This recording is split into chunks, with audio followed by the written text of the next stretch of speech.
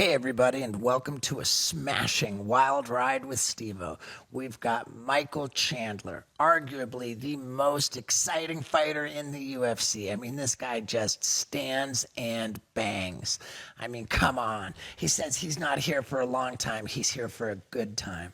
And he fights that way. Man, we had a good time talking to him as well. He's a classy guy, and we talked about a lot of unclassy stuff.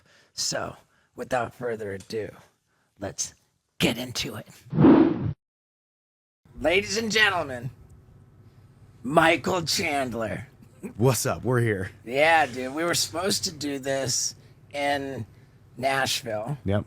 On the card that Corey Sandhagen and Rob Font fought. But my lady and I were looking at properties, and we had scheduled visits to properties, and so I had to cancel on you. That's more important. Well, dude, we got the property. Exactly, and that's what I'm saying. So now you live closer, or you have a property closer. Closer to me. So I'll take it. So we both live in Tennessee. Yeah, exactly. That's so epic, I'll man. take it. How long ago did you move to Tennessee? Man, I was here. It's been 7 years now. So I actually was just talking. I just got body work this morning, and I was kind of doing the math because I grew up in Missouri. So outside of Missouri, I lived in San Diego for 5 years or so, and then now it's been Nashville has been the longest I've lived anywhere else besides Missouri, where I grew up. So Okay. 7 years. Help me out. What's body work? You getting some Body work work, done? just massage. Yeah, basically massage, but massage sounds like little tranquil music and kumbaya, rest. Mine's he's digging into all these big Right. knots and stuff. I just flew back from Vegas yesterday, so hips are a little tight from sitting on a plane. Yeah, how about Doing all that Vegas, stuff. dude? Vegas was good. UFC 296. It was a good card. It was fun. How close were you to the fight between? Oh my gosh! Actually, so I'm in almost every single one of the videos popping around because I actually missed the jump. I just heard a bunch of commotion, and my manager looked over my side of my shoulder, and I looked over, and I saw Strickland had already thrown the punches, and now he was going elbows. 12-6, 12-6, completely illegal by the unified rules of mixed martial arts. But in the crowd, you can pretty much do whatever you want. Yeah, it's a street fight. Just get the kids out of the way. They actually did though. Did you hear about that? Uh-huh. Because it was Gilbert Burns, his wife Bruna, and their two boys were just sweetest people in the world, but they were literally underneath the freaking trajectory. So they told him to move, and then they probably didn't think. Nobody thought he was going to actually jump over. Now that I watched the videos, but he did. He's Sean Strickland. So, dude, right there. Dana's response to just the question or whatever about Sean Strickland politely asking the kids to get out of the way was so funny, man. Yeah, I mean, it is actually hilarious because, it actually it's really kind of cool because it shows a little bit of self-awareness where he's like, hey, I can't be trusted. I know what I'm about to do, but let me at least just tell you guys to move right. quick. Yeah. And anybody else who was like, hey, move, nothing will actually happen, but it's Sean Strickland. And that's why we freaking love him, man. He's just a freaking fun dude to watch. He's a wild card, man. Dude. So I saw your tweet about Colby. Oh yeah. A couple of them. What you said for a guy who talked. What did you tweet? Well, for a guy who talks about everyone being triggered, he sure was afraid to pull the trigger. And then I also said if his offense tonight was an accurate depiction of U.S. strength, we would have never gained our independence, lost World War I, and got demoralized in World War II. Now, I only say that because I don't like to talk a lot of trash, and never do I ever want to step on a guy when he's down after he loses, right? Because I hate when people do that to me. We all hate it. But whenever you've created such a fake character, you've become the character, it's I'm not actually hating on Colby Covington, the heartbeat, the guy outside of just the fighting. You're hating on the character, just like it's WWE. And funny thing is, I think he crossed the line. I think he's not my style. I think he and I might actually agree on a decent amount of things, but I think his delivery is just asinine. So the line is dead people. Well, yeah, I mean, murdered father, and what he said about Leon, but family in general. Oh, for sure, but that was just one example, and he's just, I don't know, but I think it's, for me, a guy who, I just am who I am. I don't really try to play a character. Of course, every now and then you get pumped up when you're on the microphone, and maybe you're a little bit more aggressive or you're a little bit more whatever, but actually playing a character and. It just doesn't sit well with me, and I just think he's the wrong I don't buy it anyway because, he's actually a sweet guy, but like he does this character. If you're a sweet guy, then you're not like, degrading people. Yeah, I mean, there's a line you won't cross. Yeah. There's a line you won't let your character cross. Just like Right. just like there could be like actual actors who are like, hey, I'm an actor and I'll do anything in this fantasy world that we call film, but I have a certain things that I don't want to do on camera or whatever. Like I don't know. It's he and I are not. I've actually never spoken a word to the guy, but I do have mutual friends who are like, oh, I swear he's a nice guy. I'm like, Right. Maybe. But, Yeah, Chael really backs him. Yeah, Chael and Cameron Haynes. You know Cameron Haynes? I don't think I do. Great friends with Joe Rogan. He's on Joe Rogan all the time. He's a bow hunter, Okay. marathon runner guy.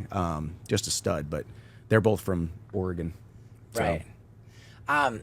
So you were entertaining the idea of going to welterweight for Connor, Yeah. And then didn't Connor say some stupid thing like, we're going to fight at middleweight? Yeah. I mean, Connor's. I guess the way I saw it was after the head kick of Tony Ferguson and the crazy post fight speech that people love, it kind of worked out really well. I think that's what really parlayed the whole Connor thing.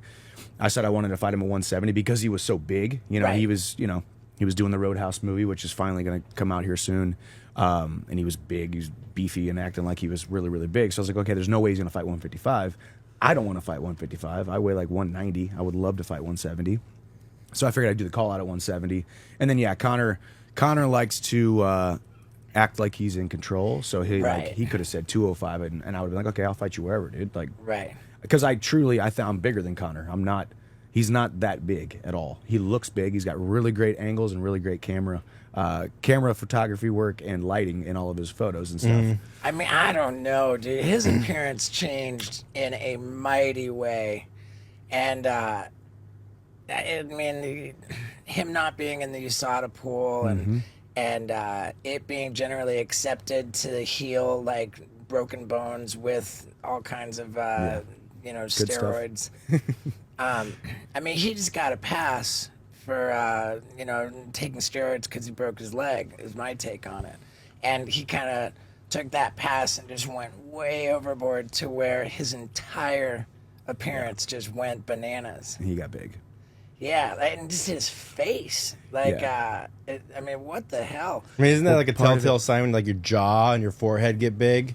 Yeah, I mean, and part of that too, because I've gained weight and ballooned up after fights. I mean, after the Gaethje fight, I was nursing all the leg kicks that I took to my lower body, and then I was also the leg kicks that I threw on him. My lower body was kind of trashed for the better part of 6 weeks. So when you can't do much with your lower body, you're going to naturally your ability to do cardio goes down. So obviously, when Connor was limping around for the better part of a year after 2 snapped bones, he was naturally going to gain weight. But yeah, how big his face got. Yeah, but you're not getting His like a upper Barry body. Bonds chin. Yeah, I mean, the dude. Some of those photos, you can't help but to think, man, are they photoshopped because it's that drastic, or He's jacked. He jacked. He was a big boy. But then when I saw him, because you got to remember too, he's a natural 145 pounder. I still think he's a natural 145 pounder. I actually have made fun of him saying he has the bone density of an albatross. He's got bird bones. Like he's a thinner, lighter guy, right? A lot of power. He's a very good athlete, but A lot of power he in the beefed left. up. A lot of power in the left, or at least he used to. He used Right. to, and that's what everybody says. Oh, you're just a stocky wrestler with an overhand right. Connor's going to snipe you with that left hand. And it's like, yeah, maybe the Connor from 2018 would. When he had his timing on, he was more consistent. He was actually trying to fight for and get to the title. So now he's just fighting to get back at all. So Yeah. Are you guys going to fight? Is that the question? That is a good question. But let me ask you this question. What do you think is the most well-reviewed product we've ever promoted on the Wild Ride podcast? I dare say that it is AeroPress because they've got 55,000 five-star reviews. This is for someone who takes their coffee seriously. And if you know anything about me, you know I am that person. So, what do we do with this thing? We don't French press, we don't drip, we AeroPress over here. And now that I'm in Tennessee, I'm full-blown country, and I am literally pulling a cast iron skillet out of the fireplace and dumping it in my AeroPress like a true badass. Oh my God, how's this gonna work? Yeah! Get the fuck out of here! Now I have pulled it out of the fireplace and I've got my plunger in there and I'm doing the thing, man. AeroPress. So satisfying, dude. And man, is this epic coffee. They actually have competitions for AeroPress. Like there's world champion baristas. And you got to try it.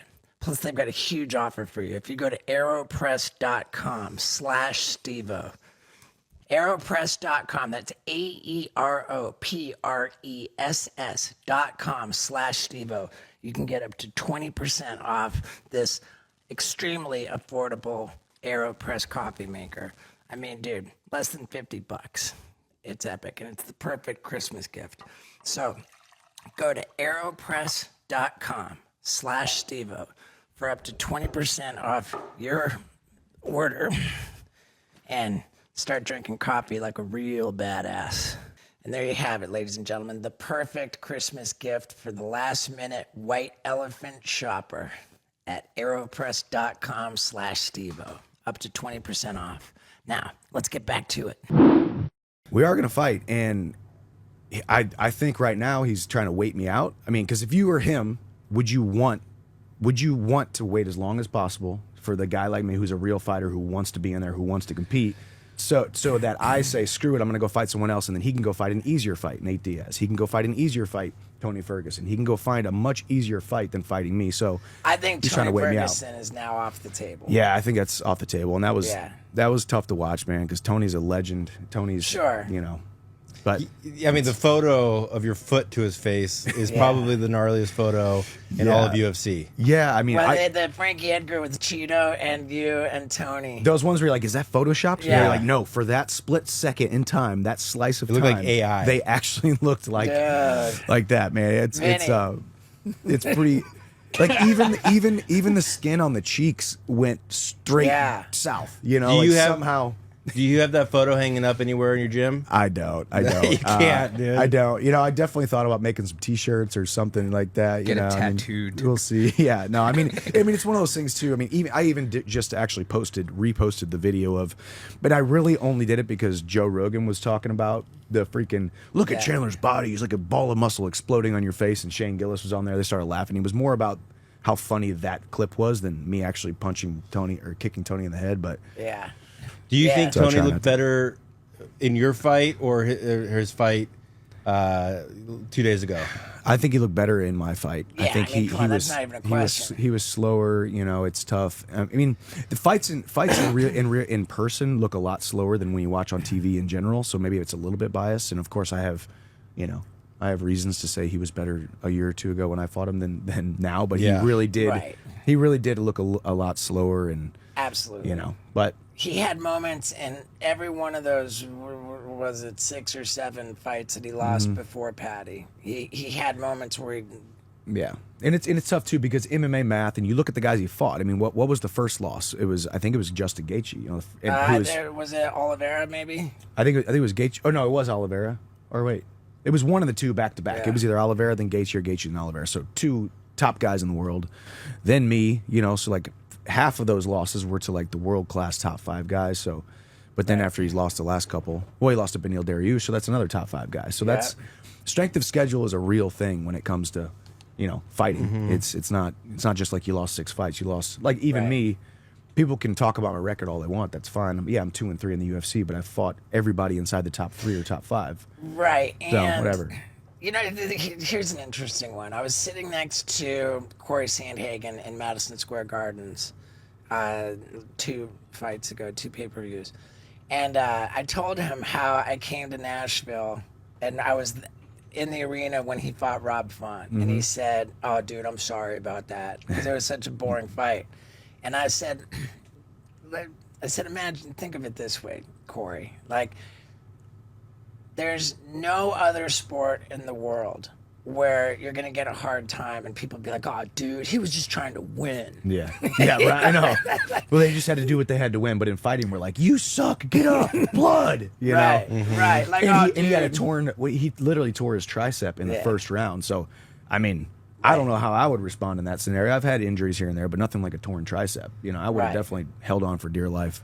But it's just an interesting thing that, like, you know, like if you, like, you owe entertainment to the fans, and it's a sport where you just want to win. Yeah. So, like, it's not okay to just want to win. And by that same logic, you have recognized the importance of entertainment and fighting, and you've just gone in there and, like, dude, you're like this all-time wrestler, and like we've not seen any wrestling out of you in the UFC. Yeah, yeah. I mean, I think I fight within my specific skill set. I mean, it really does feel natural to me to go make it chaotic and go make it a dogfight and make it be dangerous. I mean, and that's part of where the criticism comes with, like, this last one with Colby. It's like, yeah, I mean, you can talk about my record. I haven't won every fight. I Right. get it, but you have never ever once said, "Damn, Chandler was in a boring fight." You know, Right. We don't, because he, you know, and part of it, you know, maybe people say, well, if he would just use his wrestling, maybe he would have won this fight or would have won that fight. Right. But we will never know that. And I also think, just like there's punches, kicks, knees, and elbows, and there's these techniques of the sport, techniques of the game plan, being in somebody's face, keeping your foot on the gas, trying to break a man is a technique. Maybe it doesn't always translate into a win, but it's definitely part of it. And it's a lot more fun that way. I mean, dude, that Gaethje fight was absolutely fight of the year, yeah? Yeah, that was 2021 fight of the year.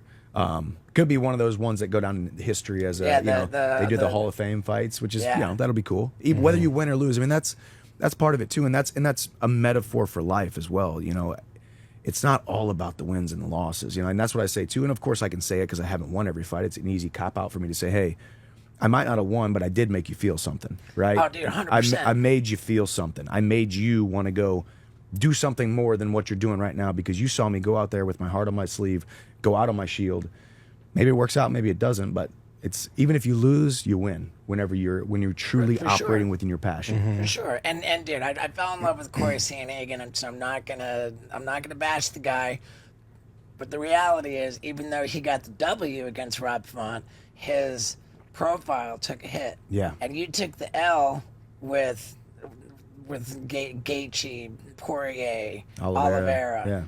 Yeah. But every one of those fights improved your profile. Yeah, I mean, if you can lose and still win, you keep on winning. You know, that's the way. And that's honestly how every single one of my fights or losses, wins or losses, have been. Every single time I've stepped inside the cage, my profile has increased.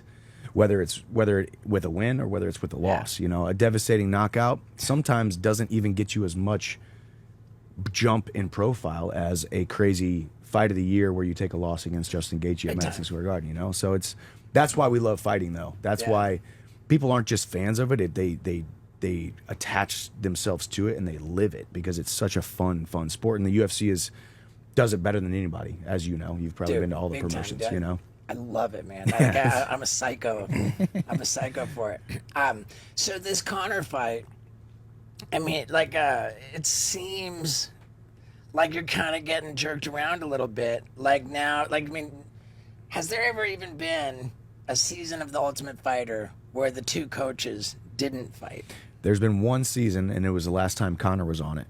But with that being said, it was Uriah Faber, who was a 135er. So they were two weight classes apart, essentially. They were different weight classes, and I think it just made sense. Uriah was a star. Conor was a rising star at that point. Yeah. But this time, I mean, that's the thing.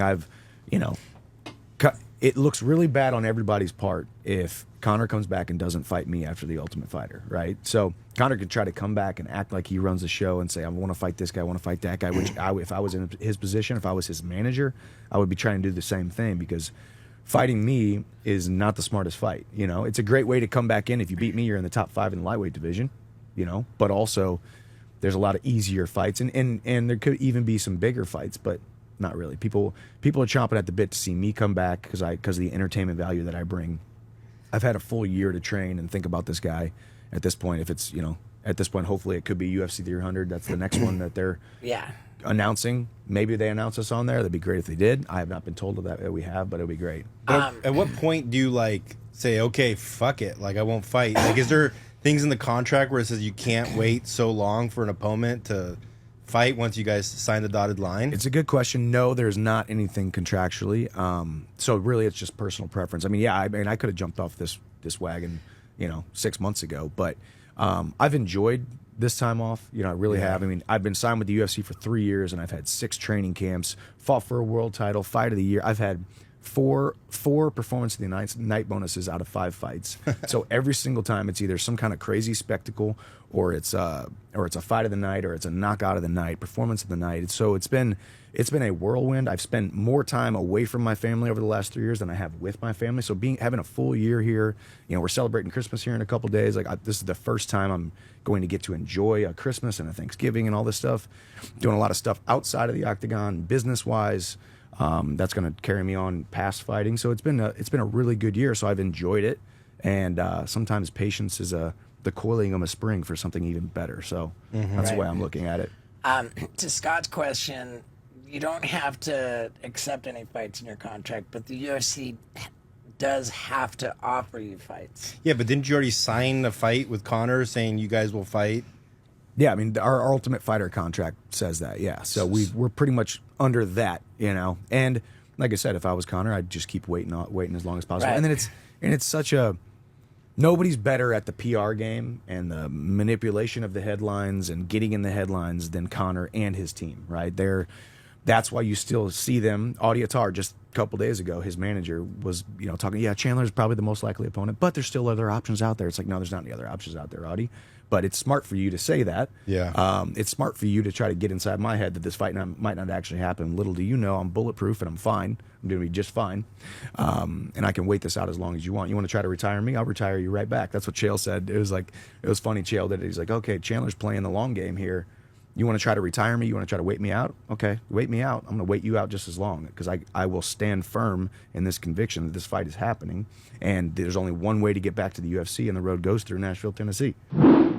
Let me tell you something about coming through Nashville, Tennessee. It's epic. I absolutely love it here. And since I came here, I became obsessed with chopping firewood. And I'll tell you, I'm just getting buff by the day, burning calories, working out just with firewood. And you know how I know that? Because I wear a Whoop band. And let me tell you, it is so satisfying to go to bed knowing that you really put in the work, that you really, really had your darn calories burned, man. It's a good feeling. And then it's also a really good feeling to know that you got great sleep and that you spent a bunch of it in that REM stage. And man, I love my Whoop app. It tells me about how I sleep, how I burn calories, what activities I'm into, what's my heart rate variability. I mean, this is the most sophisticated fitness tracking device on earth, and they're giving the listeners of the Wild Ride podcast 10% off membership, and you can't beat that. So I suggest that you get on the Whoop train and start going to bed knowing that you kicked butt during that day, and you're gonna love it. So go to whoop.com, that's WHOOP.com, and use the promo code STEVO for 10% off your membership. Again, you're gonna feel real good about yourself if you do this. So whoop.com, promo code STEVO, and let's get back to it. So, All right. I mean, Colby didn't fight for a full 2 years, and I just assumed that was because he's suing Masvidal. Yeah, I thought. Yeah. Right? I just assumed that, if he was cleared by a commission to fight, then that would undermine his claims in the court of law. Oh yeah, because there was some kind of injury or something. Yeah, he's trying to say he has brain damage, but if he gets in the octagon, then his whole argument is kind of out the window. Yeah. But it sounds a lot more like what they're saying is that he was just literally holding out for a title shot.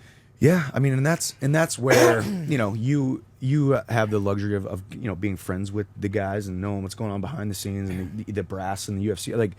People have no idea what goes on behind the scenes on a day-to-day basis with these guys putting on the biggest sporting events in the entire world, filling arenas all around the entire world, all of these different matchups, dealing with a bunch of freaking lunatics. You know, Yeah. these guys got all their own ulterior motives. Yeah. They got their preferences. The UFC has their power. Like it's a big power struggle nonstop. And as the UFC keeps getting bigger and bigger and bigger, like you said, more guys want to hold out, or more guys want to insert their opinion, which is great. I mean, you want us individual fighters to have our own opinion, stand on our own 2 feet and say, hey, no, this is what I want to do. I'm not going to be strong-armed or whatever it may be. But it's what these guys have to deal with. UFC, like Dana, Hunter Campbell, Sean Shelby, Mick Maynard, these guys on a day-to-day basis, week-to-week basis, card-by-card basis is nuts, you know? Right. So, and the whole like fighter pay thing. If you look at the UFC as a business, like it the way they do it makes perfect sense. it does. I mean, Yeah. in any business, you know, Right. any business, you got to start in the mailroom and then work your way up, right? Right. Or you started in the mailroom somewhere else and then you end up working your way up. Like life is a meritocracy. You get what you put in. Right. Whatever your merit is, you will then get compensated more and more and more. And it's tough because it's not. If you look at fighter pay compared to other organizations, the fighter pay isn't off. As a matter of fact, there's only one way to get truly, truly rich and financially wealthy in the sport, and that's through the UFC.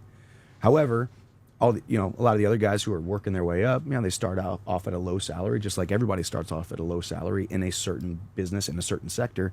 And then, as meritocracies would have it, the more you bring to the table, the more you get paid, right? But the argument is tough because all people say is, well, the UFC is making this much, so therefore they should be sharing that with the fighters, the employees, the independent contractors, whatever. But if you look at other organizations, that's just because they're not as profitable. It's just because they're not as good of a product. They don't. Right. They don't reinvest into the sport. They don't reinvest into building the entire sport. So you're saying like Bellator might pay a larger percentage of their revenue to the fighters, Yes. but there's just less revenue.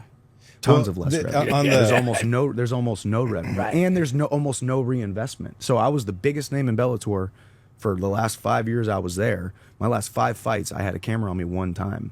I came to the UFC in the first 6 months. They were flying out to my Vlogs and house fucking- to do this little piece, Yeah. and then follow me in the UFC countdown, and then get ready for this and get ready. Like, they reinvest hundreds of millions of dollars back into the UFC every year, which is really into the sport of mixed martial arts, because they have quarterbacked and championed the entire sport to raise the elevation, and that rising tide has raised all ships. PFL, Bellator, one championship, everyone else. Yeah, they on the Patrick Bet David podcast, they pulled up the P&L statement for UFC, and they ran.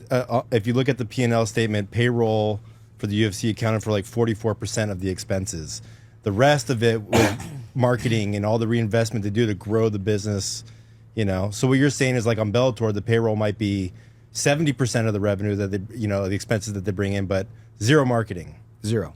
I mean, not zero. I'm not going to say zero, and that's what I would say too, because people are talking about PFL and Bellator, the now the new conglomerate, and I'm going to say, well, there's only one thing that they need to do in order to continue to gain this profile, and that's spend more money on marketing, and they're doing a good job. They got Francis Ngannou, they got Jake Paul, and there's these other guys who can be a mouthpiece and be a big platform type of person to be able to help grow the entire brand. But I hit up Ariel Helwani after the Ngannou fight because I saw a tweet that he put out, and it was he was defending the pay-per-view numbers that Ngannou Fury fight did. It's like everyone said it was only this many, and he says, yeah, well, you're not counting, international pay-per-views and everywhere. And I just hit up Ariel. I said, why are you even defending the pay-per-views on that? Like they're besides the point, because even if we assume that it was a catastrophic failure and nobody saw it, doesn't change the fact that everybody heard about the fact that Ngannou shocked the world. Yeah. And now everybody is ready to mark their calendars to hand over their money to watch Ngannou box again. yeah, Like, so doesn't even matter. Like that, his dues are paid, and it doesn't matter what that fight did business wise because his next fight is the whole bag. True. Yeah. So what you're saying is the general storyline was, hey, look at how big this fight was supposed to be, and it didn't do as good Right. a numbers as we thought. And there is some truth to that too. I mean, everybody, PFL has tried to do a Bellator. They did it, and they sold like 100,000 pay-per-views or less. It's like the UFC. They just put on this show Right. and they sell pay-per-view and they Big do time. it because Big time. because everyone knows about it, man. It was the most frustrating thing for me to know, training alongside all these UFC guys, and I put in more work, lived a better championship lifestyle than they did, beating them in the practice room. I was the guy. I was living that champion lifestyle. Yeah. Yet my fight would be happening, and there would be a UFC fight night that same weekend, and they would send all the first string reporters to there. We'd get the second string reporters if we got any. It just seemed like such a smaller deal than even a mediocre UFC card, and that's the brand that they have built. So maybe I'm a brown noser and a bootlicker and all that stuff that everyone Sure. calls me, but it's like I just understand the business, and I've been around the business, and I have the luxury of knowing what it's like to be outside of the UFC, Right. and then coming into the UFC and then watching it just go, So why doesn't everybody? Why did they go to the Bellator? Is it because it's harder to get into the UFC? It's not hard to get in the UFC, and that's not a knock on the UFC. I sit here now today. It's like the UFC will give you a shot. You get a shot. Why But would you choose any one of these organizations? I mean, I could tell you years ago the reason I had a Strikeforce contract and a Bellator contract on the table at the exact same time. I took the Bellator contract because that was back when they started. That was back when they used to do these tournaments. Fight 3 fights in 3 months, and then you get a shot at the world title. For me, that was Eddie Alvarez, a top 5 guy. So I saw that clear path for me to be able to hit that rocket ship, and I did all of that. Won the world title, became top 5 guy. Now these days, obviously, you would go to PFL because there's a chance you can Right. make that $1 million tournament. Makes sense, but it also is 5 fights in order to get that $1 million. So they can always say, look, they made $1 million, but you got to fight a lot of times for it. It just depends. I mean, if I was a young guy right now, I would look at it and say, because it's not about getting to the UFC, it's about getting in the UFC and then staying in the UFC and building there. That's why I like a guy like Sean O'Malley. I like a guy like Paddy Pimblett. These guys who they said publicly after they would beat somebody and say, okay, what's next? You're going to fight a top 5 guy next, fight a top 10 guy next, and their answer was simple: no, not until I make more money am I going to jump up into that rank to be able to fight these guys. Look at it like it's a slow burn. Look at it like it's a career, not just a catapult. Because it's not about getting to the UFC; it's about staying there and then being 37 years old after 15 years of fighting and looking back and saying, "Man, I made a lot of good decisions to be able to get put in a good position instead of coming to the UFC, becoming a flash in the pan, go back to the bars of my hometown and say, guys, I'm in the UFC, I'm a cool guy,' and then 2 fights later you're out, and then you got to fight your way back in. So, Right. guys, look at the outside of the UFC in order to build the platform, build their notoriety, their social media platforms, their merch sales, their whatever, to then be a more highly valuable product whenever they come over to the UFC, like I did as a kind of a big name guy coming to the UFC. Yeah. Yeah, you and Ben Askren had to have been the biggest acquisitions from other organizations. Yeah, I mean, and then now looking at my my career so far in the UFC, it's been a mutually beneficial career move for me and the UFC. And I always knew that I wanted to be in the UFC. I just didn't know if the opportunity was going to arise, if that door was going to be wide open for me to go, and it just made too much sense whenever the time arose, and here we are. Who's this MVP guy? Where'd he come from? He's in Bellator, was in Bellator. Right, now right, he's in the UFC, and I thought it looked like he signed with the PFL a couple weeks ago. Is that the guy who's like 6'8"? No, that's another Taekwondo guy. I don't know who that is, but Michael Venom Page. Michael Venom Page. Yeah, I got mixed feelings about him. I don't like his style. I think it's annoying. He just kind of like moves around and moves like what's that drunken karate warrior style where they like kind of move around like he does this weird stuff. Capoeira or... Yeah, like stuff like that. But he's got some. When I say ridiculous like knockouts, the dude's got some ridiculous walk-off spinning kicks and back elbows and broken people's faces and all kinds of really. He's a highlight reel kind of guy. But does it translate well? I think Kevin Holland's a horrible matchup for him. I think Kevin Holland probably beats him. But I like MVP. I think as a person, I think he's a pretty cool dude. But Yeah, that was a tough photo. He got knocked out in that one, but we all get knocked out. It's all right. How about Paddy Pimblett, man? He looked really good. Indeed, Paddy's performance at UFC 296 was a good look. But you know what is not a good look? Getting caught with a filthy, embarrassing, bad habit. I mean, there's just too many people out there slipping like that. And today's sponsor is the solution. It's called Fume. It's a diffusive device which helps you drop a bad habit by replacing it with a good habit. And I love my Fume so much that I always have it in my pocket, and I have a standing bet / offer to all of you people out there. If you see me in person, ask me, do you have your Fume in your pocket? And if for any reason I don't, I will absolutely shoot a shout out video on the spot for your buddies. And candidly, I've done it anyway for everybody who asked me that question, and I did have it in my pocket. I just love this. I love this product. I love this brand. It helps people live happier, healthier lives. And you can get 10% off your journey pack if you go to tryfume.com. That's TRYFUM.com, and use the promo code STEVO. It's 10% off your journey pack. And why is it called Journey Pack? Because your journey to a better, happier, healthy you starts at tryfume.com with the promo code STEVO. 10% off the journey pack. Tryfume.com. Use the promo code STEVO. Now let's get back to it. Paddy looked good. Yeah, I mean, He looked huge. yeah, Didn't he look big? He looked big. He's definitely growing into that 155. He didn't look that big the last couple of years. You know, I think he came back from that injury and he's looking good. Probably has a lot to do with not ballooning in between camps. That's tough, man. It's really, really tough because your body can only handle so much of that Right. yo-yo. I mean, it's natural. We all, I mean, I weigh 155 and then all of a sudden I get up to 185, 190 healthy, right? So that's a big weight Right. discrepancy. But if whenever it's you just look at a fat. guy, when you look at a guy and you're visibly like, holy cow, you got a 5-gallon head, and Right. you don't want to take your shirt off. If you do get caught with your shirt off, you're like, holy cow, you don't look like a professional athlete. Because Paddy looked, I was watching his post-fight speech, and there was a camera angle behind him. You could see his shoulder and back and neck and trap muscles, which is a good indication of a lean body, right? So it's very, very tough when you put your body through these weight cuts and then balloon back up, get out of shape. Right. It's not good for the human body at all, let alone an athlete. Yeah, and I mean, just from like not even a health perspective, but if it's all fat and you're getting rid of the fat, then like, you know, what's going on with the muscle? You Yeah, know? And exactly. Scott says he looked huge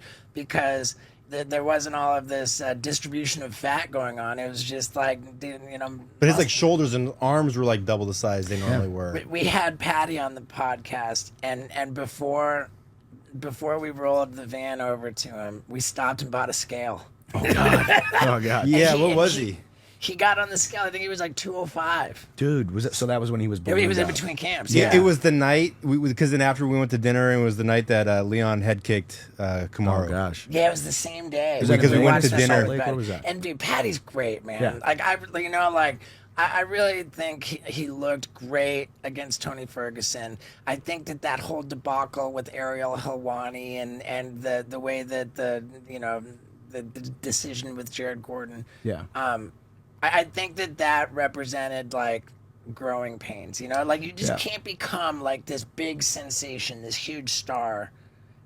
Any kind of like public profile that you get comes with growing pains. You know, you can't just be bestowed prestige and power and influence and not like, you know, kind of get out of control with it. Yeah, a little well, bit. and I mean, heavy is the crown, man. The more platform you get, the more notoriety you get, the more that this brand of each person builds, the even more diligent you have to be with the basics and the Right. discipline, because they're now, with that great blessing comes even more and more and more diligence that you have to have, because For sure. because then it becomes easier and easier when you got things being thrown at you and you have options, and then you have the ego. Like, it's human Yeah. nature for everyone to think, man, I got this ego, man, I'm that guy. And I've always tried to tamper that down so much, because Right.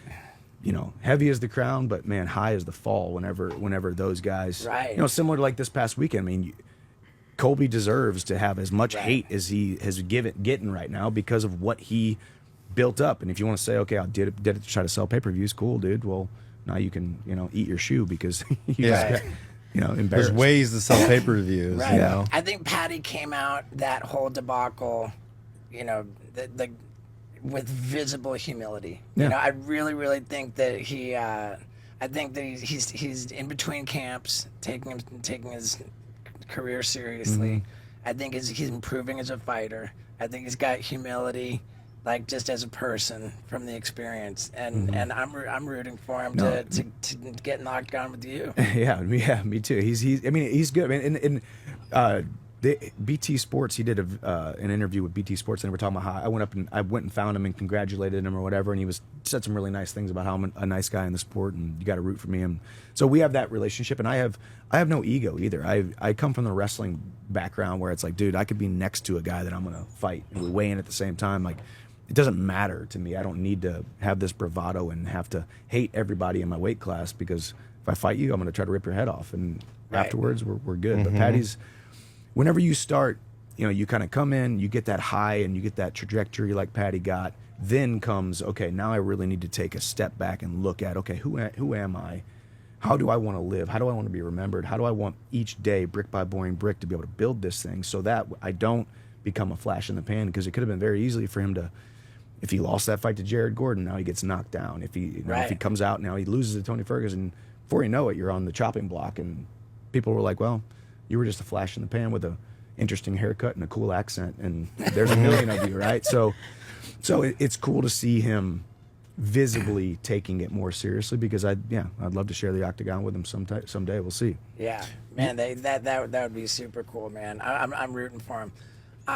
Tell us about the stuff that you're doing business wise.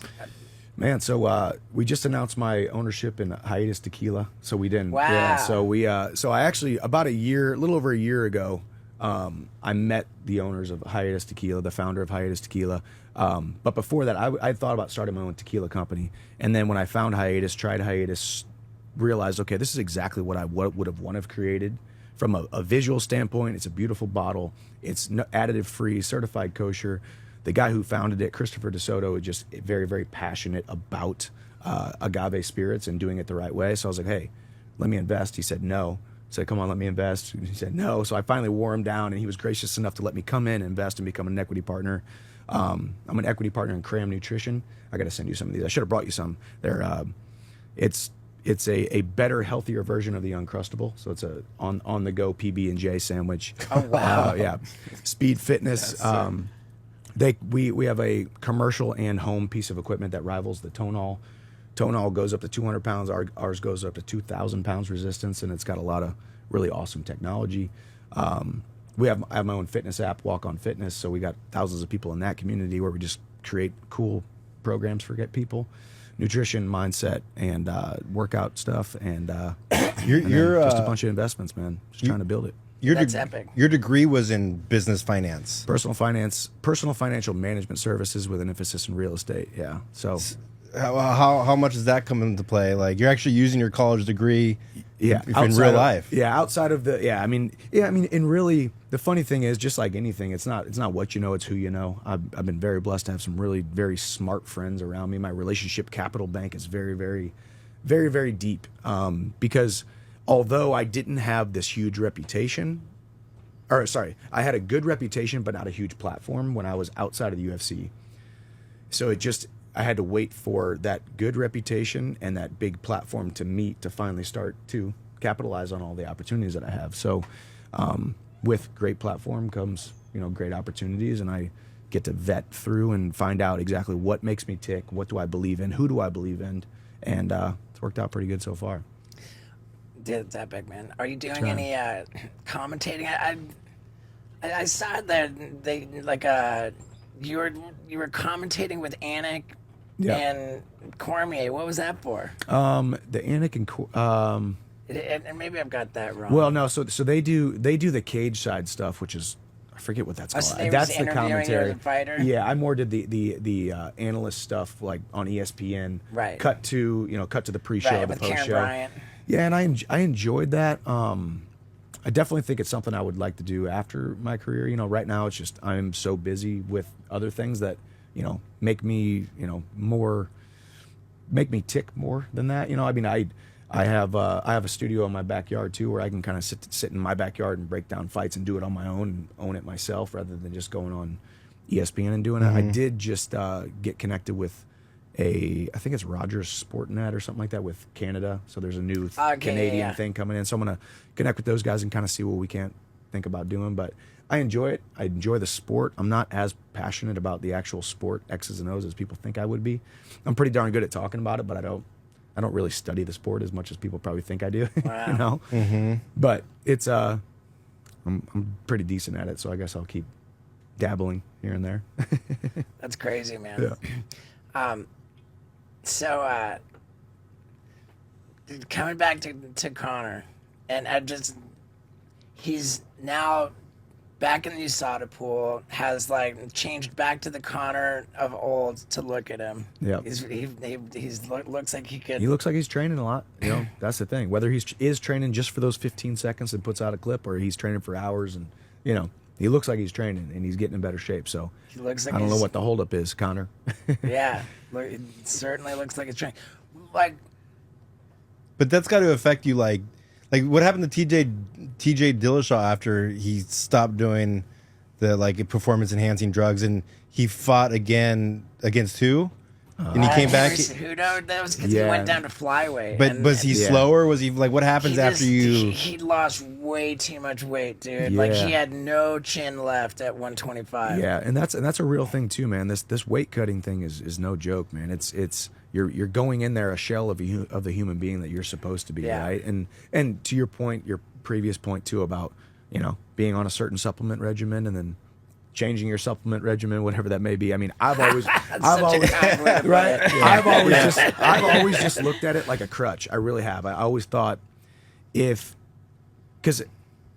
you get used to that, you get used to that feeling a certain way and having that much power or having that greater recovery, and then all of a sudden you know you can't stay on it.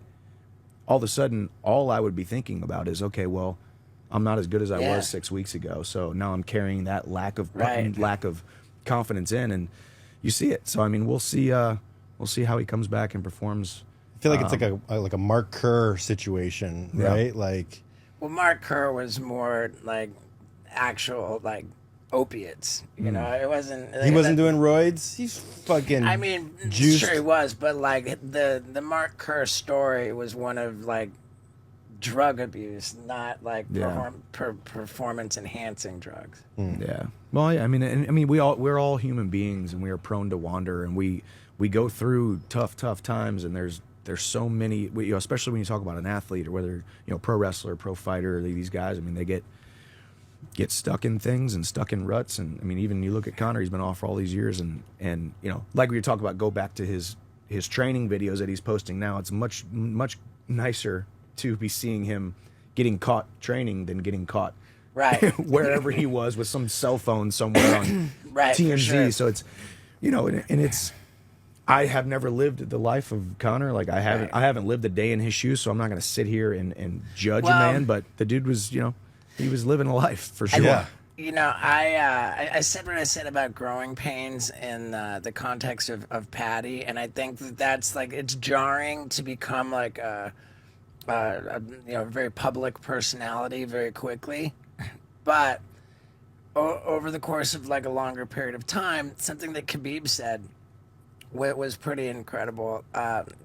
You know, an interviewer said to Khabib, "Yeah, well, Connor, with all this money, of course he's gonna get." And Khabib said, "No, money doesn't change you. Money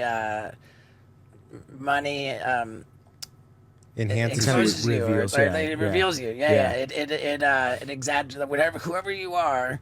Give that person like $100 million. They just are more of who they are. Yeah, no, for sure. I mean, you say that, like, give a person power and then watch how they truly respond. I mean, and that's what people have talked about, whether it be drugs or alcohol or whatever. People are like, oh, alcohol makes him this. Does it really make him that, or does it just get really reveal? Does it really like pull out who he has? And that's not to judge anybody who has probably had those thoughts, like, man, I probably shouldn't drink or should do this or shouldn't do that because it pulls this out of me. It's like, we all have these deep wounds that we're trying to heal, that we're trying to get through. We're human beings, and we live on it. Right. We're on this rock spinning at, however many miles an hour, 8 billion people on this earth just trying to figure this thing out called life. And it's hard and it's troubling and it's tough but it's also beautiful and blissful if we can find out how to figure it out. Yeah, I was remembering Daniel Tosh is like, dude, if I had $1 million, I'd be rolling around jerking off in people's faces all day. Like, I just, that's what he would do with that money. It's funny. I don't know why I just thought about that, but well, because Daniel Tosh is hilarious. So now the UFC relationship with USADA ends in a couple weeks. January 1, they turn over to the new one, yeah. And what's the new one? So the new one, don't quote me, I think it's Drug Free Sport International. I believe it's the one that the NFL uses, NHL and MLB. Okay. I could be wrong. I did just meet George Piro, who's the head of that, this past weekend. Jeff Nowitzki, who's kind of the UFC guy for that. Yeah, the head of kind of the UFC sport performance / drug testing, whatever that may be. That's one thing about the UFC. They have so many employees. They have such a ridiculously deep crew of high functioning individuals.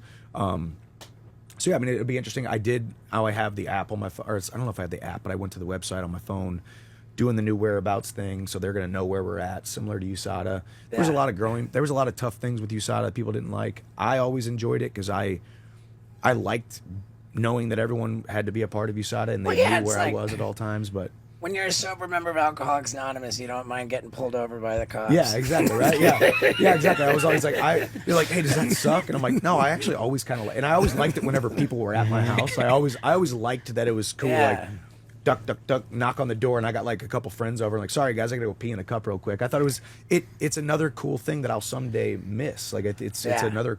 I think it was a cool thing, which we'll still have that now under whatever the new drug testing thing is called. We're still going to have that. They're still going to show up unannounced. They're still going to call us and say, hey, you got 2 hours to show up or whatever it may be. But I think it's, more than anything, it is tough because under USADA, it was so regimented and so scary because you weren't ever sure what was legal, what's not, what's a supplement, what's natural, what's not. It's like at some point, I want to be able to fight and perform, but I also want to be able to play baseball in the front yard with my kids 6 years from now when I'm retired. I want to be able to be somewhat of a biohacker, somewhat of a live the life of a guy who's trying to heal his brain, heal his body, be performing at a high level just as a human being. So there's a lot of red tape and there's a lot of almost, I feel like USADA, even like with the IV thing, we couldn't take IVs, which I don't know if we're going to be able to take IVs with the new thing, but you're just like, dude, it's a saline solution in the body. I don't know. Well, like a Myers cocktail, you couldn't do that? No, we couldn't take anything over 100 mLs or 100 cc's or of like vitamin something. C? No. Yeah, rehydrating with IVs seems like, let's give us a break over here. Well, and then some people would say, well, they wanted to outlaw those because people were going to use those to mask other PEDs or something. You could flush it. It's like drinking a gallon of water so you can pass a pee test. Yeah, exactly. Right. So it's, I don't know. I get it, and you want to have a clean sport, but you also don't want it to be so overbearing that all I am relegated to is a protein shake and a multivitamin. It's like, dude, I fight in a cage for a living, and I live this crazy lifestyle. Let me enhance my body as much as I can legally, right? There's of course things that we should never ever be able to take that are 100% performance enhancing drugs, 100%. But let me be healthy, and we'll. Hopefully during in the next rendition of the drug testing thing that we can be like, hey, these are things that are 100% legal and 100% not performance enhancing. I don't know. We'll see. Let me ask you this, and I'm surprised I haven't asked every single person from the UFC this question. 1 pint of blood, a pint is 16 ounces, so presumably that's 1 pound. Like, have you ever heard of somebody just fucking donating a pint of blood to make weight? I have not. No, I have not. I mean, it's not a bad idea. I mean, I've heard. Obviously, all the ones like freaking, these guys, like taking an enema, freaking try to dump as much as you can, shaving your head, like all these other things. But no, I haven't. It probably wouldn't be good for, like, it wouldn't bode well Yeah. for your performance. No, probably not. It would deplete you. Yeah. You got to get drug onto the scales oh, wow. because you just lost. Gives blood to make weight for Battlegrounds MMA. Wow, there you go. That was 2014, Yeah. almost a decade. Well, I mean, yeah, that's almost a decade ago. Wow, that's so. I wonder how that goes down. You know what? It'd be, I mean, it sounds like Lance Armstrong shit, but if you took out a pint and then made weight and then put it back in. Yeah, that's illegal. So that's literally Right. Anytime you pull blood out and then put it back in, it's the actual definition of blood doping. Whether it was out for 5 minutes or whether it was out for. But when people do that, is it their own blood or? Yeah. So I think what the cyclists were doing was they would pull it out and then train, make their body produce more of it, and then put it back in. So then you have more blood cells or blood or blood oxygen, something. Yeah. I wonder what would trigger because if it's just your own blood, you're not gonna like trigger any drug test. Like what? No. Like how would they identify that?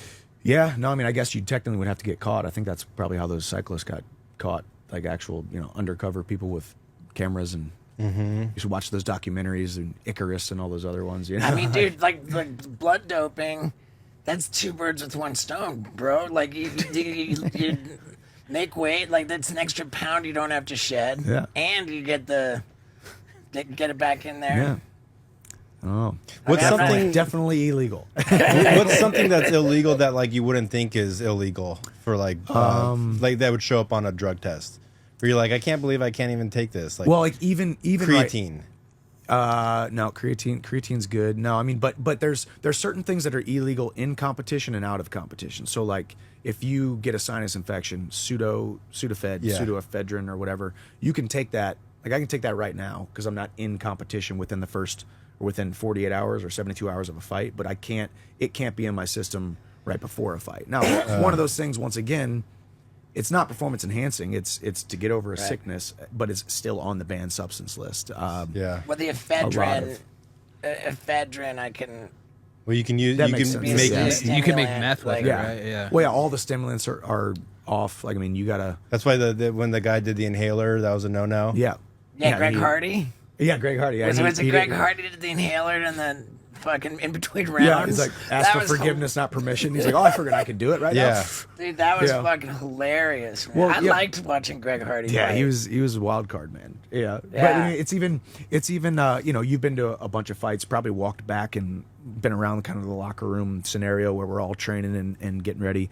We always have a commissioner with us. One person, like you would be with me the entire time. If I go to the bathroom, you got to go watch and see what I'm doing. Because especially when you think about where the sport started, right? Where the sport started. I mean, there was definitely dudes doing drugs like right before they went out there, like kind of a little bit off the rocker, like, hey, I need to do this to then go fight, right? So it became this regulated thing where this person, my commissioner, will be with me at all times, and I can't bring anything with me. They give me water, they give me like coconut water, or they give me a granola bar. I can't bring my own. If I wanted to do a protein shake, can't do it. If I wanted to when? Like right when I get to the arena, I try to bring a Cram Nutrition peanut butter and jelly with me, and like they're like, no, you got to throw it out. So because you could literally get in trouble because it's not what they gave you, because they don't want outside substances, food, drinks, all that stuff. Wow. Like, what's an example of something that you could take after arriving at the arena immediately before the fight that would benefit you during the fight? Well, you're not allowed to take anything. Like they don't let you Gatorade. literally give it. If they give it to you, like if I brought my if I brought my own Gatorade in with me, they'd say no, throw it away. Let's say you 'cause had it could be like contaminated. It could be I could have my own supplements in there. How would they know? Like they drugged it? Do they test you before you fight? No, but it's more just hey, you can't have anything with you. Fuck. If you need something, okay, let me go get it for you. Wow. If you need, in which really they'd be like, no, sorry, you get water. You want a Gatorade here? Here's a Gatorade. If you want, you want coffee, let me bring it to you. You can't bring your own coffee. Do they weigh you right before you get in the octagon? No, not right before, but there has been some times where they'll actually, the UFC usually does that. They'll weigh you, and I don't know if it's a commission thing or if it's a, because I mean they're trying to regulate the whole weight cutting thing. You know, they don't. I mean, I'll weigh in at 155. The next day, I'm easily 175. Gain 20 pounds, and I'll really gain like 20 pounds that night. I'll go to bed at 175. And that's all water. Mainly, yeah. 2 gallons of water, 16 pounds. So before you know it, now I'm at 171. Eat a little bit of food, here I am 175, no problem. So, Crazy. Yeah. So like when like somebody gets to weigh in, say like when Izzy went up to 205 to fight Jan Blachowicz, and he was like under the limit. Like anytime a fighter like goes to the weigh-in and weighs like less than the limit, like that, then that's a disadvantage for that fighter. Yeah. I mean,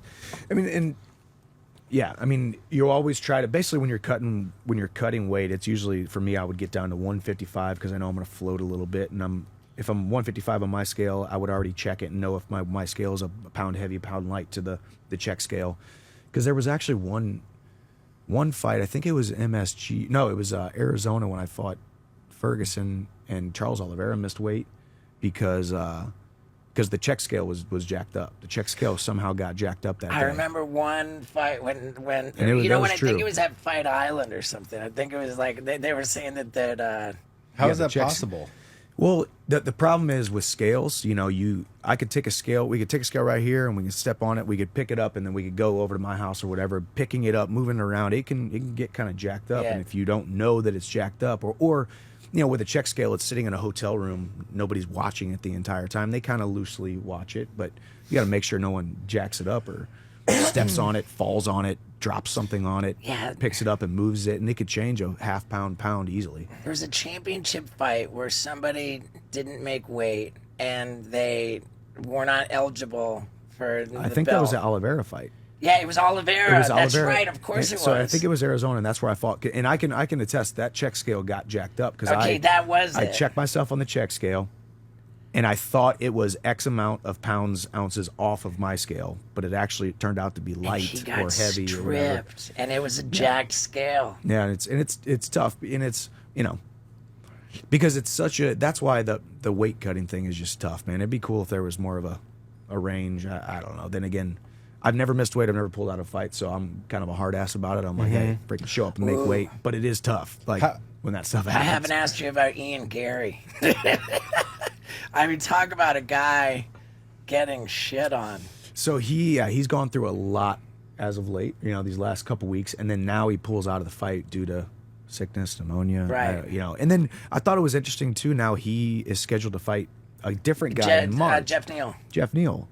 Which is great because he made that T-shirt with Jeff Neal's mug shot. Yeah, but so why did that fight not happen? Jeff Neal pulled out of the fight originally. I don't. They were supposed to fight, right? You know. I don't remember. Yeah, it's tough. I mean, once again, I'm friends with Ian. Like, you know, we've trained together. I don't know if we still train together. I don't know if he still trains. He's not allowed in your gym. I don't know if he's still training. I honestly don't know if we're teammates. You know, at this point.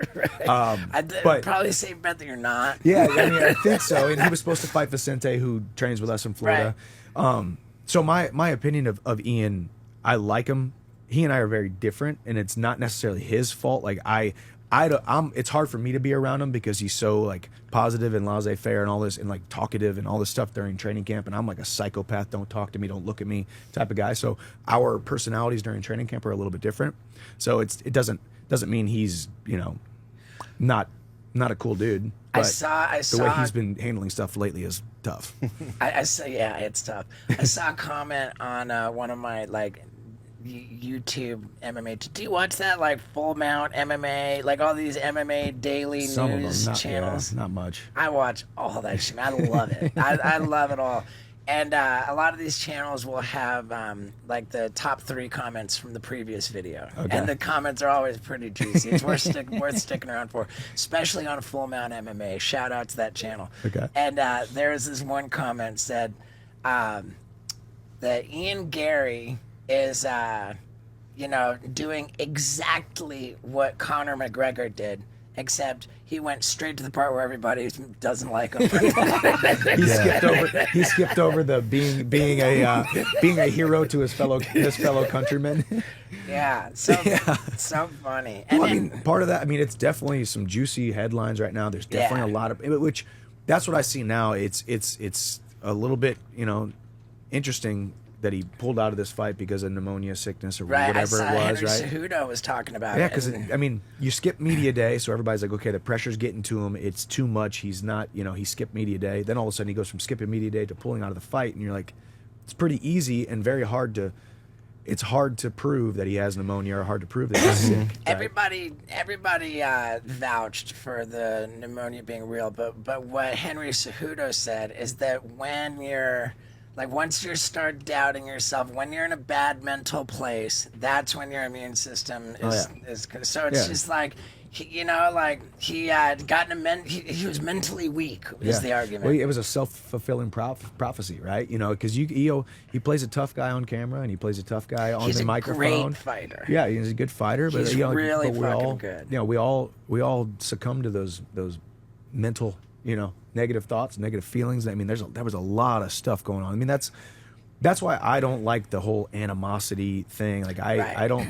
It would not sit well with me, and I'm self-aware enough to know, like, I don't want this kind of crazy public on the microphone, on the battles, because I want to go out and I want to fight, and I think I will fight with a full heart and ready to go rip someone's head off much better than if it's a crazy contested thing. But I heard Robert Whitaker say something about how he feels that he gets passed up for opportunities because he doesn't engage in all the trash talk and like all the kids, and he's just a good guy, and that he feels like, maybe I'm putting words in his mouth, but it sounded like he thinks that he gets penalized for just being a good guy and not controversial with the trash talk. There's part of that that's probably true. I mean, we as human beings, we like to see a freaking car wreck. We like to watch reality TV show, not because it's uplifting, but because it's freaking trashy and a lot of people trying to fight. Like, we like tension. We like, but that's why we love mixed martial arts. That's why we love fighting. It's ingrained in our DNA as a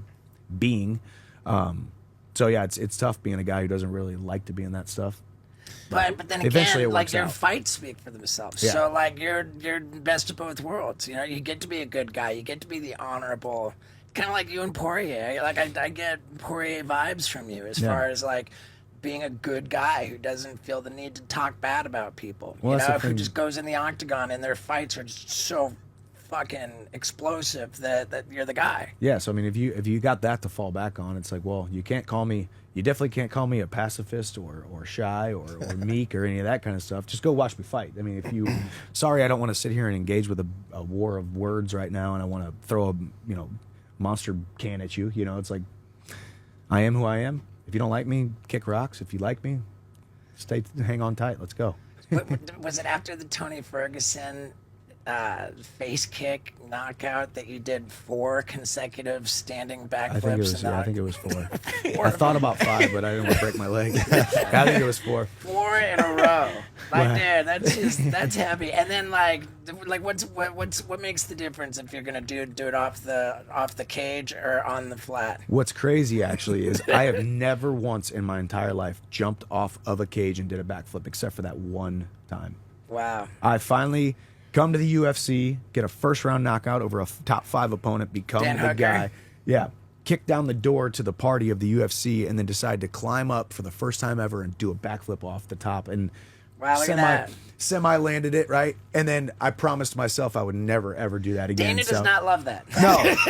No, but it was, looking back, you're like, thank God it all kind of worked out, and, adrenaline took over and everything's good and my legs are fine. But yeah, I was way up there, like 15 feet in the air. That's fantastic. Gaethje does it every time. Yeah, exactly. So it worked out. I remember, well, I don't remember actually anything after knocking him out, but for some reason I just climbed to that cage. It was there, so it was kind of like it was there. I had to do it. It was like, bad idea. I've been in situations like that, man. Yeah, where you go look back at like, what was I thinking? Yeah, we're just like, something happened there. Can I ask you, as like a professional athlete, what are the rules around betting on yourself in Vegas? Cannot. Okay, from what degree though? Because like, you should be able to bet for yourself, but you shouldn't be able to bet against yourself. Yeah, no, there's some truth to that. Because couldn't you be like tell your buddy like, yo, bet 10 million on me to lose and we'll fucking pay out? Yeah, no, I mean, and just get knocked out. Like, what degree? Like, can your wife bet? Can your friend bet? Can your cousin bet? I think that. Sorry, I'm going to take over your question here. What was the controversy around Krause?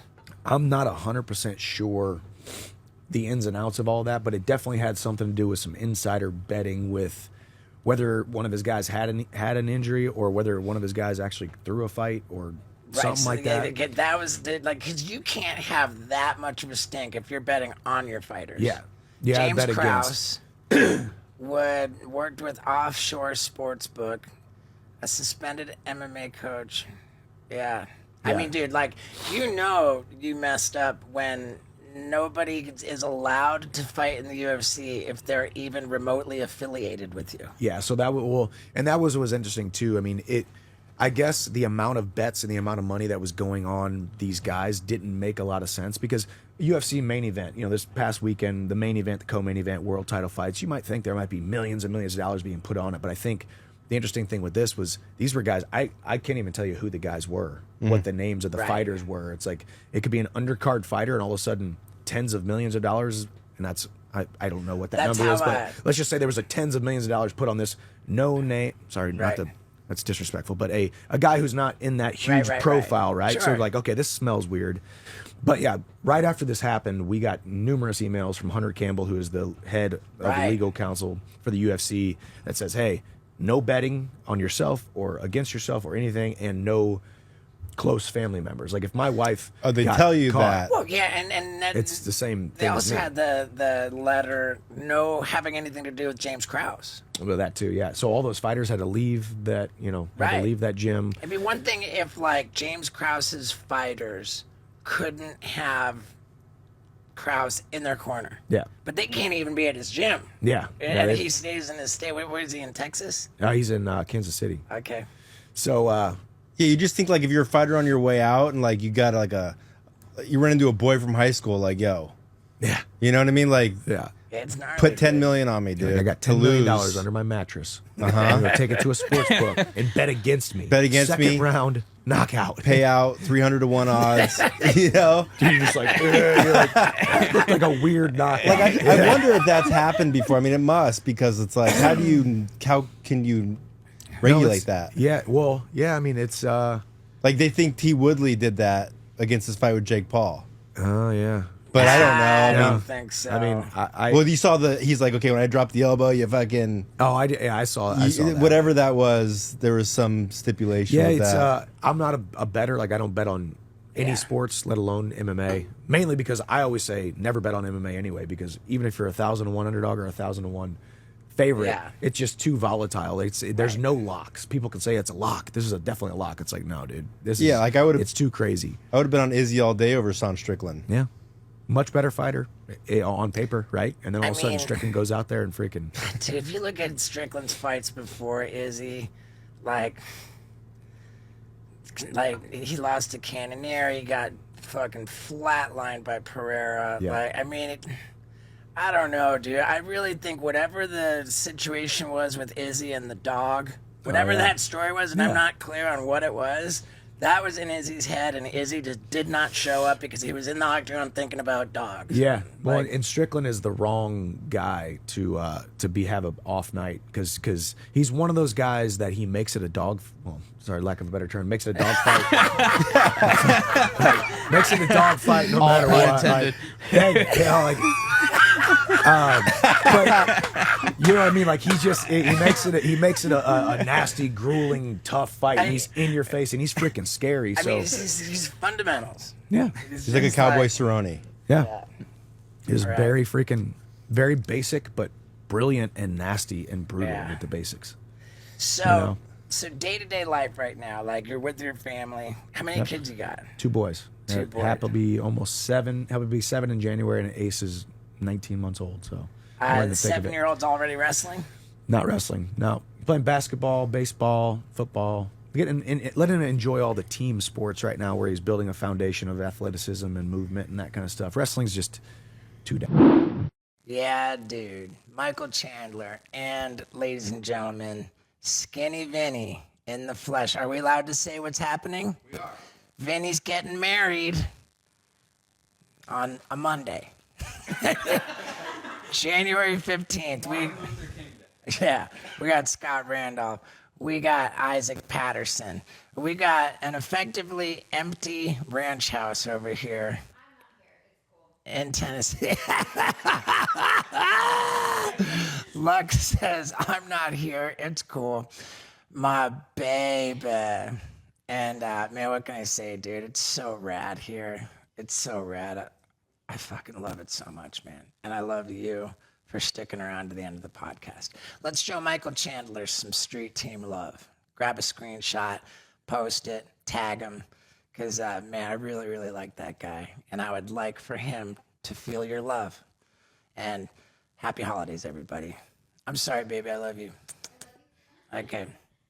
All right.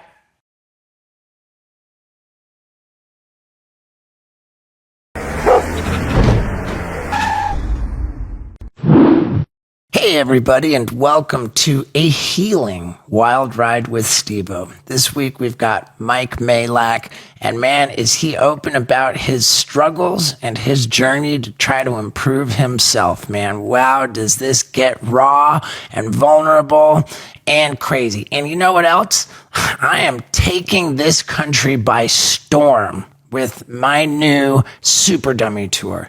In October, I'm doing a blast up the West Coast.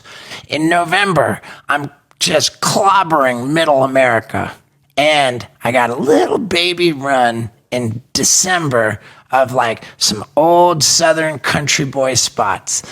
So get your tickets at steve-o.com for the Super Dummy Tour. You're not going to believe how insane it is. And let's get into some self-improvement with Mike Majlak. Ladies and gentlemen, people of the universe, I bring to you Mike Majlak. That intro and like someone having to see that and be like, damn, I was expecting much more than that with the way that he primed it up. No way, dude. Thanks, man. Like, thanks for having me, bro. And I said that right, Majlak? Yeah, you nailed it. Because I've heard other people say Majlak. No, Jay's silence of Hungarian descent, from what I understand. I did a 23andMe recently, and it came back as, I think there was like some Romanian in it. So, which, I don't know. I don't know much about those countries out there, but either way, I'm pretty happy with the outcome. What are you the majority of? 57. Oh, he pulled up this. See that you have a producer in your Breaking Bad van. Slavic and Old Polish. Butterfingers. It means Butterfingers. Wait, you do not know that? I didn't know any of this. This is why it's so important to have producers on the show. I'm 57% Italian. Huh. Okay. I'm 57% Italian. Fazul. And the other 8% that makes up the Butterfingers. Wow, amazing. You nailed it. You nailed the pronunciation. Thanks for having me on, and in the back of your bang bus. It's a privilege, bro. Honestly. Yeah. I mean it, dude. For sure, dude. We've been dying to do this for a long time, man. And we had plans to do it for a long time, and here we are. And on short notice this time around, it's much appreciated. So this, I remember seeing that you bought a house, like not that long ago, right? Yeah, I bought a house here in the hills of LA about two years ago, a little over 2 years ago.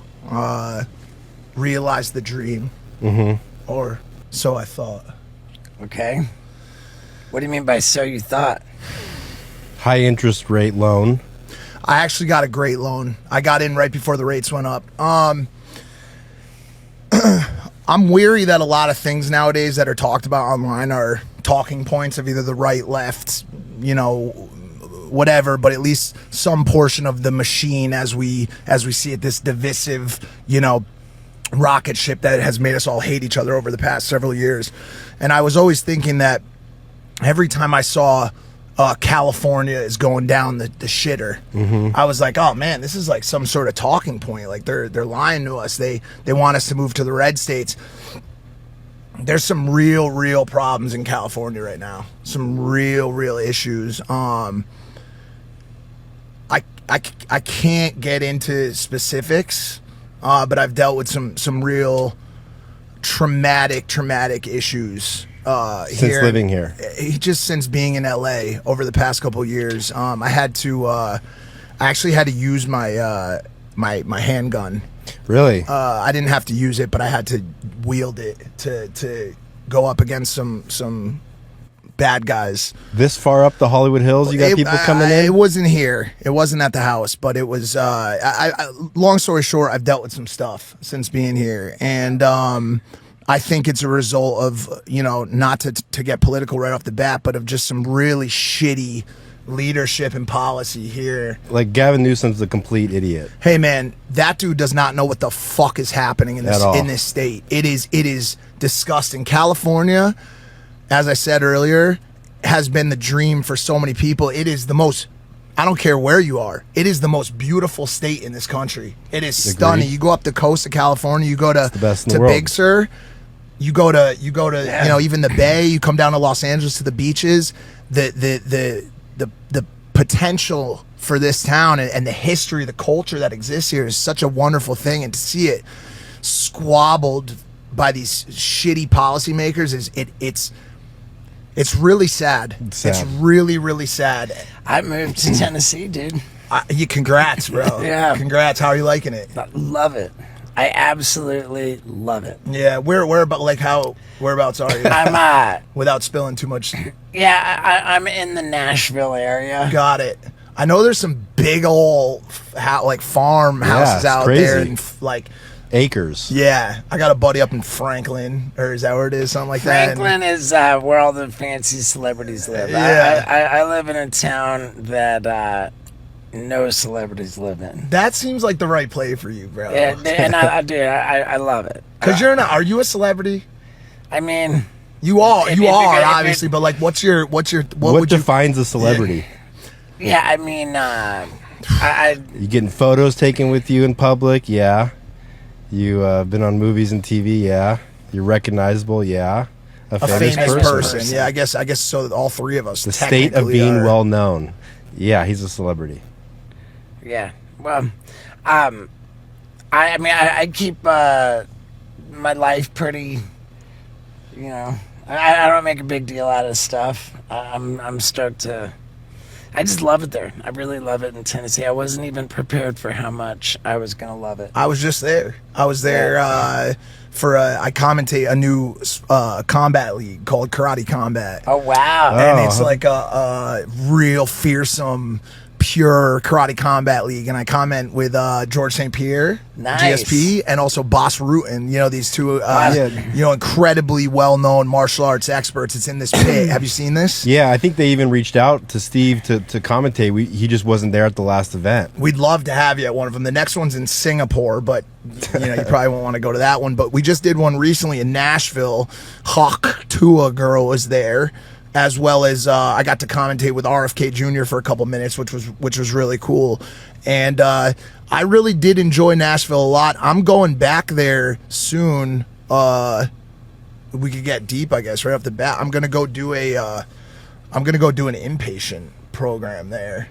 For sex addiction? Well, that's one of them for sure. It's not. I'm actually doing pretty good on the sex side. It's called On-Site. It's a mental health retreat. It's like a 4-day thing. Okay. I heard about. I had the pleasure of spending some time with Jelly Roll over the past couple. The best. Bro, I mean, dude, like the positivity that he just spews and I've had a really long road with mental illness and anxiety and OCD and depression, and it was one of the things that I self-medicated with heroin for a long time and other drugs.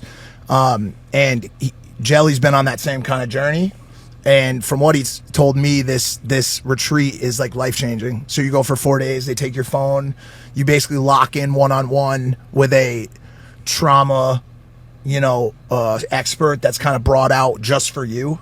And you have no phone. You just lock the fuck in and start to address some of those demons that, as you boys know, manifest themselves in different ways in your life. And for me, that's it. They've wreaked havoc on everything, on romantic relationships, on business, on my self-esteem, my confidence.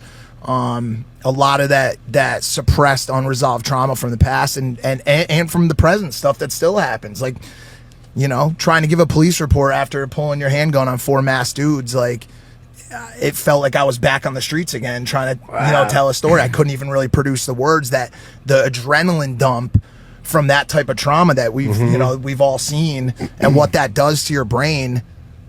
You gotta go and you gotta process that stuff. Crazy what trauma can do to the brain, indeed.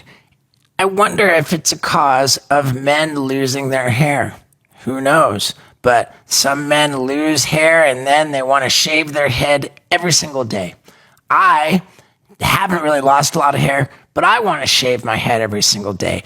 And thank God for Manscaped and their new product, the Dome Shaver. Are you kidding me? You got 5 rotary blades with like 9,500 like RPM power. And it comes in this cool box. And here we go, man. Like, I mean, boom.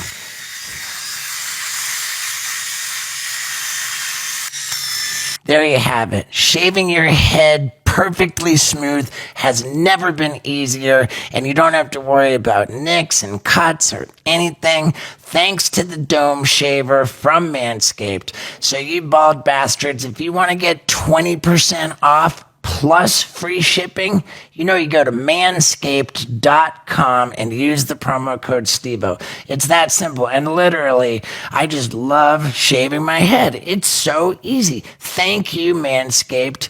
And everybody, go to manscaped.com. Use the promo code STEVO to get 20% off plus free shipping. Now, let's get back to it. For sure. Because otherwise it just sits there deep in your soul, and it destroys your life. And so I'm finally now taking a step back from the million things that I do and saying, like, I'm tired of feeling like this, bro. I don't want to feel like this into my 40s. I want to understand what happiness feels like and what it feels like to be fulfilled and have some level of peace of mind. And so that's what I'm after now. Right now. Yeah, because you're a pretty mellow guy. Like, when you were growing up, like with the childhood trauma, were you the type of kid to like keep it all in and just hold it in, and finally you explode and it's just no stopping you? I just started talking about it recently. I wrote a little bit about it in my book. I brought my book along. Yeah, and the 5th Vital. Yeah, Cool. it's a wild one. It actually is just getting optioned for a movie now, biopic, a movie. It's just this roller coaster ride of OxyContin, heroin addiction, living on the East Coast. That book has sold hundreds and hundreds and hundreds of thousands of copies. Wow. You know, one of the highest rated books on Amazon and Audible, and is the only thing that's really produced people coming up to me crying, you know, as opposed to like, hey, we loved your Mike Tyson interview or your Donald Trump interview. Like, yo, you made me understand why my mom took her own life. You made me understand why I lost my brother to overdose. You made me understand X, Y, why I do these things to myself. Like, you know, save my life, change my life, whatever. And this is what keeps me going. You know, this is the most important thing. So regarding the early stuff, I mean, I hadn't even talked about it late, you know, up until recently, but I grew up in a house watching my parents put hands on each other, put hands on us. And I infamously had them on a Jeff FM episode recently where they denied this. But like, we know of we course. saw, Yeah. you know what I'm saying? And I don't blame them. I'm not mad at anybody, but like, man, that type of stuff at an early age, at 8, at 9, divorce at 14, straight into opiates for 10 years, like, there's a lot of missing development and a lot of missing like stuff that I need to do in my life. And Yeah, like healthy boundaries for one. yeah, I'm a sicko, bro. I really am. I still am. Because you've done the work. You've done the work, and I haven't done the work. I just got clean, which is a step. But like, Well, so you're saying that you like didn't work the 12 steps? And I all haven't that? done shit. You just got sober, so like all the stuff that you were covering up, you're not covering up anymore, but you don't know how to deal with it or process. Well, I'm things. still probably covering it up in some way. You know what I'm saying? I mean, I had a big run in the sex world. I mean, you know some of it, and kind of worked my way through that entire adult industry for a couple years, and that'll all go in book 2. Wild fucking group sex with some of your favorite porn stars, and Yeah, we were Googling you, and every picture that came up was with you, just a bunch of hot pussy. Yeah. That's been my brand for a long time, and it's been fun. But talk about unfulfilling. It's fucked up because every guy out there, or at least a lot of guys at least, grow up saying like, damn, I wanna I say this, like, you grow up as a young dude wishing that you have the chance to fuck every girl in the world, and you don't understand the curse that it is when you actually get the fucking opportunity to do it, bro. Well, it makes sense. That, I agree. It's the word. It's so unfulfilling, and just like, well, the irony of it is that guys have their self-esteem issues. They feel like they want to have conquests, sexual conquests, to make themselves feel like, yeah, I'm the man. So like you're acting out sexually, promiscuously, to build your self-esteem and your self-worth, for sure, like this form of validation.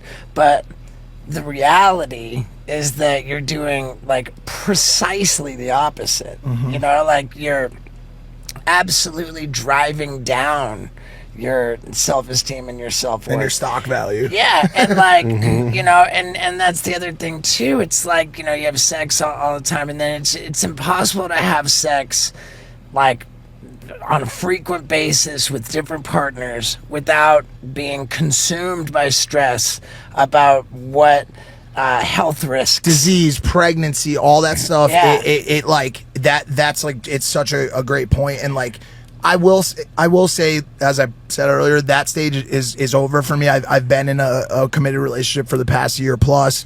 Beautiful girl, have had absolutely no issues with that commitment, have not had a accidental DM, text message, follow it. I've been accidental. Yeah. Well, you know how guys are. I didn't mean it. Vinny know what I'm saying? Vinny knows all about accidental DM. I guess you could say something like that. What could happen, dude? You could put your phone down and drop it, and it all of a sudden pulls up like a big Instagram model and sends like a short. I remember when I tripped, fell, and landed on some likes. 100%, it could happen. It's unlikely and very rare, but it could happen. But no, I've been doing. So like that thing I've kind of like put into like a case or a coffin, and have been doing a lot better. And also like the thing I realized from all that, dude, was like, and I'd done that for years, bro. It wasn't like once I got here. I'd started those habits high school, way back to high school, right? The first girl I ever had sex with, like because that's the other big problem with acting out. For me, it was the whole sociopathic pattern of like misleading a girl to think that you're so into her, rolling out the red carpet, rolling out there, pouring on the charm, and love bombing. Yeah, granted, I would feel like genuinely infatuated, but then there was just some weird thing where once once we had sex, like a light switch flips. And all then right, we gotta talk, bro, because like I've gone past that, but I still. Man. And then it's like then you pull the rug out from under the person. You burn them. You abandon them. You neglect them. You abandon them. So how did you just, without even me saying too much, how did you fix that behavior? Dating plan. Yeah, and that's the thing too, is that you don't have to be Sigmund Freud to understand that like that I have abandonment issues, like fear of rejection, fear of Do you know your neglect. attachment style? Are you considered an avoidant attachment? Do you know? I'm an anxious attachment. You are, Yeah. so you're the opposite of me. Yeah, I'm I think I'm an an avoidant anxious attachment style. So like, and usually if you have a fear of abandonment, it actually can affect both. But You can look those up. There's like 4 or 5 of them. yeah, and then there's one that's called just Avoidant. Chaotic. It's like disorganized, and that's like you're just a fucking wreck, dude. Like, and I'm pretty sure that's probably where I am. And like, God bless my current lover because disorganized because she's just stuck with me through a lot of like cold feet things. And I'm working on it, bro. It's all of this stuff, and like for anybody watching this, like all of the issues in your life, like you can drink water, you can go to the gym, you can do yoga or whatever it is, hang out with goats, but until you start really addressing that trauma from your childhood, like you're never gonna get to a point of internal peace and happiness. It's just not gonna happen. It's gonna eat at your life. Because you said, how did you get rid of that? I think when you're in the dating world, they have you like draw out a circle, like a dating plan, and it's different for everybody. But like mine was, don't have sex before the first 5 dates. So I would have to get to know these people up until 5 days, and then it'd be like, okay, well, date 5. Date 5. Quit it. No, but the thing is, like, I would never seen date 6. I never saw past date 2. Right. Okay. And so all these people that you're like, you can't going into it, like not trying to woo them and have sex with them. It's like you get to know them first, and like you're like, man, dude, it's crazy. That's like, how it's supposed to be. You don't objectify right? people of just looking at them like, objectification. But yeah, I mean, the dating plan really helped, and I didn't bone a lot because it's like I didn't get past date number 2. So you really you committed yourself to that. You call people, you're accountable, and you have like, okay, don't text more than once a week. Set the plan to go meet up on Friday or whatever it is. Don't go, the first date should be a lunch. The second date should be a dinner, no more than an hour. By the 6th date, it's like nothing below the waist. See that whole plan that you set up, and also like the infrastructure that you put in place for yourself is like where I'm finally starting to like delve into the waters now. And I've got some just incredible. This guy Miles Adcox is an incredible guy, and I've got some great. I know he wants to add Cox. And I don't fucking know, but I'm finally starting to put like some of that control structure in place, because I could just go off the rails, bro. And I think like a lot of us. But you're in a relationship now. Yeah, so, I'm in a relationship, but I wish that I was better at it. Let me tell you something, folks. It's good to wish that you were better at things, because that's obviously the first step towards actually getting better at things. Take business, for example.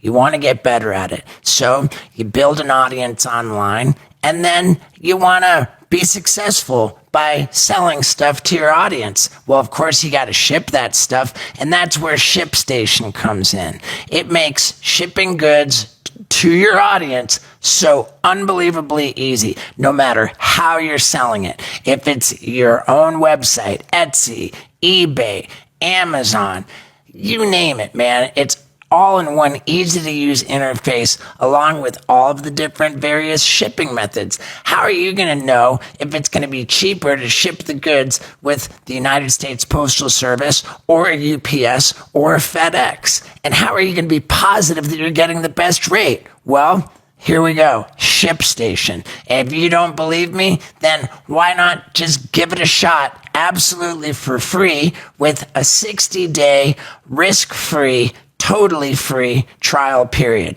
To start that, all you got to do is go to ShipStation.com and use the promo code STEVO.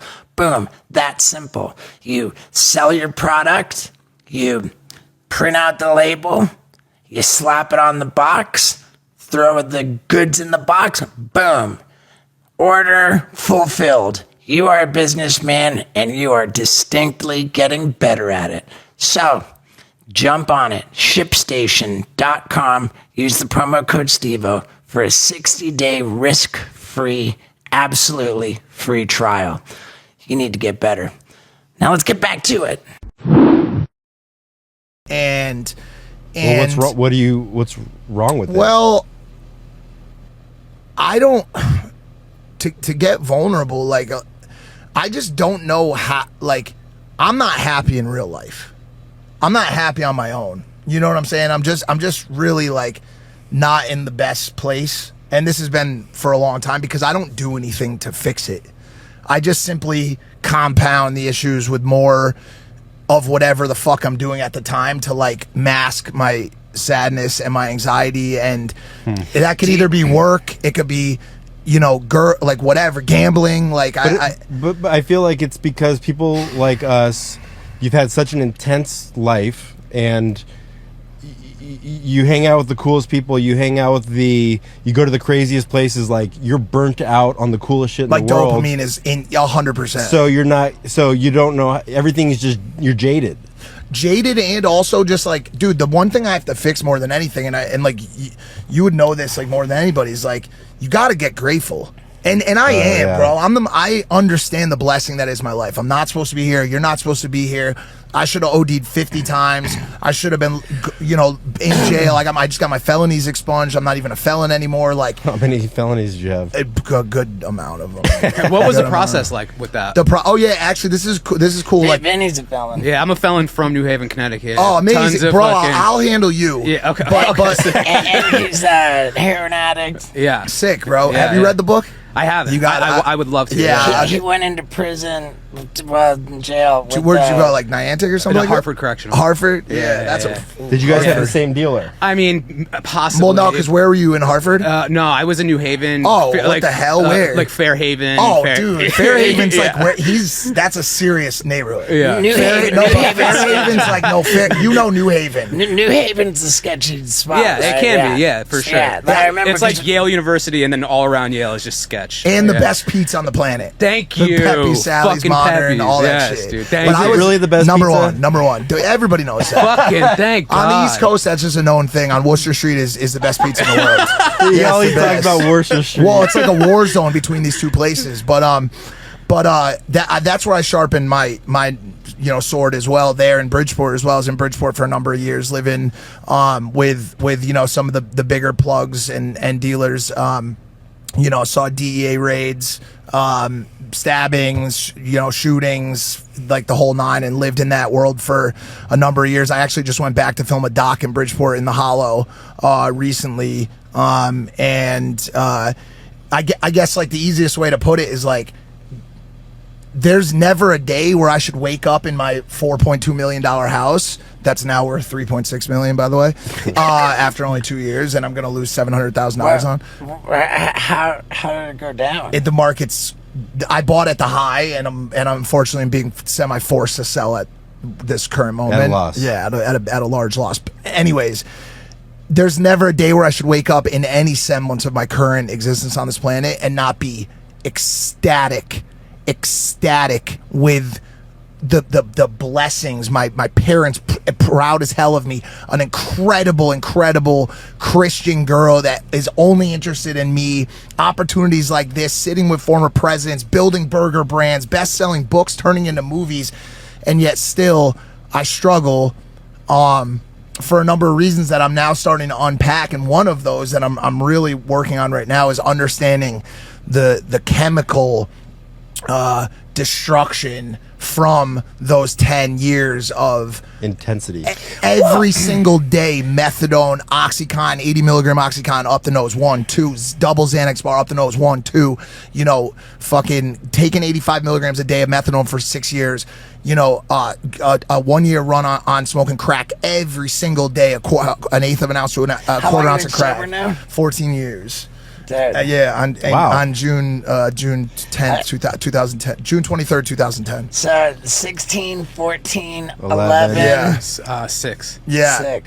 Those fucking demons, bro, are still there. They're still there, dude, honestly. And I feel like until I really start to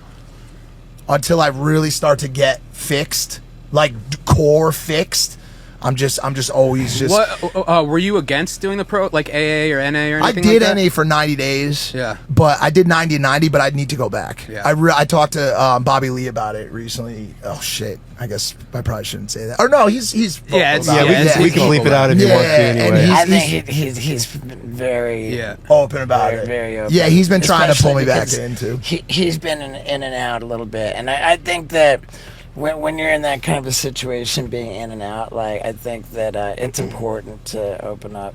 I mean, and I would say that, like, were it not for how open I was about recovery, like I think it'd be easier to sneak around and, like, just pulling your own covers, man. It's like, hey, like, everybody needs to know I can't do it. Right. Yeah, for sure. That's where accountability comes from, is having other people that are there for you and understand like what you're trying to do and stuff. But it just hasn't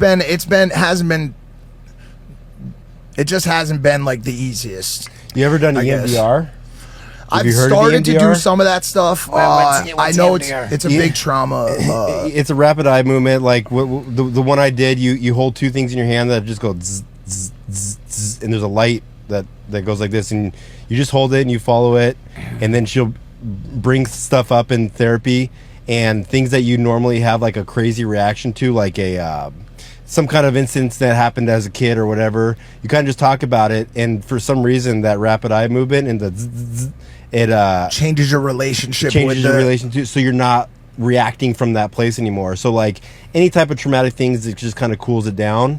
And so the ripple effect that has on your life is when something, you say something to me or somebody says something to me on the street where like I don't have that lens anymore, so I'm not reacting so crazily to that in that manner. Well, yeah. I think that being 14 years removed from all of the chemicals, that I wonder how much like that's still a factor. And I say that because when you talk about like I'm not happy, like I need to try to cultivate gratitude, but because like it doesn't feel like it comes naturally. Like the issue, I think, is it's craving, like and this is a concept of Buddhism, which is that all suffering is produced by craving, meaning that like if you're in pain, you crave for the pain to be less, to stop, like, and if you're experiencing pleasure or your contentment, you crave for the pleasure to continue to intensify. So no matter what your circumstance is, like it's like a biological function that you are not happy with it. You want it to be better. Right. So no matter what your baseline is, like biologically, you want it to improve. And so because you want it to improve, you're like inherently not satisfied with how it is. And that's the problem of our experience. And of our current, not only the human condition, but especially the hyper current scenario where every second of your day is spent watching your competitors and complimentaries. Right. Yeah, but your reactions to that are. Let me ask you this. So, what age did you start using at? At 16. So 16, that's when you start using, or like when something really traumatic happens, that's what age you've stopped emotionally developing, right? For sure. So how old would you say you are emotionally? Probably about 25 or 26. 25. What about you? What do you think? Oh man, why you gotta do that to me? No. I'm bad. No, that's not good. Not good. You've done the work, and you're in the last like 11 years that I've known you, you've grown a lot because you're digging and doing the work. It's like when you get sober and you're sober for 14 years, like. What are you doing to grow emotionally? See, that's the journey I'm starting right now. That's the journey and like I've had my cathartic stuff and I've had some level of therapy. It's gotta help. It was extremely helpful. Sure. It was getting that stuff out. I mean, the majority of this book I wrote in some semblance of crying. Especially like the last 4 pages of this book. The last chapter is called Afterthoughts. And when they came to structurally edit the book, I said, listen, whatever you want to do, line edits, proofreads, beta readers, you do not touch Afterthoughts. You don't touch it. I want it completely untouched. And in those last pages, I wrote these letters. And I wrote these letters to to. Well, maybe I'll read one for you. Go for it. Would you mind? What, are you kidding me? Of course I don't mind. I think reading is great. And you know where the best place to do it is? It's sitting on the toilet when you're taking a big sloppy dump. And the best way to do that is with Hello Tushy. Otherwise, you're going to have poop on your butthole.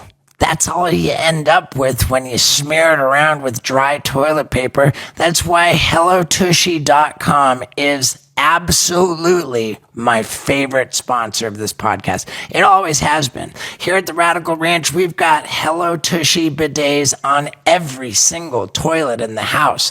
Different kinds, too. Some of them are the special Tushy Ace, which comes with the remote control and allows you to heat the seat, heat the water, even blow dry your butthole. I mean, dude, this is my favorite thing. It has revolutionized pooping for me, and it'll do the same for you. Plus, you can get 10% off your order if you go to HelloTushy.com and use the promo code STEVO at checkout. I'm telling you, I've never said another sponsor was my favorite sponsor of the Wild Ride podcast. It's always been Tushy because I love them that much, and you will too. So one more time, go to HelloTushy.com and use the promo code STEVO at checkout to get 10% off your entire order. Your butthole will thank you for the rest of your life. Now let's ride this baby home. Maybe there's someone watching this program who doesn't know what it's like to struggle, and I wrote, to those who have never known the struggles of addiction or mental illness, you are the truly blessed. May you never know the agony that those suffering feel on a daily basis. May you never feel the guilt, the regret, the embarrassment, the hopelessness of the addict or the unstable human. I pray that you understand the blessing that is the landscape of your life. I pray also that along with your prosperity comes an empathy for those less fortunate. I pray that you find those stricken ones and shower them with the bright light that radiantly illuminates your life, the same light they so badly need themselves in order to continue on in their own darkness. More than anything else, I pray that one day every person struggling with mental anguish or addiction gets to feel as free as you do. So that was one. Can I continue? Please. To the family, friends, and caregivers of those that are struggling, you are our everything. You are the reason we live. I can't even begin to imagine your pain. I struggle immensely as I type this now, my face, shirt, and hands covered with tears, imagining the helplessness you feel watching someone you love stripped of their humanity, their dignity, and their will to go on. Please understand your perseverance is what keeps us going. Your commitment is the promise that wakes us up in the morning and the hope that we take with us to bed at night. We understand that this commitment will cost you a piece of your life, and it will be a cost we unfortunately can never pay you back. Please understand without this investment, we would be bankrupt of life. Please understand we are more grateful than we could ever show in this lifetime. For those families like mine who supported loved ones through addiction or mental illness, you are our heroes. Everything we have now is a result of what you did then. Take great pride in watching as we grow, improve, and excel, all of it a product of your hard work and perseverance. For those families who continue to support someone in the struggle of active addiction or mental illness, be strong. Your continued support will be the deciding factor. Whether you feel you must coddle or show tough love, your commitment will be the ray of light that guides them through the darkness. And for those families or friends who have lost someone to overdose or suicide related to addiction or mental illness, may you know peace. May you find solace in understanding how complex and at times without solution these problems are. May you hold your head high in knowing you did everything you could to help. May you find joy in the memories you had before the onset of these issues. May the desires of your own life be filled now that your loved ones are at peace. And most importantly, to those of you who have found yourselves caught up in the endless struggle of addiction, mental illness, pain, chaos, and despair, I'm you and you are me. Our stories, while surely dramatically different, share very similar truths. That tremendous pressure you feel on your heart and in the pit of your stomach, the heaviness that chokes the air from your lungs, the anxiety that ravages your mind to madness, I've felt that same terrible pain. You are not alone. You never will be. Revel in knowing there is someone who feels just like you. If you have people who support you, take advantage of your extreme blessing, lean on them. They will be the ones who carry you on days you cannot carry yourself. And on days you find yourself alone, burdened, unable to run or walk, beaten down and ready to give up, crawl. As impossible as it may seem, pull yourself through the mud, scrape for every single fucking inch until one day you find yourself able to walk again.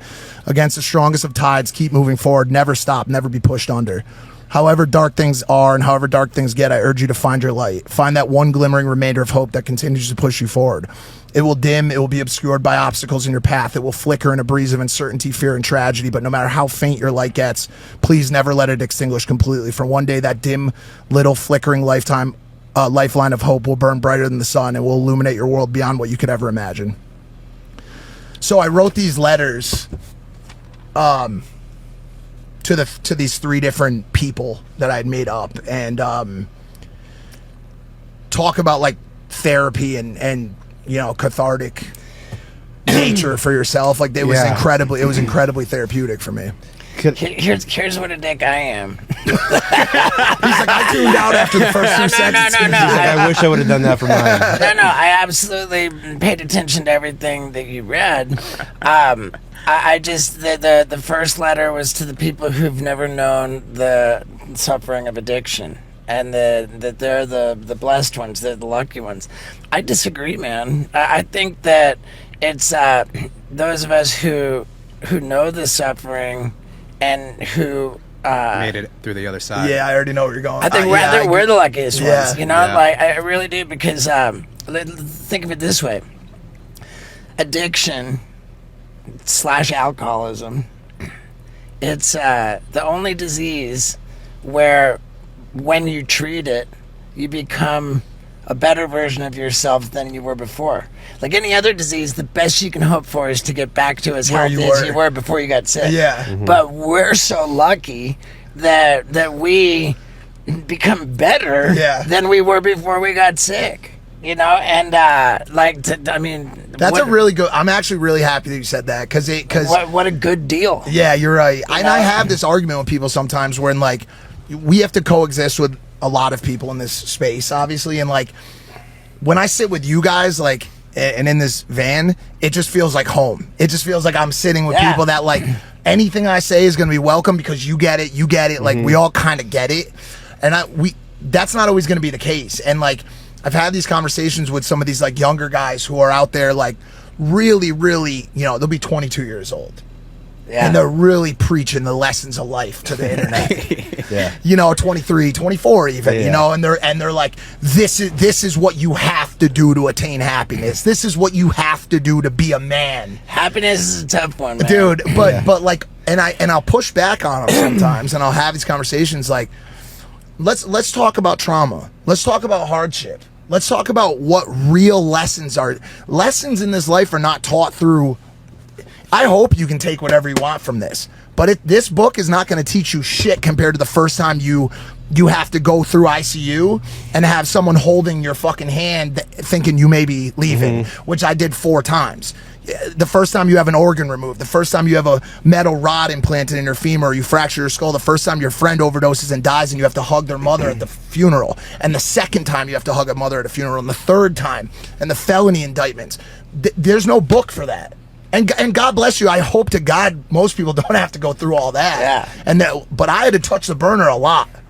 What I about- really had to hold my hand on that shit for a long time and be like, okay, shit. Like, if I don't take this hand off soon, I'm not gonna have any of this soon. Right. You know. So Can you talk about when you were smoking crack and your grandpa was yelling for help? yeah, rock bottom. But I'm asking you that because is your grandpa still around? No, he passed. You ever read a letter at his grave and apologized? And I'm saying that because if you haven't, like, things like that, Yeah. things like that are constantly in your subconscious on a daily basis. And I don't even know it. It's there. And no wonder why you have so much anxiety, because you haven't, like, forgiven yourself for any of this. Yeah. Did your grandpa pass before you got sober? He no, he did not. I was able to get sober and get to a point where I was able to take care of him, and even that, dude. Like, it's just like, bro, I'm very cognizant of the struggles of this world and the traumas, but it's like, I've never processed any of this. Like, I watched him struggle the last 4 years of his life as the only responder. My mother had to do motherly stuff for her other daughters and work a job, and as a single mom, and I was in an opportunity to kind of recover, placed into this caregiver position for a guy who was dealing with a terrible bout of Parkinson's, dementia, cancer, like, and to be alone in a house, you know, in a one bathroom house, and to watch that day in and day out for 4 years as you struggle with your own addictions and demons is like, all these chapters in my life, I just put them here, and it's cool that I wrote them down, but like, dude, it has never stopped for me, I swear. And on the same side, and this is what I told you after, the blessings, bro. Yeah. The blessings, insane blessings of just the most insane magnitude of like the luckiest meetings, and the blessings of you know, having been put in the right room with the right people and pulling this lever and pulling that lever, and a lot of that being able to be traced back to that street smarts and that shit that I learned having come through this hell, right? But long story short, man, it's just been a trip. It has been, you know it for yourselves. But do you feel like you deserve it? That's what I struggle with sometimes. Like, if I actually deserve these blessings. I feel sometimes so lost that I can't even begin to understand the question you're asking me to answer it. That would be my answer for everything. Like, I am so disorganized, non-disciplined, and just lost from a standpoint of just being able to say, like, this is why I act that. I watch you or Joe or Theo even, or any of these people, and they explain with this like deep understanding of their core through the work that they've done, and well, I'm this and I'm this, and the reason I act like this is because of X, Y, and Z. You're not going to hear me say that shit. Everything I have is just an educated guess. I really am just. I wake up, I grind. I go to sleep, I wake up the next day, I do the same thing. I'll do 120 flights this year. I'll spend 260 days on the road. I'll go to Singapore next week. I'll go to Bangkok the week after. I'll go to Munich the week after. For this event, for that podcast, for this show, for that show, what I said when I got on the van today is like, I'm finally getting to a point where I don't want to do it. I don't give a fuck how much money there is anymore. I don't want to feel like this anymore. I want to understand this life a little bit, bro. It scares me. You know what I'm saying? It really, truly scares me. Mortality scares me. Morality scares me. Monogamy scares me. My parents getting older scares me. I'm fucking scared, bro, of a lot of shit. I really am. I don't know if you guys are, but a lot of this shit is scary, bro. It's scary. These days are going by, and it just sometimes feels like, you know, I know that there's going to be people out there that resonate with this. Like, but until you just don't know. There's just so much that I don't know, and that I'm fearful of. Yeah, take it for what it's worth. For me, you deserve it. And until you get to that point, like, you just constantly. The goal is to get to the point where everything that's good happened to your life. It's like, of course it's happened. You're a good person. I believe so. I believe I'm a very good person. I believe that it's I don't know, there's a difference between like believing and like really believing. Yeah, of course. You know what I'm saying? Like that idea that someone loves you, and like, bro, that's so foreign to me. Like the idea of like love is so foreign to me. Like, that's insane. Like, that someone actually is like, I'm willing to overlook all of your faults and the fact that you are so fucking like out there and wild and just like whatever, and I still love you, and I don't care what happens, I love you, like unconditionally love you. That's scary. That's like that's horrifying to me, bro, because like it sounds incredible, but it just seems so inaccessible to me. And like, anyways, that's all the stuff I'm currently working on. Like, that's the stuff I'm working on, is to try to like walk my way backwards out of this stuff and like understand like why I am who I am. Do you believe in God? I do. I pray to Jesus twice a day. It definitely gives me solace. What are you doing workout wise? Like, I work out constantly. You look That's good. like my one thing, dude. That's one thing I said. Like, we all have a toolbox. That's like my thing, bro. Dude, I've been on a fitness bender. Yeah, you look great too, bro. Thanks, man. I've been on a fitness bender, dude. Like, with hiking and cycling. You bike? I got my bike too. And running, and like, I'm I'm pretty intense, man. Like I've got this new app called All Trails, where no matter where I'm at, it'll lead me to like the dopest like nature hikes. So I can't hike because my ankle. I have like 22. Dude, everything's gonna parole come back to bracelet some on your horror ankle? story. I have like 22 screws and like I have no motion in this ankle. Oh wow. So it's hard for me to like do a lot of stuff. What if you get the screws out? That's the first step, but then they want to fuse it. Oh wow. So they want to fuse. That's from the car accident. No, it's from a botched robbery attempt. Oh wow. Yeah, I got like some kids like tried to rob me for like 2 grams of heroin, and I was like, I got out of the car. And you weren't having that? No, I wasn't having it. And so I got out of the car, and I thought there was only one, and it was in West Haven, Connecticut. Like it's kind of like another grimy kind of area, but a little bit different than New Haven. Also great pizza at Zupardi's. And he came up to the window and he had this like red keg cup and he like had this like gold chain with the wife beater, like real West Haven shit. And I like went to hand him the dope and I was like, it's all weighed out, it's 2 grams. And he was like, I had my 2 boys with me and he's like, I was like, give me the money and I'll give it to you. And he's like, bro, I'm not gonna fucking beat you, bro. And pulls out like a wad of money and starts counting it. I'm like, bro, just give me the money and I'll give it to you. Like, this isn't a negotiation. Like, I have I don't need your fucking shit. So I hand it to him, anyways, against my better judgment, and he's like, you're beat, do something about it. And just starts walking away. So I'm sure you guys have been in some crazy situations. That when you sell and you live in that world, that's all you have.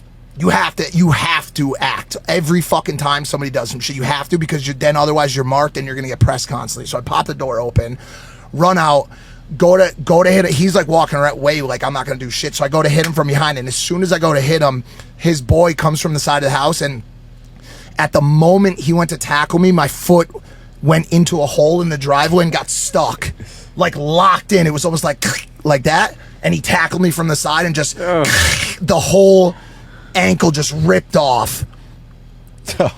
Like just shredded, bro. So now I'm on the ground. My buddy gets out of the car. He comes over and he chokes both of the kids out. It was my boy Kevin. He was like the enforcer, like the Irish enforcer. Yeah, dude. Chokes them both out. We take the cash. We take everything. We clear out. We get in the car, and he's driving. So he's driving down the street. We're going from West Haven to go back to Milford to the hospital. And I'm holding my leg, and my ankle's just... You've seen this type of shit before. My ankle's just flailing all over. Just every turn he takes, flailing, right? I remember I have another 10 grams on me. Like 10, 15-year jails. No, you die. You die if you ate 1 gram. So I drop it off. In that time, they had activated the entire major crimes unit, narcotics unit, everyone, because the people at the house said we had guns. It was a whole thing. So as soon as I go to turn onto the highway to go to the hospital, major crimes unit comes out, surrounds the car, gunpoint, get the fuck out of the car. Psychopathic felony stop. So I have to get out of the car and lay on the ground with my ankle propped on a golf bag in the middle of the street in West Haven for an hour and a half as they search the entire car, every pocket, every in and out. Luckily, they found nothing. Go to the hospital, 2 plates, 20 screws, and it's been a nightmare ever since. So that's one of the stories in this book. How and long there's ago about was 50 that? of those. 2008. I had some screws in a plate. Oh yeah, you got kind of a similar Yeah. scar as mine. Mine's like pretty Yeah, you get... broad. That's the compound fracture. Yeah. So right now I'm talking to this dude at Ways to Well, Brigham. He's Rogan's guy down in Austin about potentially doing some stem cell. Mm-hmm. But it's not gonna work. There's no cartilage. It's just it's leveled out, dude. It's just bone on bone contact. So. Yeah, man. So enjoy the hike, bro. I'm done. I'm not doing any more fucking sad stories today, bro. Where are you moving to? Probably will stay in LA and probably go into like a high rise or something. Do you ever miss living in Connecticut? I go occasionally. I love the East Coast, dude. Yeah. I'm an East Coaster. I'll always be an East Coaster, dude. It's just an incredible place. Am I a dick if I ask what's the circumstance that you're being forced to sell your house? It just has to stay secret at the time. Okay. Yeah. And it's a separate question, but is that a thing that real estate prices or house prices are going down? Yeah. Yeah. I mean, because- your house is worth. But I bought it a lot lower than he bought Correct, his. So correct. he probably bought it like extremely high. the highest. Like what my house went for initially, and then they couldn't get it. Like it dropped like 400,000. Then I picked it up. He probably got it at, I bought it a at the different- height of the market. Yeah. So I'm gonna take a hit, dude. Like let's put it like this. I live in a world now where I can lose $600,000 and somehow continue to live. That's I just gotta look at that as a blessing. You know what I'm saying? Like I Yeah. get to continue living after. Dude, I would go to the gas station and be like, yo, I have to put $1.12 in. Just so I can get my Yeah, methadone. I've been there. So like it is what it is, bro. Like I that's another issue I have too with like attachment is like I've always been bred to like not get too attached to really anything. Right. And I still live in that place. You know what I'm saying? Like I course. still in a lot of ways live in that place. Like, bro, everything I wear was given to me. Everything. Every single thing I have is a brand deal or brand collab. Chinatown, Kith. You're like on Kith. the Wayne's World movie where they're Yeah. like wearing all their sponsors. Yeah, I bought the house because I felt like it would maybe be a safe investment, but it just hasn't. It just wasn't. Yeah. So dude, this stuff is this is such a tragic like conversation. Like I mean, feel whatever. bad for No, not at all. I feel bad for the audience and would rather talk about like something more. Let's talk about Hollywood pleasing. sex parties. What's the craziest Hollywood sex party you ever been to without naming any names? No, I can name names. What's the craziest thing you've seen? Man, all of it, bro. I mean, it's you got to understand. Like I was in with that porn community for a long time, and Did you ever get into a gangbang with Adam 22? I did not do any. Me and Adam have crossed paths, like Cross swords. 50 times. But like, no, I never have. but like, dude, I've had some wild like underwater excursions with like one girl holding another girl under, and like somehow they're able to like give head underwater, which is just insane, and just like group stuff, and it's a wild world. It's a really, really wild space, and obviously had the one relationship with Lana for a year plus, and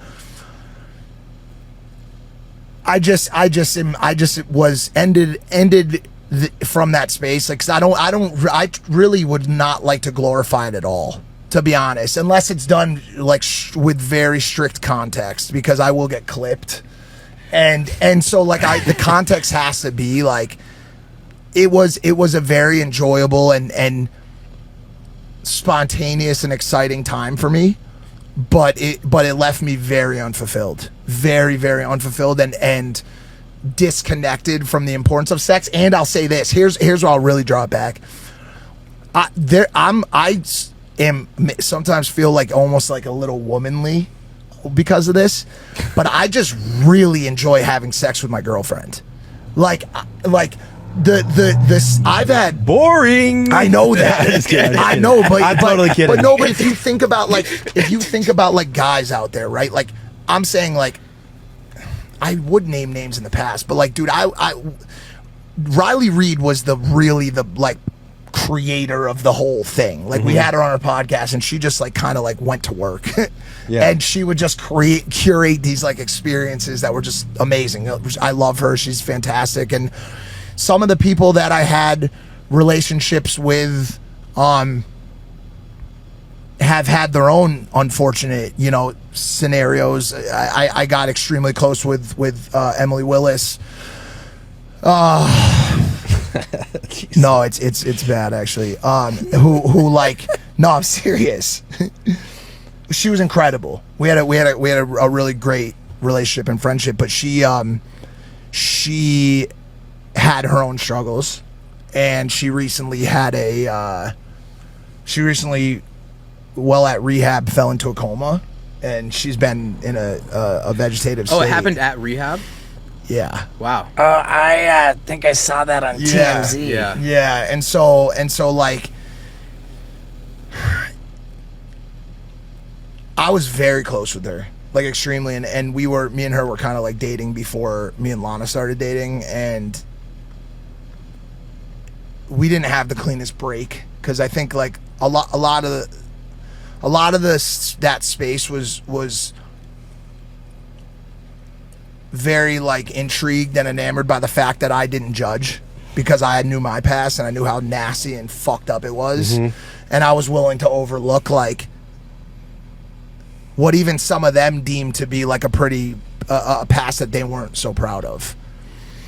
And so like I became, if nothing else, very, very close friends with a lot of the girls in that space. And Emily was really kind of like the sweetheart of the group. I mean, she was just incredible. And I've had a lot of cool experiences with her and jumped off the top of the Space Needle in Vegas and this thing and that thing, and had some like really meaningful, like heartfelt conversations with her. And it was another trauma and like pill to swallow to have to see that happen. And her and I like maybe my fault, have had lost contact kind of. You never processed it. You just got so much shit inside you. There's a lot there. There's a lot there. Yeah. The girlfriend thing.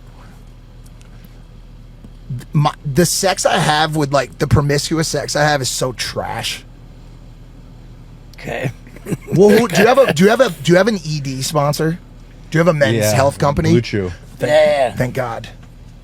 You got this. Fuck, I don't have it on. I usually would have one in my pocket. Just chewing on one right now. Blue Chew is, I love Blue Chew, right? But I'm very down with Blue Chew. Oh, I fucking love. I'll speak only for myself, but as someone who burnt every receptor in their brain, it helps me. It helps me. It does. Okay, and also like, don't be ashamed if you're watching this and you're like, oh, I take it too. Your competitors are all like everybody's enhancing in some way nowadays, whether it's honey, and I'm not saying, take that for what you want, you will, right? But I love it, right? But still, I need a connection. I need a connect. I like. I mean, the older you get, I don't know that they do. I think there's a lot of dudes out there who will go bang a $5 prostitute and like really, really be like, just. That's Vinny's over there saying you can get him for $5. No, but like, dude, I thought a lot about this, and it's because like $5, maybe in like Tuscaloosa or something like that. No, but I thought a lot about this, and like when you're a kid growing up, it's like you're only attracted to like, oh my god, her boobs, and you just bust a nut. Yeah. And then as the older you get, you need emotional and spiritual attachment. You need all of it, or you're not going to get off. When they're like, you got to be into them on a spiritual level. You also have to understand, like, for me, like on the sexual side, I get off by knowing that the person that I'm having intercourse with is also pleased by the situation. Wow, fucking crazy to imagine, right? But like, generally speaking, when you're doing that like party sex, guys can we can play pretend. Even if we're either into it without the connection, or we can pretend to be, or we can pop a Blue Chew. There's a million ways to like get it done. Girls don't have that. Girls really get off on emotional and secure attachment and true emotional and chemical connection based on those emotional sentiments, right? Facts. Take it from someone who has studied alongside people that do it for work. Your favorite porn star is not enjoying herself on set. I have said this a million times to the shock of the porn viewing community. They're not. They're going home to whoever their lover is, or whoever their main thing is at the time, or whatever, or even like their vibrator, and they're finding more enjoyment in that than they are from any 15-foot BBC cock. It's not what their girls are looking for. Girls want to feel secure, beautiful, appreciated, loved. If a girl is not finishing, it probably has to do with one of those things. There's so many guys out there like, oh my maybe it's my dick, or like maybe I just don't know what I'm doing. No, you have to work that muscle. Girls have a muscle right here that's their main indicator of what's going to happen downstairs. And don't like when on porn, when girls, it's like, oh, the girl's so horny she's creaming. They just put Cetaphil up. All kinds of stuff. Or like, dude, do you know how many of those girls are like pro squirters? Like I know them. You know what I'm saying? Like they can do that on command. They drink a shit ton of water. They don't piss. They go. They do it, and they squirt. That they're not enjoying it. They're not enjoying it, bro. They're just not. There's a couple out there that are real pros that do love their work, but it's not the same, dude. Girls really, Yeah, of course. And I'm talking about from like just a pure intercourse standpoint, because there's a lot of other stuff that can be faked. Girls giving head is a mechanic. That's mechanics. A robot could do that. It's a mechanical scenario that involves a very standardized set of motions that I will not make anywhere around this microphone right now. No, I'm not doing it, dude. But yeah, do girls want to be turned on and they want to be emotionally aroused? So when you get a good girl that you're super attracted to, that does finish once, twice, 3 times, 4 times even, because she's so chemically and emotionally aroused by the situation that you've cultivated, that's a special thing, bro. And for me, especially as somebody who kind of needs that so that I can finish, I love seeing them have fun and enjoy it. And so as I've gotten older, I'm like, dude, like the grass ain't greener, bro. It's not. I get sent back to the streets by way of my own actions quite often in my relationships, by my own doing. And as soon as I get back and I'm at the party with the same people that were there 15 years ago who haven't, or 10 or 5 or whatever it is, who still haven't addressed those demons, and they're still trying to have sex with the same girls who aren't going to enjoy it but are doing it for clout or this or whatever, I'm like, why am I here again? I hate this place. I hate it. It is so unfulfilling and sad. And so lately I've just been trying to stay, in the right state of mind and deliver the right sauce so that I'm not banished back to that place that I hate so much. Did your girl live with you? Nah, we haven't lived together yet. She's it's long distance. Oh, okay. Yeah. Listen, another thing I've also tried to stop doing is blaming myself for everything.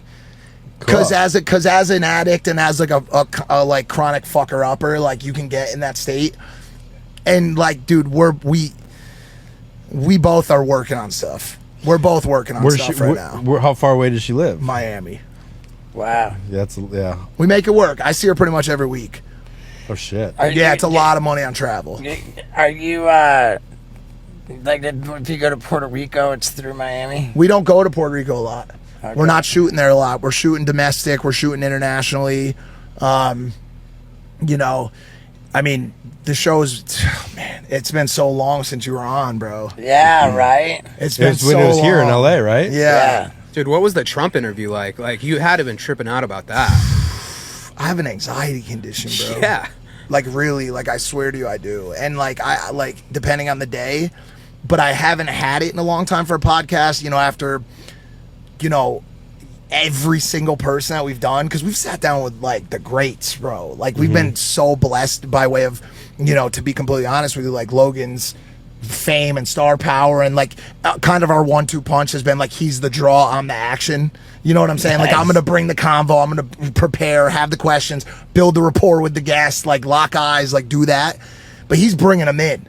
He's the star power that's really truly bringing them to the show a lot of times. And dude, Kevin Durant, Mahomes, just over the past couple of months, Donald Trump, Tyson for the second time. Like, were you like trying to look at Trump's ear? Did you no, because it was before he got killed. Yeah. Before he got killed. Yeah, it was pre-assassination.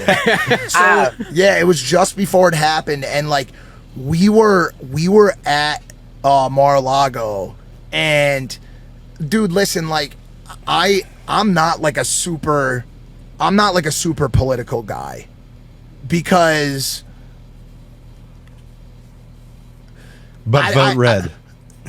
I think you might have to right now. Yeah. To be honest, dude. Like, if you look around, is it true that Kamala Harris is? I think it's Kamala, and if you say Kamala, it's racist. Oh no, I don't know. Indians or black? No, I don't know. I my thought God. they're like, make sure you don't say that. You say it the right way, and I don't know if it's I've been Kamala or seeing Kamala. clips where she seems like really drunk. Like, are they like altering these clips to make her sound? Well, have you seen the interview with Rogan when they were talking about the 3 phases of wine mom?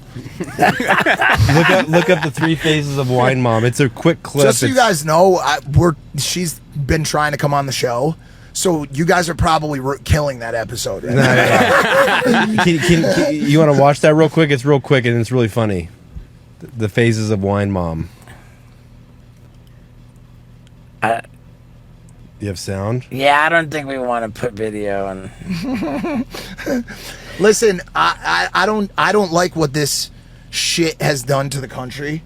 We're all old enough in this van right now to remember a time when politics got talked about on November 3rd for 2 hours.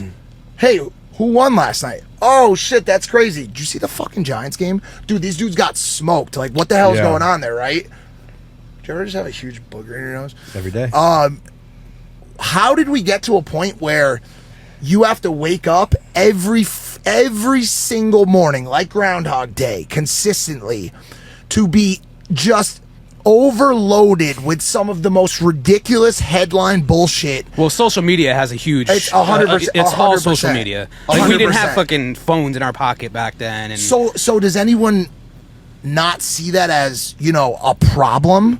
Does anyone not see that as an issue that, like, some of the people that you liked 8 years ago, loved 8 years ago, you now hate because of Their who they politics? want to vote for as the president of the United States?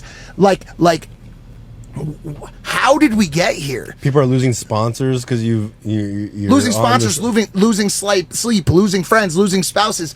I saw a commercial that RFK Jr. put out that basically was like, yo, we've lost our way. Like everybody on the right is so positive, everybody on the left is so positive that the only thing they're sure of, the way I describe it, is this: our current two-party system is a basketball game where two teams are playing against each other with neither one trying to score, solely set on blocking each other's shots. That's it. That's all that's happening. No one actually is trying to fix anything. They just want everybody in the audience to know that the other team sucks and that they're better than them. That's it. That is our political state right now. Does anyone not see that? Does anyone not understand how bad this has gotten? It's not about who's right. It's about the fact that no matter who we put in, 50% of the country and the Congress is going to block whatever they say. Yeah. Yeah. That's insane. That's insane, bro. Has anyone not stepped back and said, like, holy shit, this is so bad? Well, I think they're so far gone that there's no coming out of it. It's bad. It's bad. Like, RFK Jr. put this commercial out, and it was like, it was Kamala saying, like, we need to unite this country, and then it was Trump like, we need to bring the people back together, and then it said something like 1 month later, and it was her like, he's a sexual assaulter, he's a scumbag, liar, fraud, and then him, Indian, black, bitch, scumbag, whore. Like, that's how you're going to unite the aisles? Yeah. This is what we're going to do to bring people together in the country? And so RFK comes on, and I want to talk about this.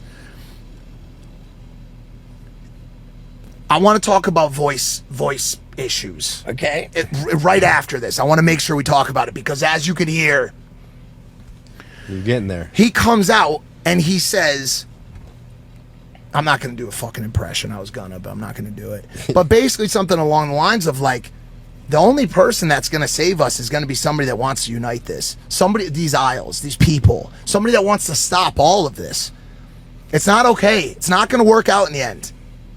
United we stand, divided we fall. That is the oath. That is the oath. Pink Floyd, right? Yeah. Said it best. Like, if we keep going against each other and saying, like, you're wrong, border, this, vote, social media, like, subscribe, CNN, Fox News, you're wrong. The Like, other thing is that it's all by design too. They're doing this to us. They're doing this to us, Well, bro. The media is doing this to us, bro. it's outrage that gets traction on social media. It's purely outrage that gets clicks, that gets views, that generates advertising revenue. So outrage is so amplified. So of course it's like, we hate them. We're outraged by them. Like and so it's just so much negativity that's just being amplified. And then I think that's how we got here. So do you think The Rock unites us as president? No, I don't think so. So there's one person that can just, or it's all. We're Who all was the messed up. great? Who was the great aisle uniter or uniter of the past? Was it like, bro? When I you feel look, like Obama got people pretty stoked. But then he got hated on. Obama had the craziest switch up ever, and like I don't know that I understand it because, fuck, dude. See, I try to stay cautious just because I just don't even want to deal with bullshit, and I'm so like, all this division didn't happen until after Obama. Let's just say that people will say, and by the way, I've had people on both sides agree with this. I just think, and I'm not saying that he's wrong or that you have to disagree with him or you have to hate him, but at the end of the day, Trump is the lightning rod. Trump is the lightning rod. He is. Yeah. He just is. And by the way, that could be a lightning rod for good, a lightning rod for bad. But at the end of the day, as long as he's a part of this situation, it's going to feel like this. It just is. And by the way, once again, that could mean that the best things in the world for you, that could mean lower taxes, stronger border, all this. But like for me, I look at it and I'm like, dude, how do we get back to a point where like there's some semblance of just unification and peace in this country, bro? Like I don't like, it's not the way. It's not the way, dude. Us all arguing all day long and not really trying to say like, yo, how rare is it that you see somebody on the left be like, you know what? That's a good point. See your I point. agree with you. I see your point. Yeah. Now that you've explained, imagine in a debate. Trump versus Kamala. Trump, she says something to retort one of his points, and he goes, I never looked at it that I really way. never looked at it that way before. Yeah. Maybe you're not a dumb, drunk, wine mom, Indian, black whore, scumbag who fucked her way to the top, piece of shit, trash whore. Maybe you are those things. But even on that one point, you might be right. I have never heard that. Do you know how many times a day I do that? Do you know how many times a day my mind is changed by a conversation with someone? So you're telling me Trump is always right, but Kamala is also always right? I don't think it's. How have we gotten here? I'm sorry. It infuriates me to a point that I do not involve myself anymore. I do not involve myself anymore. Well, let's talk about the Hollywood sex parties again. I'm pretty. Let's talk about those $5 hookers. I'm pretty detached from it all. But do you see what I'm saying? Of course. There's no end in sight, and it's just going to get worse and worse. Yeah, well, I'll tell you this. I got an AR-15 waiting for me at my house in Tennessee. Wow. Well, And it's waiting at the gun shop. I just got to pick it up and bring it to my house. And that's great. And that, dude, it's a great platform. I've used it. And It's a great gun. I've had. Guess what? 4 years ago, I had Gun Girl on Impulsive, and Who's Gun Girl? She was this girl who infamously would bring her AR-15 to school. Don't tread on me. Come and take them. Obviously, that's what? ridiculous. Like bringing your AR-15. Went to like college? No, yeah, as like a protest piece, right? Oh yeah, there she is her. there, right? She's a pretty good interviewer. I must say. She's a very smart girl. But guess what? At the time, this is an example. At the time, I heavily disagreed with the idea that weapon should be in any American's hands. Heavily. I come from 15 minutes from a place called Sandy Hook. That's where I'm from. Yeah. I was watching on TV where, as it happened, 15 minutes from my house, and that really distorted my thoughts. And also, it should have fucked everybody's thoughts up. It's a problem. Yeah. And it remains to be a problem. But the way that I started to think about it being platform specific, the AR platform or that weapon style rifle platform or this or that, or it not being more a subject of red flag laws. Red flag. Does anyone know? Is that what it is? Red flag laws? I don't know. Where somebody exhibits a behavior that they shouldn't get. Yeah, right. I think it's red flag. Anyways, red flag laws. Listen. Some people would say that not every gun purchase should involve a background check. I disagree with that. Yeah, you need a background wholeheartedly. check. I think that we should background check. I think we should answer certain mental health questions, Yeah. I think we should be able to exhibit. California's got a 10-day holding period Wait, how'd you get a gun with multiple felonies? because I got them expunged, which I still haven't explained to people because we're jumping around topics, but they're all important. Yeah, I really wanna know that I one. will. I'm gonna do it Yeah. next, and then to the voice thing. So I disagreed with this girl heavily to a point of it really being just a really detrimental conversation. Guess what? I'm here today to say my views have changed on some of that stuff. Yeah. How novel of an idea to imagine that I've changed my mind on something and this nuanced, complex conversation might have a different viewpoint 4 years later. Oh my God. Yeah, of course. How fucking stupid are we that people cannot understand fucking nuance in this world and complexity? Do you know how complex these situations are? Yeah, I'm sorry. it just sounds like they're not doing it, but I think people on the day-to-day can change their mind. They can see it that way, but like But in why can't our Congress or- Congress? Why can't there's no our? way. It just Because seems they have insane like to me. lobbyists and people that like they have loyalty to. Felony expungement. How much did that cost? Yeah, what were your charges and how many? The charges that that became my felonies were state of Connecticut, possession of narcotics, which was heroin, reckless endangerment, and probation violation, which is also a felony. So anytime you violate probation, you obviously are hit with another felony. I applied multiple times for the first like 5 years. I said too soon, too soon, too soon. Got to about a 10-year point, got the right lawyer, filed the paperwork, did everything. Cost me, I think, about like $7,500 or $10K. That's what I heard too, 7,500. And it was a very big day for me to be able to say like, yo, I'm able to actually put these transgressions and mistakes from the past behind me.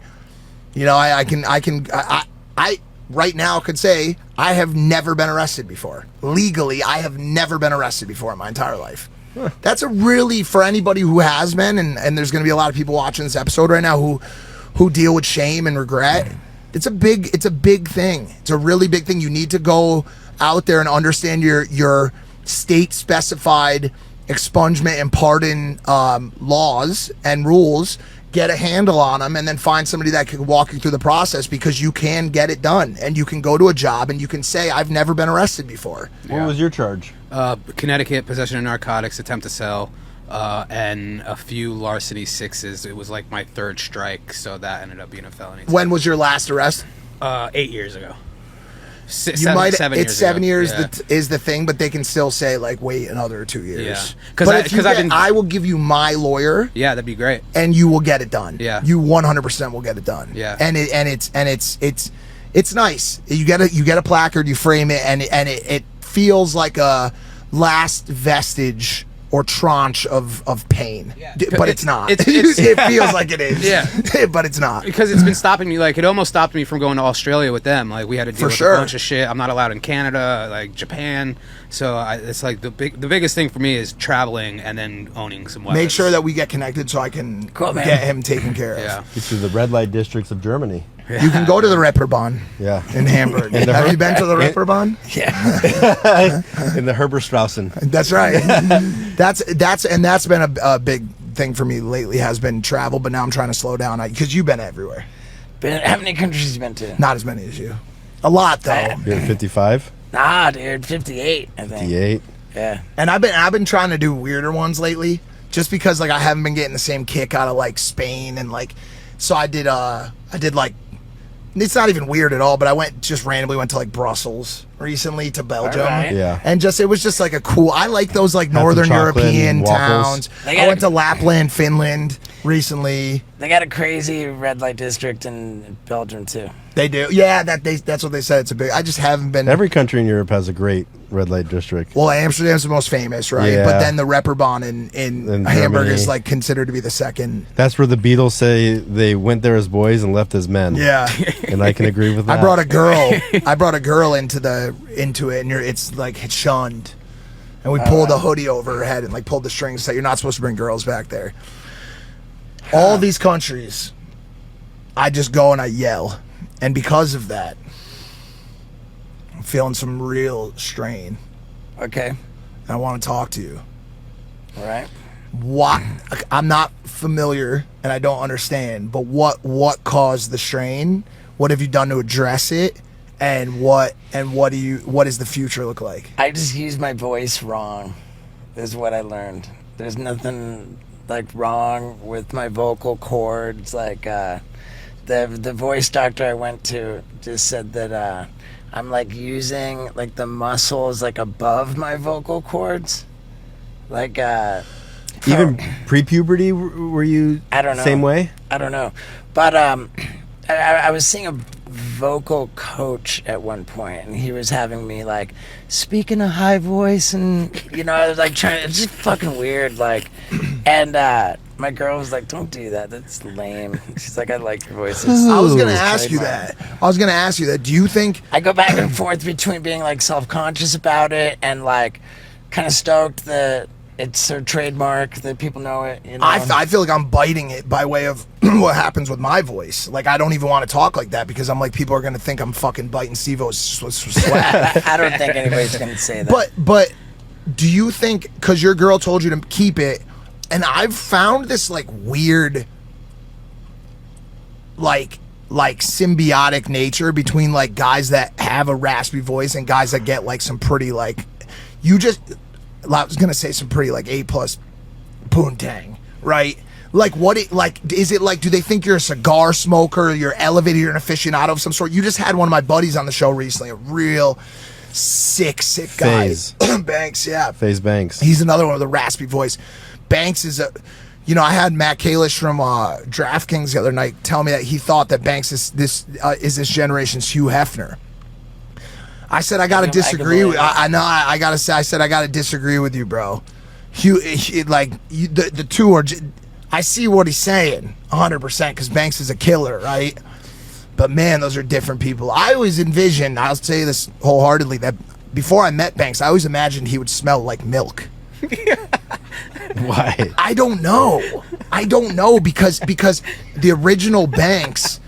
He would pour drinks in his pocket. It was his signature move. He would take a full beer and he would pour a beer in his pocket. And as it was pouring into his pocket, he would go, and it would fall on his tongue and it would splash all over him. And some part of me imagined he probably did that with milk too. and that he would just smell so bad. And I've been very good friends with Ricky for, almost 7 or 8 years now, like best friends. I went with him back to Boston for his dad's funeral, and I'm very close to him. Kid smells amazing. He smells amazing. He's one of the better smelling creators. Like he clearly, I had it all wrong, but he's another raspy voiced individual who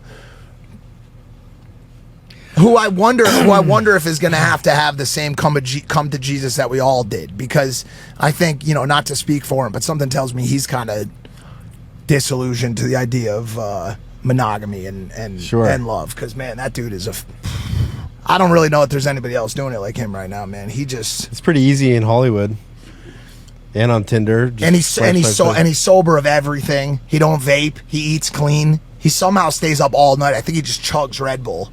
Nice. It's like he chugs Red Bull and just fucks and runs a successful business, and doesn't smell like milk. Like, it's like all those things are happening in tandem, But I love that he's like in a lot of ways like a brother to me, because we both come from really fucked up backgrounds, and I'm sure he talked about it a decent amount on his show. He's from a really nasty place in Mass, not too unlike New Haven or Bridgeport, RFK Jr. probably crushed a lot of sweet beef. I would assume so. He's a Kennedy. Dude, have you seen what he looks like with his shirt off? Oh, he's fucking jacked, bro. He's ripped. RFK shirt off. I mean, look at him, dude. He's like just pulling up and doing push-ups. That's got to be T, right? I mean, you can't be like sitting in your 60s like that. I would assume so. Is anybody on T here or no? I'm about to be. I'm on it. Oh, yeah? Yeah, I've been on it for 3 years. Yeah. Looking back, I would have maybe waited a little longer. What were your levels before? That was the thing. They were okay. I probably was in like the high fives. Oh, okay. I'm low 300. Yeah, so you can definitely benefit from it. But I'll tell you, even starting at the high fives, it dramatically changed my life. It really did. And for someone in the twos and you'll be a new human. You will not be the same person. Man, I anymore. can't wait. I started that and Ozempic at the same time. Did you actually? Yeah. That's a combo. He just dropped 40 pounds today. Oh I'm down shit! 40 pounds, You just dropped 40 pounds today. You Yeah, said? I hit 4. No, not all at once. Oh shit! I was like, dude, Ozempic is Yeah, No, powerful, I bro. started, what, was it 3 months ago? Yeah, so 40 pounds in 3 months. So both currently considered to be pretty safe. We're gonna see what the outcome is. Ozempic being the newer of the two, I think test has been pretty well studied. The question just becomes, what are you willing to give up? Because, you know, you don't care, you care. I don't know if you care or not, but it's gonna mess with your hair. It's gonna mess with your hair. It's going to. What do you mean by mess with your Wait, hair? testosterone? Yeah, you'll have to use some other stuff that will kind of manage it, because what it does is it spikes. So, oh God, let me try to do this properly, and forgive me if I get any of this wrong. So when you do test, it reduces your levels of naturally created testosterone in your body. There's a receptor. There's a receptor on the top of your head, right?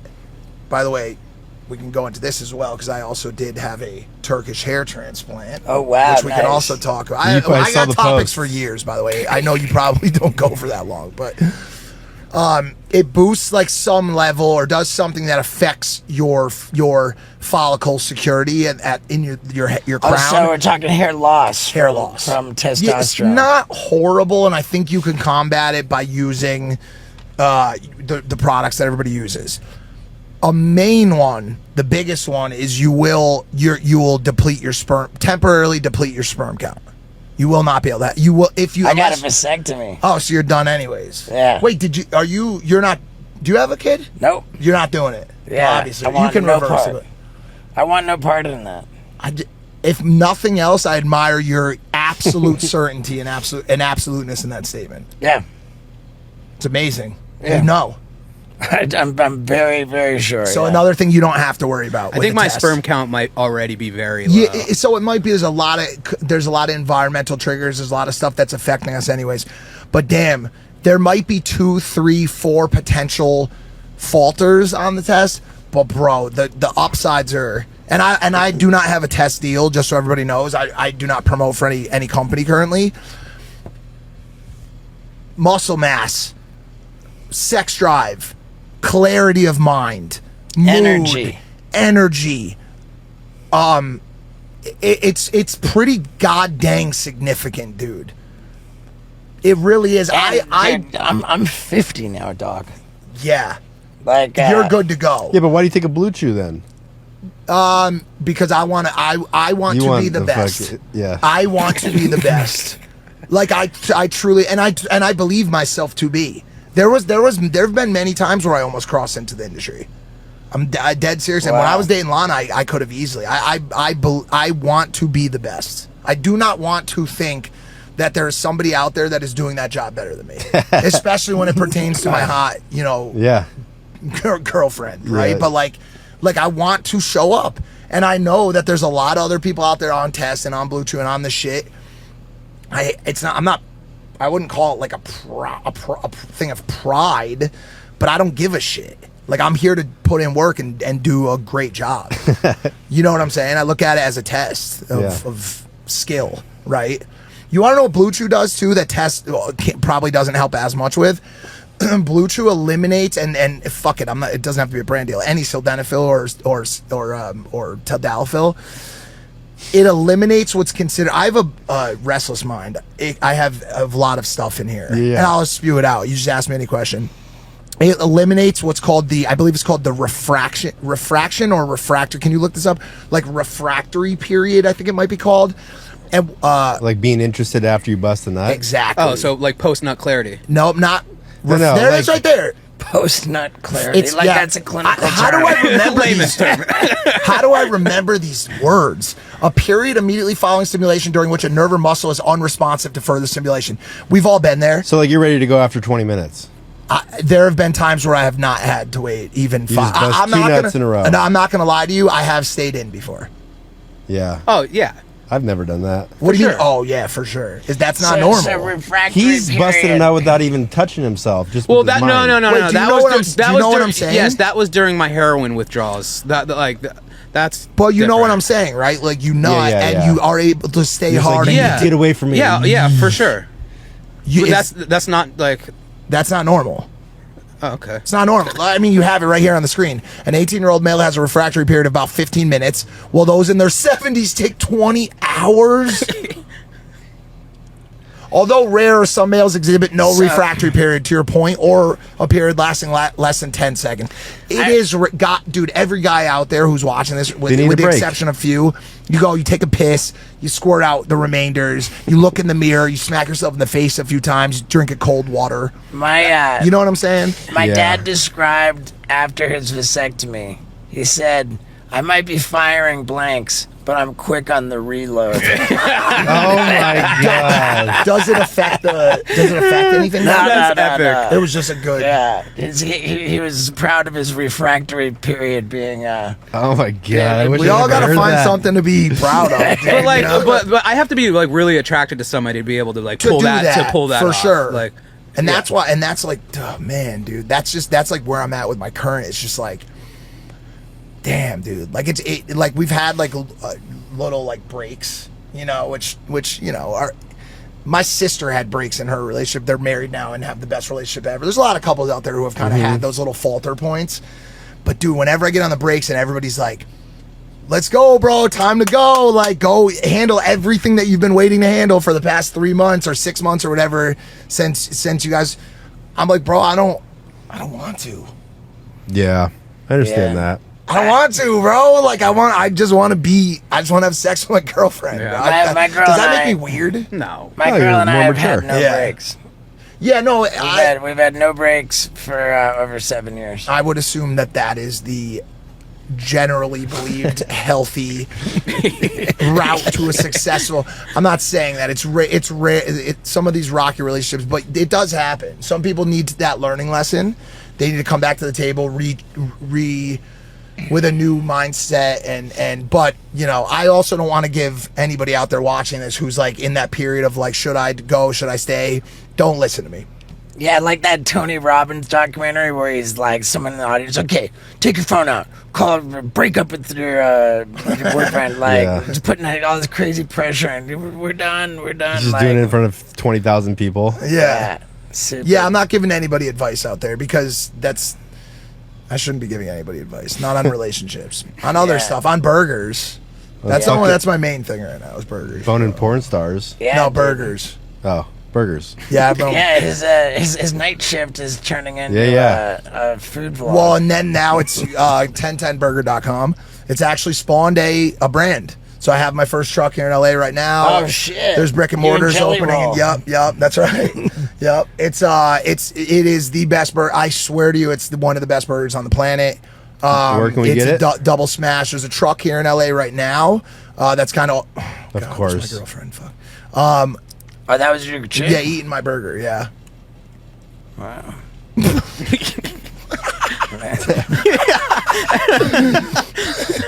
So like we kind of go all over the place and but there are new. I don't know when this comes out. Probably weeks from now Nah. or tomorrow or something. It's either this Thursday or next Thursday. All right, so show them those dates. Like it's around. Go to 1010burger.com and it'll be in a state near you. This thing. Listen, everybody who watches the night shift knows I'm obsessed with burgers. I've rated every burger on the planet. This is not like some thing where I was like, let's do a burger. Like if you're whatever city you're watching this from, I've been to your city. I've ate your best burger. I've been eating burgers in Qatar, Greece, Spain, everywhere over the world to create what I consider to be, the best double smash burger on the planet. and it's coming to a place near you soon. Good shit, dude. Yeah, dog. That makes me hungry, man. We technically could. Oh, it's closed today. Yeah, I'm not. I don't eat meat. You're not eating red meat, right? I'm a seafood guy. Only seafood. What's your go-to seafood? Shrimp, tuna. What about you? Like fish? Sure. It cooperates with your intestines. Fish does. Yeah, I've been eating a lot too lately because, dude, getting old is so weird, bro. Yeah. Yeah. Like, remember Yeah. when you could just fucking devour like Yeah. subs and hash browns and like weird shit and like Now we worry about cholesterol and blood pressure. And mine's shit. high. Mine are both pretty kind of high. Yeah, me too. Yeah, dude. Well, fucking A, man. I don't even know what to say. Dude, it's always a weird show with me. I hope somebody grabs some value from it. And I I love really it. enjoyed it. Yeah, Me too, of I- course. you. It Thank was you. I thought it was fantastic. great. When you go to Nashville for that thing, maybe let's link up. I would love Like, to. Whatever. I could bike for sure. I'm a huge cycle Cool, guy. man. Yeah, dude. I Sauna, cold plunge. I got the sauna. I I got do the both. cold plunge. Do all of it. I've got this. I've got this little skate half pipe, this little mini ramp. Not going on it. I will not. I will not go on it, dude. But there's but hanging from the middle of the barn that it's in is a big thing, like a big like strap just coming down with gymnastics rings. Shut up. So like, so it's like a pendulum where it goes back and forth. So the whole time you hold these rings, like you have absolute impunity. If you fall, like But it's based on your ability to catch yourself with your hands. you're holding them No, the whole time. you're holding on to it. Do you have a You're- photo of it? Yeah, can you bring up? I'm sure it's in your text messages It's from in somewhere. it's on my Instagram. Yeah. So are you attached to it, or you're just holding on with your You hands? just hold on to it. Okay. That. Look It- what we it's- have to go through to get there. It's It- just insanity, dude. Oh wow, wow. You see, like right here, I'm just holding it, and then But what if you slip or yeah, I Catch mean, yourself.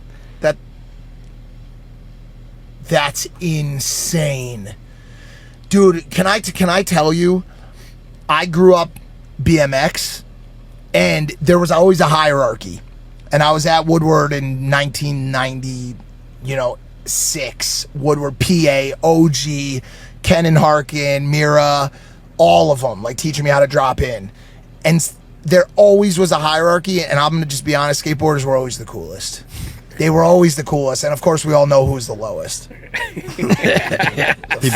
People on razors. No, I don't know if they might even be above it. The Or rollerbladers. fruit booters. See, Remember fruit booters, dude? Sure. Okay, there's gonna be yeah, see, you just hold on to them, and then if you fall, you're holding on to it. And it's so- a micro, so it's not like you're falling on vert. Yeah. yeah, Where like you're gonna really get screwed up. I would do that. I would happily do that, dude. yeah, it's fun, man. We got a whole ranch, and now that my background check appeal turned over my rejection. Now it's gun range time, dude. So every visitor to the place? ranch just gets just Have blast. you had a Pop, pop, pop, pop. have you used an AR like before? My neighbor brought over a bunch of guns, and we shot them all. It's incredible. I feel so bad for what I said to the girl that brings her guns to college classes with her, but I just Hey, you changed your views. bro, It's okay. in certain ways, but damn, I love that platform, dude. I did a Navy SEAL thing where we got to do live downfield action with it, where you're actually able to move vertically downrange, which most places it's a huge no-no. For sure. So with targets on both sides, AR plus handgun combo. So just expend a clip, John drop Wick it over shit. your shoulder, pull your handgun at your sidearm out. Really long range smoke bombs. Concussion grenades, like So it was sick. insane, dude, and got to do it in the rain with shit on fire, night Yeah. vision, and what I realized was that platform is incredible. It's an incredible. Shoots so smooth. But just don't. Yeah, dude, we'll skate. We get hot in the sauna. Do the cold plunge. I got a mile-long trail that goes through the woods for like killer hikes. Yeah, it's not too much He's of a living the hike. dream. Oh, you Can't can't hike. hike. Yeah, it's not. I could bike with you if you All want, right. or I'll go on your cold plunge. All But right. I appreciate you having me on, bro, and I'm happy that we were able to do Yeah, this. let's tell everybody again that this epic book, The Fifth Vital, Get on Amazon's the best place to go. Amazon, unless you want to listen to me read it, then you can listen on Audible to my voice to 7.5 hours if you want to listen to it. But I mean, yeah, the reviews are obviously pretty insane on it, and Yeah. it's quite the harrowing read. Yeah, dude. The Fifth Vital. Yeah, Grab that I look shit. forward to Dude, getting thank into you that. so much, Thanks, brother. brother. This was Appreciate. epic. Thank you guys for the therapy session. No, Honestly, thank you you for guys. It opening honestly up. felt like it, bro. And I hopefully it helps somebody out there. I love you guys. And there you have it, folks. Mike Majlak, a very likable guy. And we were talking about doing that episode a bunch before it happened. I'm just glad that it did, man. I really enjoyed it. And I'm even more glad that you're still here at the very end, my wonderful street team. You know why I call it the street team is because in the beginning, I would ask you guys to go ahead and post a screenshot of the episode or of the podcast and post it with the guest tagged so that they could see that you watched it or listened to it and that you enjoyed it, and give them some love. I would love for you to do that to show Mike Majlak that you enjoyed this episode, and I want you to know that I love you so very much, and I hope I get to see you on my Super Dummy tour. Yeah, dude, get your tickets, man. It's a wild ass show. I love you guys.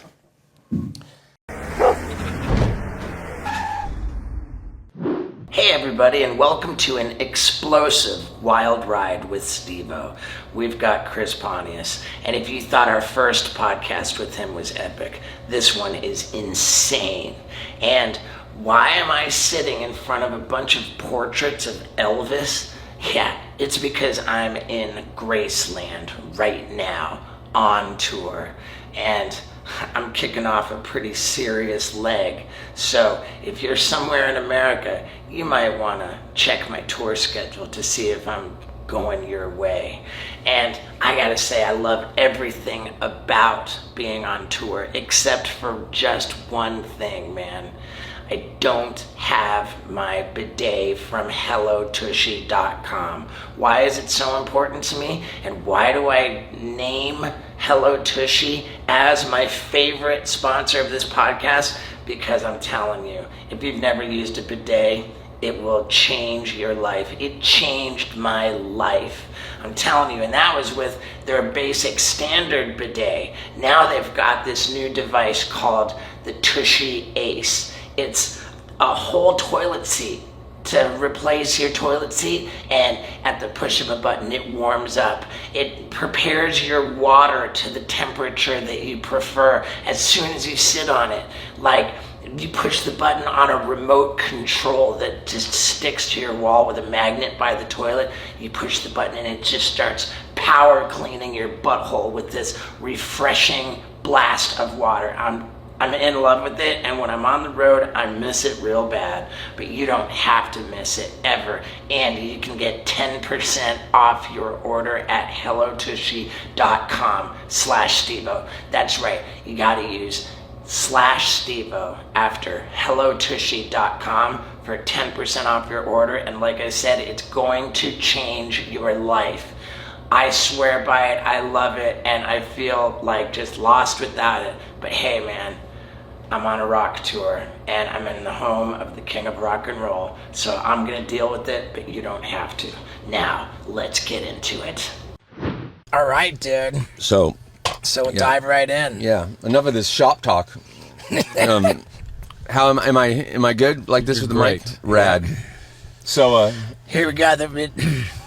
Ladies and gentlemen, the return of Chris Pontius. thanks for having me, guys. Yeah, dude. It's great to be in your van. Dude, I fucking wanted to make sure I was professional and that we didn't retread over the same subject matter that we did on your first podcast. I know. So I watched the whole first one and I was totally impressed by it. Yeah, it's good. Like, It's really Yeah. fucking good. we talked about a lot of things I don't think were ever covered in interviews before. Like, which it's rad. Like, it really Right. is good. I think Yeah, that's we the goal set here the on bar. Wild Ride. Yeah, it is. It was really good. We set the bar impossibly fucking high. It's impossibly high. So I mean, oh my God, we're gonna have to really drop the hammer. We're gonna have to really drop the hammer. Yeah, we are. have to dig deep. Yeah. God. So this is your first time in this van. Last time was on Zoom. Yes, my first time performing. I had a big COVID beard, as they called them at the time. I've trimmed myself up today. I mean, dude. Did you grow a big beard during that period? I did not. I've never seen you with the beard. I grew an afro, but I kept shaving. I always seen you with a mustache at one point in time. Yeah, you ever have a beard, Steve? I never have had a beard. Maybe I had a little bit of a goatee. You did have a goatee I thought before. I had a little goatee that I grew while I was in a psychiatric ward for 3 weeks. You know what I made you look even crazy. He's in the ward, like a crazy person. The doctors see the goatee, they're like, oh, he's not getting better, that's for sure. I have a psychiatric ward. I know we both dabbled in some, crazy behavior. And like ended up in psychiatric centers, even briefly. Did you ever deal with like a mean like Nurse Ratched type orderly? Because I have. I don't remember that, but I do remember it being pretty scary. And there were certain people in one of the psych wards I was in who were like just trapped and couldn't get out. Yeah. What? Yeah, like they'd been there for a long time. How do you not get out? Well, because like you're there for a psychiatric evaluation is what a 5150 is. Yeah. And you're constantly being evaluated. So if like the staff of the psychiatric ward evaluate you and deem you unfit to be released, they just fucking keep you, dude. You're at their mercy. Were you worried that you were never going to get out? Or I was never particularly worried about not getting out, but I was stuck in there for 3 weeks, like the one time, and how many it was evaluations my own is that? psychiatrist wouldn't let me out. How often are you evaluated? I mean, I think it's sort of an ongoing thing. It's pretty damn often. Right. But yeah, there were people who were freaking the fuck out in my first psych ward. Alan Watts was talking about a study they did in the university back in the day where like they had a bunch of college students check themselves in to a psych ward and then try to get out, and then when they got in there they're like, no, this is a school project, you don't understand, like we're trying to get out, and they're like, sorry, you're in. There's some like sadistic people in some like people smearing shit all over the walls. No, there's some people that work there too. Like are just. I'm not saying everyone, but there's some sadistic people that like. I think they like. It's a power thing. The power thing. Like what I noticed one night in Miami. You weren't there, Scott. Fortunately, me and Steve were out on the town. Yeah, this is a story that we told. Oh, we did. We told that story fully on the first when one. you woke up on top of your car. But people didn't see it. You guys partied hard in Miami. Yeah, when I woke up on the car naked. But so when I was in whatever version of the hospital, like the psych ward of the hospital, there was this one like orderly that was like. I was like, I gotta get out of here. I gotta go to my hotel. I have to present at the Latin Music Awards. And he's like, you're getting a little too excited. I think someone needs a Valium. And I was like, no, just take me back to my hotel. And I'm like, God, it was horrible. Like he was a freak, and the policeman had to like break it up. You're like, okay, I'll take a Valium, but I really gotta get out of here. I was over Valium at that point. That's what got me there. Right. Oh, well, it was more of a mixture of cocaine and. I mixed. I didn't get my. Did you get the jab in the butt? No. The booty juice. You got the booty juice? I got pepper sprayed. Yeah. God, and it hurt. That's what I always ask Knoxville, what hurt most of the self-defense test. He's always said. He always says pepper spray. And I've never been shot by a gun, thank God, but pepper spray is horrible. Like it's so gnarly. It's so gnarly. After I got pepper sprayed, I told every girl, like, your little taser thing, like, throw that away. It does nothing. That's what I tell. Pepper spray. I know, and I give girls that I know like pepper spray. In South Africa, I gave everyone pepper spray. I was like, carry this with you. And then they go out for a walk, not bring the pepper spray, get mugged. And like, why didn't you have that? I told you. You practiced it. Like, because seriously, it should give you so much confidence. Like, the good stuff. You're just like, shut down with pepper spray. So funny how like at any time when we had security, I always got in more trouble because we had security. Oh, yeah. Like, it would give me this sense of confidence. Like, when we filmed Jackass #2 in New Orleans, and we had, like, armed security with us. Right. And I was responsible for riling up some folks who ended up, like, really badly assaulting Jeff Tremaine. Right. Yeah. You shoved them. I shoved him. Yeah, I think shoved we him back. probably told that story on the train. Why would you did. have security? Like what? It was post Hurricane Katrina in New Orleans, and like crime was just going crazy, and like everything was in pretty unstable shape. I think they just made like all productions have security, and I wasn't there when you initially pushed the guy, but yeah, so you pushed. These guys came. They were from a group of people in New Orleans that They had some beef with Bam or something. apparently with CKY. Apparently they'd Yeah. gotten into a fight at the House of Blues during a CKY show, and so they heard the Jackass guys are at this hotel. So these guys like show up that would never be in this lounge, and they go. I guess I wasn't Yeah, the downstairs guy when goes it up to happened. Knoxville. He says, "Hey, why don't you buy me a drink? You're rich. Fucking buy me a drink." And Knoxville says, "I did. I got you a White Russian, but I might have cummed in it." And then I go up and fucking shove the dude across the whole bar into the arms of our security dude, who drags him out. And that kind of riled him up a little bit. That'll do it. Later on, some of the guys were at a bar, and I was with him, and I went to go get a sandwich, and then Shauna calls me and was like, "Jeff got a bike lock like smashed over his head." That and wouldn't happen if Pontius was there. No, I would have. You know what? I would have stopped it from happening. You know, Yeah. kept it cool. You would have disarmed him? I would have disarmed him. You would have submitted him? Submit him. Maybe a little late. Maybe a little late. Yep. After he tapped, I'd let it go a little long. Whatever. Yeah. Yeah, dude. So you've moved from the heart of Hollywood I moved out to the valley. to the valley. Yeah, I got out of there. I was over it. But yeah. So I'm stoked out here. Now, you had that house that you moved out of for fucking damn near 20 years. Yeah. So yeah, I bought it like God before even Wild Boys. I remember. Well, no, you were buying it when Jackass the movie came out. That's right. Because I remember at the time when Jackass the movie came out in 2002, I was like, Chris, we're like hot shit right now. We got a movie out. You got to fucking tour the world. We got to fucking. And you were like, oh, well, I'm like trying to like do all this stuff with my new house. I'm like, what are you fucking talking about? Like right now, like tour the world and make tons of money, buy a bigger house. And, yeah, so I got that house, and that was around. I think it was around when I was doing that Charlie's Angels thing. So Right. I briefly, when you see that, I got hired like to work for a week on Charlie's Angels, The movie? Full Throttle. I mean, dude, 1 week and it turned into like Turned into like months, and so I just would sit there with all like the stuntmen, and we just get paid for doing nothing. They couldn't get their act together for all like the action scenes, so I just sit there and play guitar. Everyone was just getting paid double overtime every day, and it was the best deal ever. It was fun. Like everyone was really cool, and so yeah, I saved up a lot of money. But think you were you bought- in Charlie's Angels? Charlie's Angels Full Throttle. Full the Throttle. second That's one. like a sequel. Okay. Yeah, like you were a so stuntman for the women? 'Cause you I had was long hair? I was Yeah, I wish. Yeah. You were Lucy you were a Liu. or- stunt? yeah, no, but I was basically in all these fight scenes with the stuntmen, so and I was supposed to be like some sort of mobster. Gotcha. How I did gotta you check get that out. role? Because I don't know why. Like they just called me to, just called you come to be be a in it. stuntman They're like, on "Oh, we got a job for you." I tried out for like a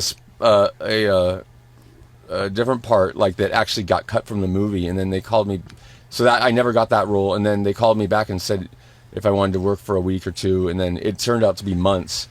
And so like they had like the stunt team from Crouching Tiger, Hidden Dragon there, and all these crazy ropes and all this setup, and it just like they couldn't like. I don't know. It was weird. Like they couldn't get it organized quick enough, and the studio kept changing the script, and so we just would sit there like, and they'd be like, "We might film," and then it would go to double overtime every day. Wow. And so what, you were sitting around with the stuntmen and they got you jazzed on the idea of buying a house? No, that job helped me buy that house. though. Oh, gotcha. I But- mean, like, you certainly had it in 2002, and I think that was a reasonably good time to buy a house, yeah, right? Yeah, It was like at the time, everyone was like, "Oh, like it's stuff's so high," and then like a few months after I bought it, stuff just jacked up. And then now, like when I sold it, I earned a lot of money on it, and then I bet. And then when I bought this house, like a few months after it, I bought that. Everything went crazy again. Like, so yeah. Timing. So you're doing quite well with the real estate. I'm doing all right with the real estate. Yeah. It's a sound investment. Wee Man bought a house in like right in like Marina Del Rey, like on the boardwalk, like Hermosa. some Hermosa, yeah. Hermosa. Like Hermosa Beach, like right on the beach. It's a beautiful fucking house, and like that was like 2009, I think, and then he sold it not that long ago for over double what he bought it for. Yeah. Amazing. It's crazy. You probably made way more than double on yours. Yeah. The Nichols Canyon. Nichols Canyon. That was a beautiful At least place. triple. It was rad. Did you ever have water going through the creek there? Oh yeah, most of the time it would go through until like this multi-year drought happened. Yeah. But yeah, it at least tripled. Like, Who are your famous neighbors there? Ooh, Pontius is definitely gonna talk about some famous people right now, and it's definitely gonna be exciting. And you know what really gets me excited? Having a huge boner. Yeah, I said it. And you know what makes me get a huge boner? Blue Chew tablets. Why? Because they have the same active ingredient as both Viagra and Cialis, except they only cost a fraction of the price, and they're delicious. Man, I'm telling you, if you ever thought it might be fun to take a Blue Chew tablet and then go to town with a huge boner, well, your instincts were right, because it's a lot of fun. And man, does my girl Lux love it when I creep up to her and stick out my tongue and she can see the blue on there. She goes, oh, she just screams, and then I take her to Pound Town, baby. Yeah, and now you might be thinking, whoa, but don't I need a prescription to get Blue Chew tablets? And yeah, you do. But the good news is you don't have to go to some awkward in-person visit to the doctor, because right at bluechew.com you can consult with one of their medical providers, and it is fast, it is easy, it is simple, and the Blue Chew tablets are on their way to you. Plus, here's the kicker. I can get you an entire month's supply of Blue Chew tablets completely for free if you just use the promo code STEVO at bluechew.com. Yeah, dude, all you have to pay is $5 for shipping. You go to bluechew.com, you use the promo code STEVO for an entire month's supply of Blue Chew tablets. You only pay $5 for shipping. It's probably the greatest deal that we've ever had on this podcast, so jump on it. And now, let's get excited. Henry Rollins lived down the street, and Wow. yeah, the crazy thing was it wasn't like Steve. I don't know. Did you have a beef with Henry? I didn't have a beef with him, but we had this woman, this young lass, who, I mean, there's no polite way to say it. She had been passed around the Jackass cast, and Pontius and I even shared her at one time. You know, we had At the same time. At the same time. Was that the vagina eating contest? It was a New Year's Day. It was January 1st of 2002. Okay. Like, the Jackass offices were just opening, but we had not started filming Jackass, the first movie, yet. And New Year's Day, we had done like every drug in the book the night before. Mushrooms and coke and ecstasy, like cocaine. I mean, dude, it was ridiculous. It was ridiculous. This was a party with like the whole cast, like New There Year's was a Eve? party, but we ended up back at my apartment with this young lass. For your own party. Yeah, for our own party. And the sun was up. I had a pull-out sofa. We were on the pull-out sofa in the living room. Wow. And this remarkable occurrence happened where we both emitted. And it hit, we were on so many drugs. It was like it happened in slow motion. I saw our semen flying through the air, both of our semens, and it landed on this woman at the exact same time, coming from like different, coming from. Oh, and that was when she said, "I wish I had two mouths," because that would have saved her from turning her head back and forth. Oh my god! Oh my god! Yeah. But wow. but this woman in particular, this lady I speak of, Yes. had identified Henry Rollins as a love interest.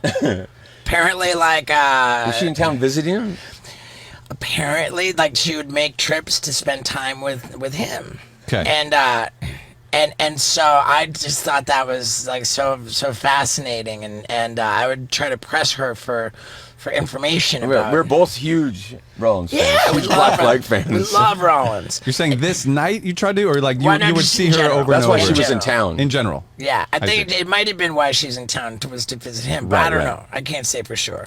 But I was like, I remember pressing her for information. I was like, so when you're making love with Henry Rollins, he grunts, right? I know he does. Come on, tell me he grunts. Right. Yeah. I mean, I can't even confirm that they even had a relationship, but I just like The idea is cool. The idea went like I went crazy with it, Okay. and I went on the Howard Stern show with that young lady, Okay. and she was doing all kinds of crazy stuff. I remember like Immediately took her shirt off, didn't she? yeah, immediately took her shirt off, and she was rolling she rolled a pool ball out of her boobs, like onto a light bulb on my head, breaking the light bulb, like really high level stuff. Yeah. And I told Howard Stern all about my ideas of what I thought her relationship with Mr. Rollins might have been like. Wow. So I just assumed that Mr. Rollins was none too pleased with me. Right. But later he said he never even heard about any of it. Which, do you believe that? I don't believe it. Yeah, I Who mean, knows? Well, to complete the story for people, because I've heard you tell this story before, when they did the tattoo, the off-road right, the tattoo off-road on tattoo. They told me it was going to be Nikki Sixx Right. driving this Hummer, and I was like snorting cocaine off a picture of me and Nikki Sixx, like waiting for my hero Nikki Sixx to show up, like as if he was going to be really impressed that I was snorting cocaine off a picture of him. because he was sober.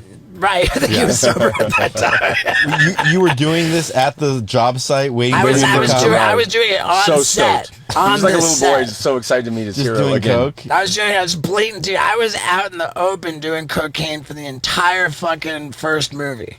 The only scenes that I was not on cocaine for that whole first movie were the ones we filmed in Japan because I couldn't find cocaine in Japan. But Whoa. so yeah, I'm just snorting coke, and they say, okay, dude, this SUV pulls up. They say, okay, Steve-O, your fucking hero, Nikki Sixx, has arrived. Go up and fucking go greet him. Did they And know I it got- wasn't him? They were just. and We all knew. I go up to the SUV, and fucking Henry Rollins gets out, and I thought, oh my god, this is a big thing. He's gonna kick my ass because he hates me. But he was nice as could be. Yeah, super nice. It He was was so- awkward though. He was sober too. He's always been sober, I think. Yeah. He's like Are a they straight straight edge edge? guy. Yeah. Pretty yeah. much. You're just Yeah. like, Well, wait, Chris, you guys knew. So was the prank just like, oh, it's not Nikki Sixx, or were we you all knew. expecting Yeah, we were Henry like, Rollins? oh god, he's gonna be so freaked out Here when, comes when another Rollins line, shows Steve. up. So you And, knew yeah, he'd we be were so scared. excited. Yeah, because Hey, you were there for that? yeah, oh yeah.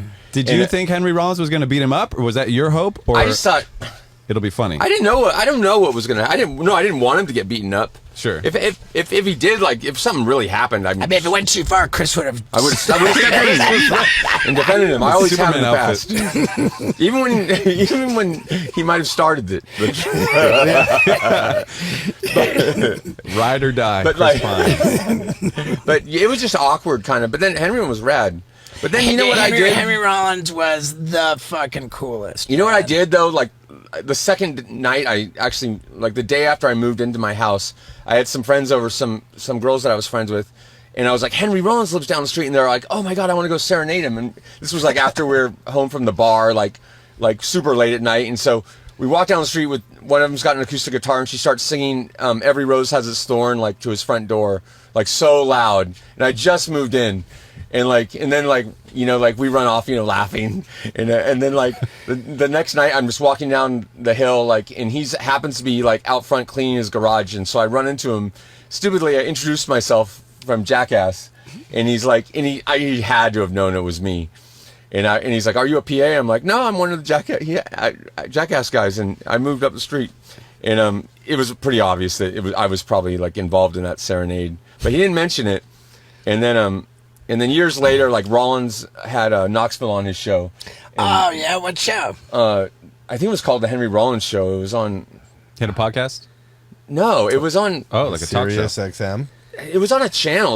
I can't remember what it was. It wasn't a very good talk show, though, to be honest with you, because it seemed like maybe he might have talked too much. There's no shows like that. So it sounds like a podcast. But Knoxville brought up that I lived up the street from him, and he's like, "Oh yeah, I was serenaded once or something like that," and that's all he said. But So he pretends to not know. He other probably than knew that, about your Howard Stern I never shit. really talked to Rollins. In all 15 years he probably lived by me. He moved before I did. One time a bum set a fire across the street from his house. Accidentally, like their camp caught on fire, and everyone like ran down to watch the fire, and he was there, but he didn't talk to me. Like he was really to himself. Every once in a while, you'd see a young lady like that. You could tell he was briefly dating, like in front of his house. But other than that, like it didn't seem like he had company over very often. Yeah. But You guys have met probably a lot of your heroes, like in your line of work. Like who's just been the coolest? The coolest? Yeah. Brad Pitt was cool. Brad Pitt was super cool. He did, yeah. Brad Pitt was super cool. Leonardo DiCaprio was super cool. I've never met him, I don't think. He is really into animals, and he came up to me. I guess I didn't tell this story. So I was at some event, and he came up to me, and I didn't know it was him. And he asked me about like Wild Boys. He's like, "You're from Wild Boys," and I talked to him for like an hour about like all this animal stuff and all that. And I was like, "Oh, that guy was real cool." And then later on in the night, like I saw him like going on his way home, and he was with some gnarly model girl. I was like, "Whoa, that dude has a gnarly girlfriend." You didn't know it was Leonardo probably DiCaprio? like Giselle or something. Like, yeah, I didn't. And then the next day, my friend's like, "Yeah, when you were talking to Leo last night," and I was like, "That was Leonardo DiCaprio." I was like, "Whoa, I had no idea." Wow. Like, I'm not very good at knowing if people are stars. Like, but he was super cool. What was Brad Pitt like? He was rad. So fucking cool. What year dude. was this? Dude, it was 2001. Yeah, that was When we 2001. Like met. Legends of the Fall shit, like around that time. Yeah, 2001, and Spike Jonze was buddies with Brad Pitt, and so they were like hanging out, and Brad was like, "Dude, I want to be on Jackass." Like, really? And they're like, huh? And so Spike set it up, and there was like a TV office that we had, and Brad Pitt's just hanging out. Just hanging out. I remember like I bummed a cigarette off of him. Like he gave me a cigarette. It's crazy he smokes. I was so surprised he smoked. And Yeah. in that movie 12 Monkeys, to get his character, he said he stopped smoking cigarettes to just get really fucking antsy and fidgety Really? Oh, and wow. act like he was in a mental ward. God, yeah, he I was rem- super cool. Like, And you I filmed a remember, couple. Go ahead. Like he gave me a cigarette, and right in that same sort of moment, I had my skateboard, and I went to go do this super difficult like fast plant finger flip trick, and I pulled it off. In front of Brad. In front of Brad Pitt. I did my most difficult trick, and I pulled it first time. And I was just like, I remember like the first thing he said to me too. He was like, "Hey, how long did it take for your eyebrows to grow back when they waxed them off?" Wow. that's rad. Yeah. He's a fan. Yeah, it's super cool, dude.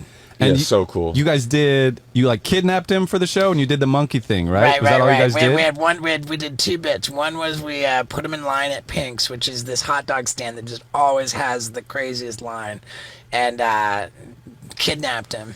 So funny. Which the cops, we called the cops ahead of time, set it up with the police. Okayed it with them, right? Yeah, we just said disregard. They knew to disregard calls about Brad Pitt being kidnapped. People were trying to save Brad, freaking out. Like, this one dude was like pulling back really hard. Right. And then Ryan Kingman was there filming with it, like, and it was Bam was so pissed about the monkey suit thing. And he made a good point. He's like, you have Brad fucking Pitt. Why on earth are you going to put put him in a monkey suit and cover his face? Yeah, that's Like, it could is a be good anybody. point. I got it. I know. I thought he had a good point. Why but did they do the that? punchline was though at the credits when it's like it said like people. Well, it was yeah, like, the monkey there was like get- Brad Pitt in the monkey thing, and then he takes the mask off, and it is Brad Pitt. Oh, so when you first see his name, you're like, oh, that's obviously not Brad Pitt. I think But that's then what he the reveals idea it. of So it people was. It was a bad idea. So people were trying to save a monkey, not Brad Pitt. No, well, no, they no, kidnapped they were Brad separate Pitt. bits. The night monkey bit. Yeah. It was an extension of this bit that I did before that, where I just ran around town like causing trouble just as a monkey, and I swung on this flagpole. Remember that? There's I a do. flagpole I swung over traffic. That was from this thing that Nodis did in Transworld, like where he was swinging over like a car. Do you remember that picture? I remember a lot of Nodis. I don't remember. But I guess Spike took that picture, and he knew where this flagpole was. Oh, cool. Oh, It was wow. amazing. But I'm fascinated with like different celebrities and like asking people who the meanest one and who the coolest one was. I can tell you who the meanest one I ever met was. Uh-oh. Her name is Ellen DeGeneres. Oh, shit. It's crazy that all this stuff's come out like about Ellen being mean. Because when I met her, I thought she was really mean. Like Where'd you meet her? I met her at the VH1 Big in 04 or Big in 05 awards, and it was when her show was like, I guess she was the big thing at the time, and all the like Her sitcom or her Ellen show? the Ellen show, or the one where she like in her her talk show. The talk show. So she was there, and I guess I was in the green room, and there wasn't that many people in the green room, like, and so everyone like got to talking pretty good, and like someone like warned her that like one of the toilets was broken because it was like these kind of like those fancy outdoor toilets, and she was like just gave a really rude response, and then she was just smoking cigarettes like in her Ellen assistant was like, smoking cigarettes? yeah, I was so Wow. surprised she was smoking. And she's like, so what do I got to do? Like, and she's just pissed to be there. And then she comes out on stage and she's like all like funny, nice Ellen, you know, like the person that they think she is. Wow. So I talked to her, and she had no interest in talking to me at all. She like, and yeah, I don't know, she seemed to hate me, but then she seemed just to hate everyone. So I wasn't surprised when everyone came forward saying that Ellen is a tyrant.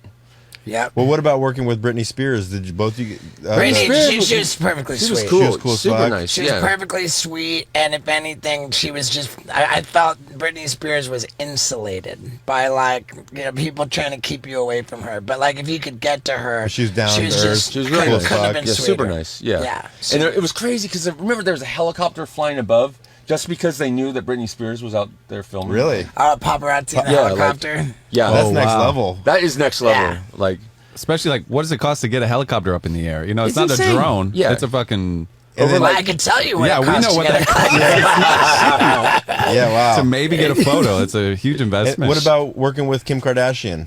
She was cool as hell. I heard Yeah. she was nice. Yeah, she's super laid back. Like, I met Kim Kardashian a bunch of times. Yeah, I've always heard she was really nice. Yeah. Who have you met that wasn't so nice? Lindsay Lohan. No, Lindsay Lohan was always super sweet to me. I partied with her a lot. Okay. I remember hearing some of those party stories. Yeah, Lindsay Lohan. I partied with her a lot. One time she came over to my apartment and immediately locked herself up in the bathroom, with one of her friends. And then it turned out that she had left her wallet in my bathroom at my apartment. So she reached out to try to get her wallet back. Now, meanwhile, while she was at my apartment, I pulled out a video camera on her and just filmed some stuff that made her pretty uncomfortable. And then the next day, she's like, "Hey, I left my wallet. Can you bring it to me?" And I fucking brought her back her wallet and made her sign a release form for the footage. I traded her. I was like, Wow. yeah, here's your wallet, but can you just sign this? Because you were going to use it in one of your own videos. Yeah, I wanted to use it in one of my own videos. It wasn't anything like that bad. No, it's It wasn't nothing. anything that bad, but it just also was like I just stuck a camera in her Sure. face, and it was super aggressive. I've seen the footage. I think at the time it's like she was like a paparazzi, Right. It was when she was on preyed fire. upon. Yeah, so Yeah. any her partying, for you to pull out a camera, this is the last thing I want to see. Yeah, I you think told me that's when that- she started hiding in the bathroom. Yeah. You pulled out the camera. Because of you. Yeah, and then you're like Lindsay, I want to show you a trick with this knife on my nose or something like Yeah, that, that and she checks just out. refused to come out. Yeah. You told me a story about partying with her in New York and her having 2 SUVs and bodyguards and muscling people out of the bathroom. So you can. Yeah, there's a little bit of that. I don't know if these are private stories. Maybe, yeah, just Yeah, leave it maybe we at should that. avoid those. Yeah. Yeah, then I'm not gonna. I Well, here, I'll say this. There was, at some point, I feel like it was in the news that she had, a list of... There was something that got, leaked, and it came out, and it was, in her handwriting, and it was, she had written a list of, famous men that she had been in bed with. yeah. And, she had mentioned some of that. I remember you telling me about asking her about them and who was the best and who had the smallest wiener. She did critique. Yeah. Is there a best we can get, or any sort of? I remember. Yeah, I remember it was. Yeah, I'll leave it at that. Yeah. Fair enough. But wait, for Chris's question, who was the least cool celebrity you met? Oh boy, we're about to say some not very nice things about a bunch of celebrities, and I don't even feel bad about it. But you know what I do feel really bad about is the awful garbage I have been putting in my body. My diet has gone to absolute hell. Here at Graceland, they've got this rock and roll cafe where I ate fried cheese. That was my best option. Mozzarella sticks, and oh dude, it's so bad. But the one thing saving me is Athletic Greens, baby. It's just right here. Comprehensive and convenient daily nutrition. You know what that means? This gives me all of the nutrition I need. It's saving me from my terrible diet on tour. Okay? It's got 75 different vitamins, minerals, whole food sourced superfoods, probiotics. It helps gut health. It helps digestion. It helps with brain work. I mean, it really helps me think better. I'm telling you, I love it. I swear by it. I use it every day, and it is saving me from myself. And if you go to athleticgreens.com/Stevo, you'll get an entire year's supply of immune-boosting vitamin D, plus 5 of these comprehensive daily nutrition packets completely for free with your first purchase. So get on over to athleticgreens.com/Stevo and get healthy. Yeah, dude. Now, let's talk crap about celebrities. For me, the least cool... And not because you were being like annoying or... Right. So I'll take all those out. Oh, well, then everyone was pretty cool. Yeah, who was the guy that you got into unprompted. Vegas? Mike Ness, and he was that guy. He wasn't uncool at all. I mean, dude, like, I'm always annoying, or at least I was really annoying. And I remember Kid Rock was with Pamela Anderson in, like, again, it was like 2001. And I was like, yo, dude, oh, man, let me show you this trick. Oh, man, I'll show you this trick. And I'm, like, balancing the cup, and I'm trying to lay down. And, like, he just fucking kicked me. He just straight kicked me and knocked the cup off my head, ruined my trick. I remember, like, it might have been at this party, like, we went to, like, it was, like, Stuff Magazine or one of those men's magazines. Yeah. And then after it, we went to, like, the after party, and, like, I remember seeing Kid Rock with his chick. I thought it was like this gnarly, like, stripper-looking girl. And once again, I didn't recognize the star. It was Pamela Anderson. Yeah. But I was blown away by how, like... That was actually where it was a Santa Monica Pier. Yeah. Fucking Stuff Magazine party. That was where Kid Rock kicked me. Yeah. In the middle of my trick. In the middle of my trick. What you would just go up to people and be like, "Let me show you a trick." this out. Yeah. Leonardo DiCaprio, can I show you a trick? That's what he did to everyone, not even celebrities, though, when we first met him. Yeah. Oh, dude. I remember, like... What was your go-to trick? Though I balanced the cup on my head and Why? drank it without touching with my Why hands. would you want to show people that? Just You Yeah, I know don't know, what? but dude, I remember a lot of people were not fucking stoked on it. I remember Perry Farrell from Jane's Addiction. He was in the middle, it was way before even Jackass, and in like a crowded nightclub, and he's trying to just navigate his way through the crowd, and I'm like, yeah, dude, let me show you a trick. He hated it, and they would watch the whole trick and be like, right. "Cool." And Prince was super a jerk to me. I remember I was like, oh, Prince, dude, let me show you a trick. And so I'm doing my trick, and I had this model girlfriend, and he turns to my model girlfriend. He's like, "Does this impress you?"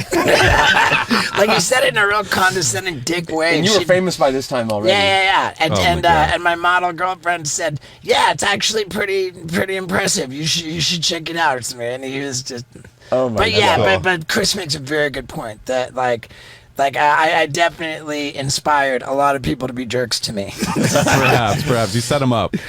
But I remember one of the first or second nights we ever hung out, like we were at the hotel that we were staying at in Miami for Jackass, and we were climbing on like the balcony or something, and the security guard like rolls up on a golf cart, and he's like, "Hey, you guys got to get down," and you're like, "Dude, it's cool," and you like jump down, and you did a press to handstand for him to like show that it was cool. Like, and I was like, he's like, "Yeah, you did that for me before at a bar, and I bought you drinks."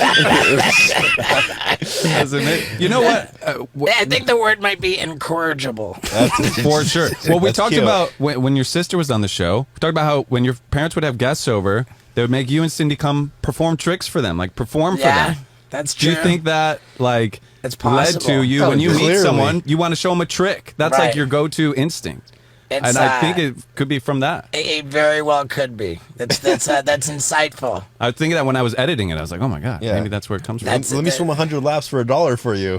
Yeah, Right. it's like a new person, like a new friend. Like, let me show you a trick. Like, let me Right. perform. Yeah. What am I? That's heavy, dude. Yeah, I mean, dude, and let me say too, like, having watched our first episode, like, I fucking am so grateful for you, dude. I mean, I just fucking love you so much, man. And particularly as we reflect on what an annoying douche I've been over the years, like, your unwavering love and support of me. I It's love you just- too, and I didn't think you were you were annoying. I think, but yeah, when I said that, like it was maybe the celebrities might have taken you as Right. aggressive, I can be a lot to handle. overly friendly. Yeah, my problem is too that when like the more a person excites me, the more amplified my approach to them is. Yeah, So it's kind of like people stutter when it's most important for them to not stutter. Right. Like I'm You the get more biggest articulate. I'm the biggest douche when it should be important to me to not be a douche. Right. No, but you're like when we have somebody on the podcast that you really want to have on, like you're really like articulate. You know, I'm sure the drugs and alcohol didn't help at all the case, but like when you have somebody here, like you're not overzealous or anything like that. Like you just, it takes you a little bit longer to get to the point, but like you don't go crazy. No, yeah, you're not so much this way now. The way Yeah, that we're I've come a describing. long way. I've never known you like that Yeah. since I've known you. You know. oh yeah. That you were just excited. You were just happy to be there. Yeah. You know, the people, and at least you were nice. You know, the worst people are the people, not the big celebrities like Brad Pitt or Leonardo DiCaprio. It's always those fly-by-night celebrities that like are like big one day and then gone the next, that think they're like the biggest deal in town. Like those are the ones. Like The Situation. That guy, wasn't he Yeah. rude to you? He was a jerk to me. The situation. Yep. Yeah. What He didn't happened? like your trick. I didn't hear it that far. It was on the Was it in a MTV Awards? the MTV VMAs, or no, sorry, it was the MTV Music Award, MTV Movie Awards, and we were there to promote Jackass 3D. And like I went up to the Situation on the red carpet. And You were sober. I was sober. Yeah. And I went up to the Situation, and he cool guyed me. I forget He what. was just too cool, though. He snubbed you. He was too cool. He snubbed me. You were like, I hey, think dude, I might like, have been barging into his interview and interrupting. And I was making fun of really him. sober. I haven't seen anything of that guy since that comedy special. Like, you were on. Yeah, I wasn't You on. weren't on that one. I wasn't on the one, but he was on the What, the roast? That- roast. he was on a roasted roast. and- Trump, didn't he? Roast Trump? He like perhaps it was pretty gnarly. It was bad. It was pretty gnarly bomb, and certainly. He really bombed. How were But all I'm the not. I'm not trying to No, to sorry. beat up on him too much. You know, I think how were all the stars when you did the celebrity roast? Were they all? I mean, pretty they cool. were cool. They were super cool.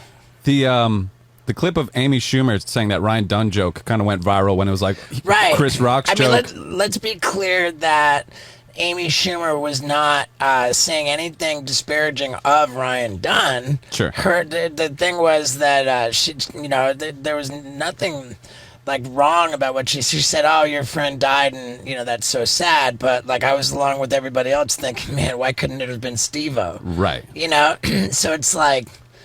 I mean, I don't know. Well, Like, she I think she caught a lot of grief for that. That I don't think that. Well, I'm not saying we should pile onto her. I just saw it go viral recently. and- I actually, you know, myself, I got carried away in all of the grief that was being thrown at her, and I at one point reached out to, you know, to just try to say, hey, like I'm not proud of how I handled this situation. I was a jerk and I contributed to it, and we made everything really nice. And now whenever I see Amy Schumer getting grief for that to this day, it just I don't like it. Like Yeah. I don't think she deserves it, and it bothers me. Good. Do you guys have any cool Ryan Dunn stories?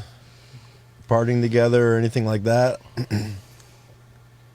Think of something in particular. Can we get you to squeeze a word in edgewise? What I'm doing my thing where I won't shut the fuck up. And, No. But this is interesting. This Yeah, is all cool. This is great.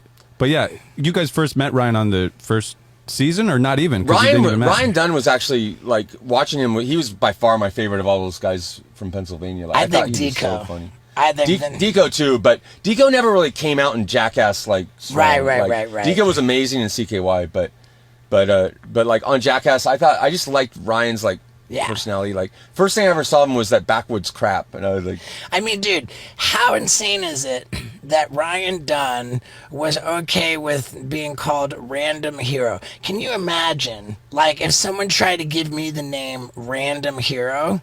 How fucking incensed I would be. I'd be like, no, like, you know. He likes like, the name Random Hero. Like, yeah, he was just so, he had no ego. no is what I'm ego saying, at all. you know, He was like, amazing. He had a great vibe. Like You have no ego, too. Like, try not to like. Yeah, I think. Hopefully, I don't. yeah, and it's wildly impressive. That's one thing I gleaned from listening back to Lack of ego, though. Like, oh, sorry to interrupt you. Yeah, it's Lack fine. of ego also can kind of. I think it's hurt me because to be like an entertainer or someone that's like being famous, like you need some sort of ego to a point. You know, like for the sake of your career, like you got to believe in yourself. Like, I mean, and which is different than having a big ego, but you know.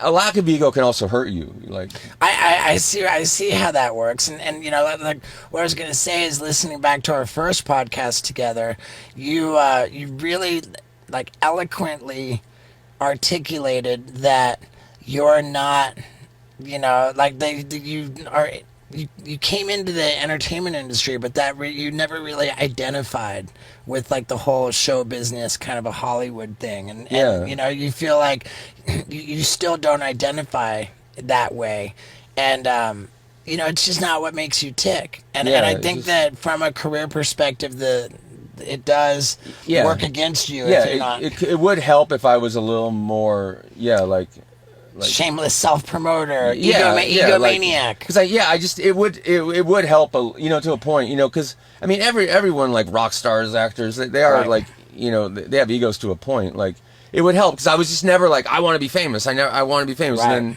I just became famous. Like and right, but I think it does work against you to a degree, but at the same time, like you're this special like unicorn kind of, you know, like whenever you pop up, it's like it's more something fucking. Well, that's dope. a nice thing to say. That's rad. Thank you. Like I think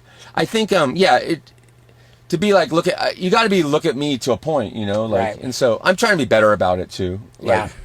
But like and also like on Jackass we all have our role, you know. I think a good thing about Jackass is like the variety of people that we happen to just land with, like how it was never meant to be like a little person, a big guy, etc. Right. But it just happened to be that way. But like as like Jackass went on, everyone kind of knows where they fit in and what we Sure. know, like where someone's strengths are, and I think. Now, when you say that, you know, you're going to work on being more like sort of an attention seeker. Well, that's how I'm hearing it, and I like that because I've been trying to encourage you to get into creating content and you know, running a YouTube channel, putting up videos. Like I really think that is the way to the future. And It is, so huh? creative too. I mean, dude, you are so creative, and when I just think of like a Chris Pontius YouTube channel and like how fucking genius and just wonderful your videos will be. Well, at Big Brother, you were my favorite writer. Oh, thanks. You know, and that's That's rad, and I love writing.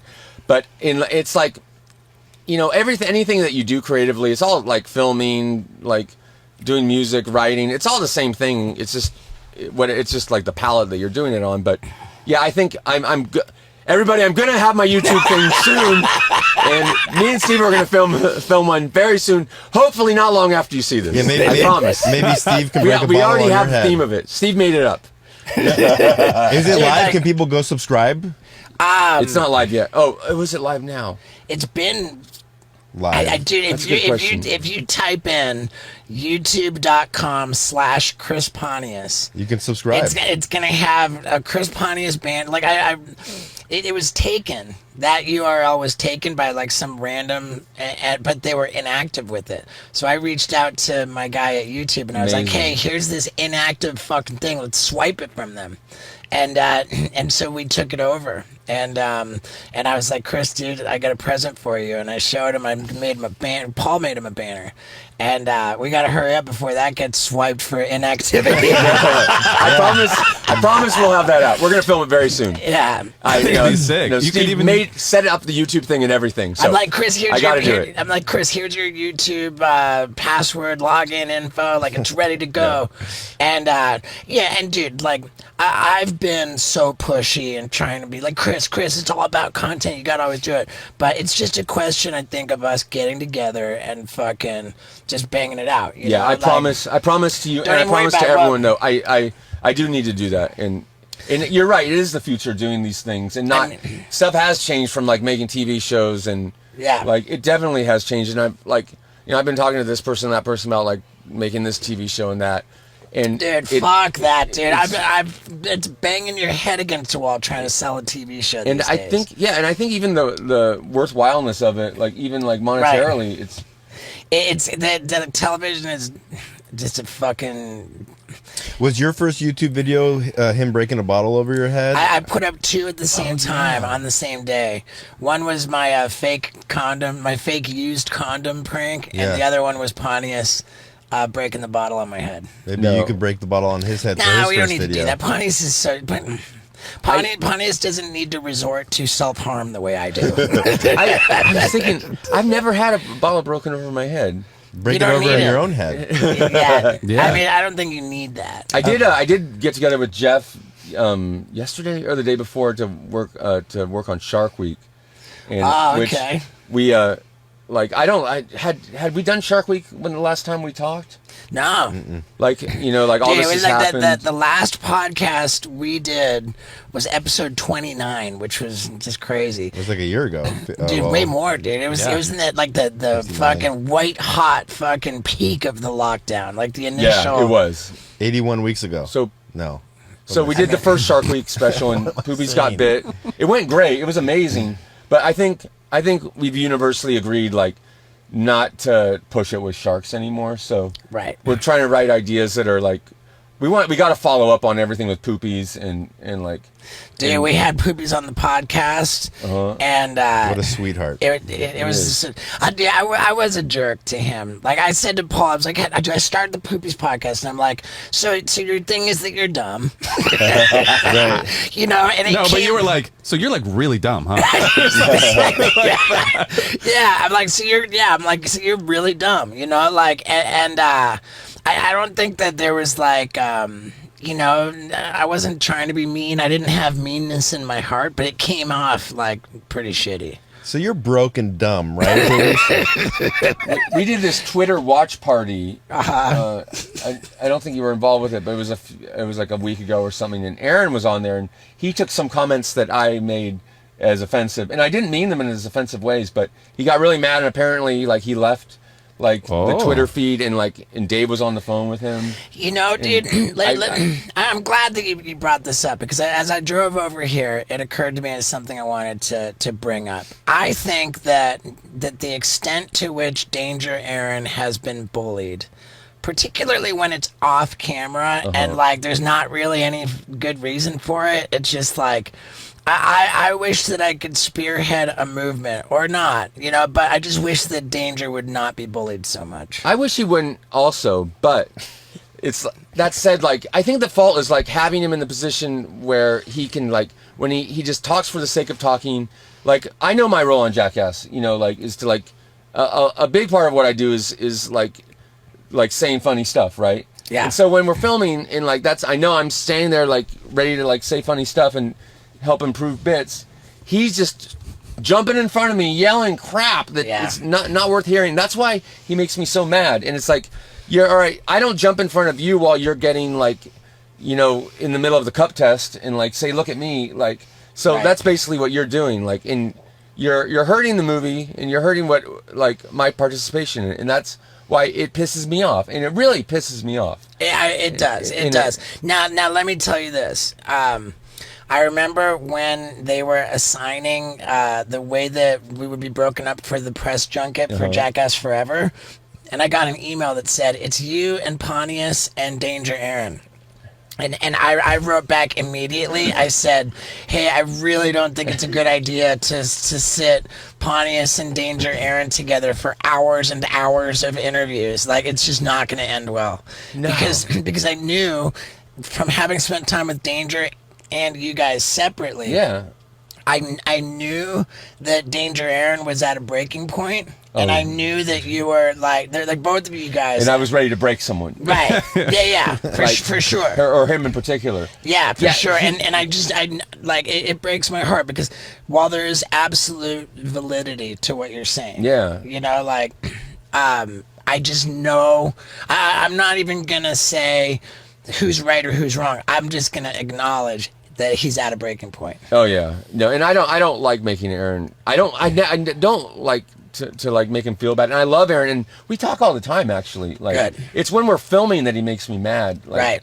But Aaron's rad, and it's really just a matter of not having him in the position to be doing that. Really, like. Right. I brought it up with Danger, talking about him being bullied. Really? And what's he It was a clip on our channel. Yeah, it was a clip on a channel that did really well. Did really well. You know, I mean, Strong clip.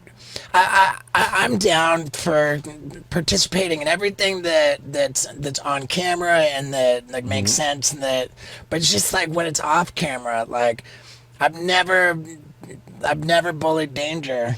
Yeah. Like off camera, I don't think. I don't feel I bully him off camera. I mean, if anything, it's like it's whenever he steps on me talking or interrupts me or talks over me, and it's so frustrating. And it. So I mean, it hurts me. It's so funny. Like this is like Chris expressing how I feel when I'm doing my comedy show and people are yelling shit out during my act. That's a good topic. Drives me fucking nuts. Yeah. So yeah. Does that happen a lot? Like when you have to deal with a heckler? Dude, Every show. I got into therapy for it. I literally fucking went on BetterHelp and got fucking therapy because I can't. I fucking can't handle it. Really? You already talked about it in therapy? Yeah, dude. I've had numerous sessions. Did they get to the root of it? I mean, it's just like I mean, basically, it was like I had to do inventory on it. You know. Well, that's and the thing of part of being a comedian is how good you are dealing with hecklers. I actually kind of like hecklers to a point. Like, well, I mean, the word heckler conjures up notions of wittiness and like challenging the comedian. Yeah. But the reality of heckling is just it's fucking drunk shitheads that are just yelling out with bad timing. So they stomp on your joke. They fucking ruin your joke. It's everything that you're describing about Danger Aaron. Yeah, but doing that during your show. Yeah, that's not like a heckler in the sense that like your stereotypical sense of it, like just challenging the comedian to a joke contest. Yeah, they really are messing up your show. Right. I had a guy actually do that to me at a show a while back, and what I did, like, you can't always do this. I invited him up on stage and then choked him out. No, I didn't choke him out. He was a really aggressive, really drunk heckler. And I invited him up on stage and I put him like in the corner like he was going to do something, and then I just like forgot about him and I went back to my show. So he stood there like awkwardly for like 10 minutes like looking around like thinking he was going to get called, and then he was like up and he just like walked off. Wow, that's smart. I didn't mean it to be smart either. It just happened. Like I just put him in the corner. Right. But then he didn't know what to do because he all of a sudden was on stage. But not being asked to do anything. Right. Like, wow, that's pretty I put funny. him in an awkward situation. Right. I want to ask you two questions. The one would be, do you have a favorite Jackass bit that you've done of all time? And then do you have a favorite Jackass bit for forever? I'm going to answer for Chris, and his favorite bit that he's done of all time is the opening of the new movie. I'm pretty stoked on the opening of the new movie. Wow. I'm sure that's amazing. been asked a lot in the press junkets, but I was just... I mean, if you think about it, like the box office performance of Jackass Forever, while it was successful, it was #1, like still it got fucked by COVID. So as we're saying this, there's probably a great number of people who have not seen Jackass Forever, even though it's now available for home. Like you can get it on iTunes and home video. And when you get the digital home video version, it comes with like 40 minutes of extra shit, which is all awesome shit too. But there's just a lot of people that haven't seen the grand opening sequence of Jackass Forever, and it's fucking awesome. You want to give them a little breakdown of what it is? A little taste. Oh, all right. So Pull your pants I down. will without spoiling it for anyone. I mean, you can. I'll just do it best I can. I don't without think that you can spoiling like spoil what it. happens in it. My penis is in a monster costume, and it's dressed up like a monster. So I actually have some things I want to actually talk about the experience of filming. For sure. This. I mean, So- dude, I remember on the set, Hair and you're in the makeup? middle. You're in the Yeah. middle of this big miniature set. Pubic makeup. Like this big miniature set. You're underneath, and there's just all this fucking machinery, and your dick got like fucking caught in like gnarly. some cog of machinery. It was the gnarliest. What Like- machine? So Dude, it was. They had the like Oscar award winning fucking Gnarly. best puppeteer team. the guys that did the puppeteering from like Ghostbusters and the top like demolitions people to put and then makeup I'm on on this your dick? cart that is No, like they had fucking they were puppeteering. His dick was a puppet. yeah, and they couldn't figure out how to attach it. They couldn't figure out how to attach my dick to the thing to puppet it off to make it stand up that way. And crazily enough, my wife actually came up with the apparatus. Like you can even notice like at the beginning, like it's like standing up. It's just kind of weird. You can tell someone's pulling it, and then later on, it's like held up really good. And she came up with like this like weird thing that we got from a wilderness store, and like it ended up being the perfect thing. And Dude, I wish yeah. we had it the whole time. May saved the day big time. How long- Here's the thing. Like his penis gets painted green, like to be like this fucking dinosaur monster. Anything except Godzilla. A And kaiju, as they call them in Kaiju. Japan. So they've got this fucking miniature city for like the miniature shots. They had the whole Paramount lot, which is New York City, and they had fucking huge cranes throwing fucking cars, explosions, everything. Like it was a $3 million Is fucking gnarly. shoot. And there's a slot like that my penis and my balls are going through, and I'm under the table, and there's like a rig that it's like on wheels or something that like it enables me to travel under the table. So like when it's too tight, like it gets caught, like your balls get caught or whatever. It's gnarly. But the thing that I have some thoughts to share about my whole experience. I've share. never even mentioned. So the first thing we did for preparing for this bit, like it was first going to be a bit, and then it ended up, and we had a way scaled down version of it. But then when we started to film it, they're like, oh, this is too funny. We got to make this the opener. But anyway, so I meet with like this makeup artist guy. We're in this like room basically together, and like he's got to paint my dick in all this and put all these scales on the backbone on my dick and all these things. And it's so awkward. Like you always think in the back of your mind, what if like I accidentally got a boner, and it would create this really awkward situation because my dick's literally in this guy's hands. And like, just by not wanting to get a boner so bad, what if it made me get a boner? Did you get Like, a boner? You know how that happens when you're Sure. in class? Don't think of a pink elephant. Yeah, no, I didn't get a boner. And not even close. I was fine. But then but there's always that fear, and when you're doing it, like, so, you get talking and try to just ignore the fact that this dude's holding your dick and like Small talk. painting it and putting like little eyes on your dick and like, but the awkwardness of if I accidentally did get a boner, like, Did he have nice hands? no, not that I remember. Did they have a Like, gentle touch? Did he tickle a little bit? no, but How'd the brush feel? it felt fine. The thing was like after when my wife later on like came in to help me clean it up with some oil because like I don't want him to have to be the one scrubbing it. Then when she was doing it, I almost got a boner, and it was almost embarrassing for me to get the boner in front of, even though he wasn't the one scrubbing my wiener. Like it still Wow. would have been awkward. Like, Sure. but I stopped myself from getting a full boner. But still, like, like heavy with blood, like really heavy with blood. But anyway, like while filming the bit, I actually, like, is trying to be professional. Like, is the monsters is like, you know, like getting more and more excited going through town, like destroying the stuff. I did think in my head, like, to try to get, if you watch the intro, you'll notice the monster does like get more and more excited. Yeah. I did do that purposely. Like I try to I get myself right on the edge of like a little more excited, like make the monster a little bigger, control the blood, like push a little more and more blood into him to make the monster more excited without getting a boner. Because if he gets a boner, then number one, it's awkward. Number two, it's NC-17. It makes it changes the whole rating of the movie. If you get a boner, it's NC-17. Yeah, you can't. Our rating doesn't work for a hard dick. But dude, like, you know that perfect place you are, like right after you come, for sure. Like your that where you're not hard, but like your dick said it's absolute best looking. You aim for that. You're never gonna get there because it's too close to a boner. But that's what you're aiming for. That's a lot of pressure for your dick, dude. It is. Dude, it's a mental game. Yeah.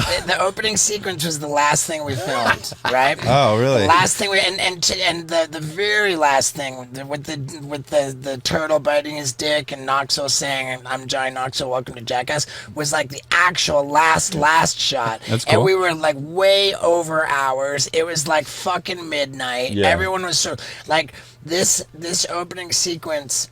We never even got a crew photo. You know, like on the 3D Seriously, movie, like they had the whole crew in front of that big rainbow. Mm-hmm. There was no crew photo. Everything went over. We were already into extra days, and they had committed to this $3 million budget. Like for it the can't opening. go wrong. Like, and they had no fucking idea if it was even going to work. and the fact that they didn't know how to attach the wiener. Like on camera? They didn't know that, like, whatever you did on the day when it was just supposed to be a bit, you didn't get too deep into the fucking logistics of it because they had no fucking idea if the whole bit was going to work, and they were committed to $3 million. Yeah, because because of the COVID situation, like all the like different professionals involved hadn't gotten together to have a proper powwow. So the puppeteers hadn't talked to like the set designers, and to make this whole thing work, like it wasn't really figured out. So anyway, my balls are the feet of this monster, right? Right. So they didn't know, they couldn't make my balls sit on top of the table. So Johnny Knoxville actually had to volunteer, but bravely volunteered himself to like, he crawled under the table into this tiny space to physically with his hand hold my balls up there, so it could be the feet, like, which is so rad that we're, you know. Yeah. Wow. I mean, You know, it's just, that's a bro. It is a bro. You know, to forget about like anything like that and just realize it's just skin, and like to do that to make it work, because that's the only way my balls were gonna like. And right, well, they actually had little baby feet that were that were like mechanically supposed to push your balls up, like, but the feet didn't work. Yeah, like so much about it didn't fucking work, Yeah. and they're like, oh my god, and they like, hadn't really figured it out. Like they didn't know if they hadn't figured out shit. Yeah, which is frustrating as and hell. they didn't know what they were doing, and there were millions of dollars committed to it. Wow. Yeah, It came out. It worked. It worked out beautifully. But it was crazy. Like it was such a gnarly set, and like Spike just ran that like. Yeah. But yeah, they didn't know if it was gonna work, and I'm in the most uncomfortable position also. Dude, for how long? Dude, hours and hours. Days and days. Yeah, like, hours. 3 days of in the weirdest. Like, it had to have been like fucking 6 hours on multiple days. And you're like squashed in this like a pancake in there with your back all arched in and the your dick most out. fucked up position. In position. order to get his dick positioned the way it needed to be, his body was in the most awkward fucking state. Yeah. So they had to like elevate me into this position, and I'm like arched, so you know the highest part of me is my dick. And like all the machinery that was fucking pushing him back and forth and like making it all work, like fucking. It's crazy. It was like heavy machinery that his dick was fucking like. You have to like go into this zen place while filming it. But you know what? Like if they did, you know, if they offered to make a movie about Ponyosaurus, I'd be the first one to want to do it, because an animated, maybe like a little like a TV I just show. thought it was so funny and Kids show. So, dude, you just put out these Ponyosaurus skateboards, and it makes me so curious about like where the rights for the. I mean, in that case, the skateboard, the person who drew the Which is Ponyosaurus, Sean Cliver. right? So of course Sean Cliver owns the rights to that drawing. But is there a bigger is there a copyright to the idea of Ponyosaurus? Well, what about Sarko shirts? What about that? You mean this shirt that I'm wearing, which is available at chrispontius.com? Yeah. Yeah. What about that shirt, Steve? I mean, it is such high quality. I love it. The cotton. I love that shirt. That's one of my favorite bits that we ever filmed. Yeah. But how's that with the copyright? With This all one that? was from a picture that Tremaine took, and Tremaine gave us his blessing. Yeah, he doesn't care. So Ponyosaurus, I'm gonna make you saw the promo squeeze toys. Right. We're gonna make our own, and they're not gonna be exact copies of that one. Right. But like, I think it's my dick dressed up as a monster. Like, Right. how much can you copyright it? Like, Right. Well, what you can do is you can clone a Change- Willy, and then Yeah. you can paint that green. I had something Yeah. come over to put Steve's dick in because I wanted to sell like like a mold? like autograph Yeah. Steve's dick. did like, you mold your dick? Well, It's a longer story, but wait, we still have the mold, and Not that it's my long. gift to you. you can clone your dick and just paint it green and go to like a dildo company and sell replicas of your. I don't think. Whoa. I am gonna make Ponyosaurus dolls. Yeah. So, yeah, for sure. Because And people reach out like every day are asking for them. So Right. if they want them, like we're in the process of getting them made right now. Good. And there Stress should be relief. like Yeah, for There's- stress relief. yeah, there should be like more Ponyosaurus merch. I Yeah. believe. So the Ponyosaurus dolls are literally in the works right now. I can set you up. So with, many people have wanted them. Yeah, I'll set you up with my secret weapon, my graphic designer. I'll even drop his name right here, Mike Hillier. Nice. Fucking guy is Really? epic. He's Oh, awesome. That's good. He did the Johnny O boards. Wow. He's done. He did my bees board. Yeah. Wow. He's a crazy illustrator, and he happens that's to be rad. Really a relative rad. of mine. Wow. Yeah, I'd love to talk to him. Yeah. It's my dick dressed up as a monster. Like, yeah. So we're definitely and people are like begging for them. Like, where can I get one? Like, so like. Well, Right. I mean, your board's fucking flew. The boards sold. I mean, granted, I didn't have as many as I would have liked to have had, but But there are more on the way. so Sean Cliver drew it for his company Strangelove, and he sold out. Like, he put them up like a week before, and he sold out. Like, I think the first day. Can't- I don't know how fast, but ours sold out in 30 seconds. Or something Yeah. like 30 seconds. May and I were watching on the Shopify thing or whatever, or on the site to see like how fast they'd go, and it was like a minute goes by and she's like, they're gone. Like, what? Like, and like people were like, how did it, like, I had it in my cart ready to go, and it was just a Wow. matter of, Right. I don't know, like, so Yeah. Yeah. That just goes to show you that you need to be following Chris Pontius on Instagram. Otherwise, you're never going to even have a chance. I was just, God, I was so bummed that not everyone could get one. So yeah, they're going to be out soon more, and Yep. I think we're going to have to do a third pressing too, like, because I mean I know that there's going to be like X amount available, but I know that we're going to need more. I think change it up. I think change it up and do your own artwork so if you can keep more profits because We're gonna- then you own your own. We're going to do shit. another board. Yeah. We're definitely making another board because, Yep. and then without That- getting yeah, too much what- into my deal with Sean, but What make another board as an apology for this one? yeah, I do love the board. Like, I love the shape. It's great. It is a little wide. I know, even with shipping, like That- it's that- wider the- than the boxes. Did like- you choose that board style because that's what you used to ride, or that's what I was didn't available? choose that shape. Like Sean or his partner at Strangelove might have. It's like a brought that classic shape Nash shape. It's. I love I don't the know shape. about Yeah. a Nash It's a shape. real like. more- It's a real like late '80s. It's not of the old school or of the new school, but of a distinct middle school. Yeah, it's a whole middle school shape. Middle school, yeah. That's what I always consider you a middle school skater. Yeah, I Like think it's that- kind of like H Street Video era. Yeah, like you are dude. such a middle school skater. Like Yeah, like right when Blind came out. yeah, which was such an important era in skating. Yeah, it was. Like doing like tricks like stationary on curbs. Oh yeah. And I don't. I'm sure. Is middle school like? Is that term like commonly known with the current?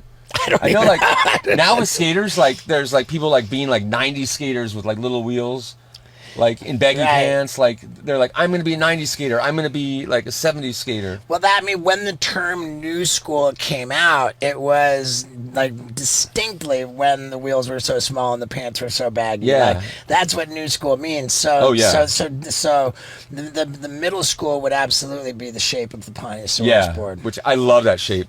But yeah, we're definitely doing a different board too as well, just for the sake of being able to put out as many as we want. And not like cutting into Strangelove sales. How many subscribers does the YouTube channel have?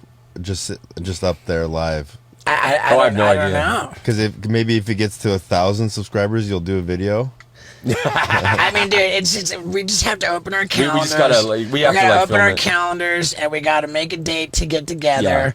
And at that point, it's not about Let's whether officially make a date. Like, we'll make it right. after we do this. We'll make one. And- Yeah, I leave town for a little leg tomorrow, but right when we get back, dude, it's on. Where are you Yeah. going, Thank you Steve? You, so- going out on tour? Oh yeah, that's right. I'll be going to Louisville, Kentucky, and Memphis, Tennessee, and Rutland, Virginia, Charlestown, West Virginia, fucking I'm gonna, Portland, Maine. Portland, Maine.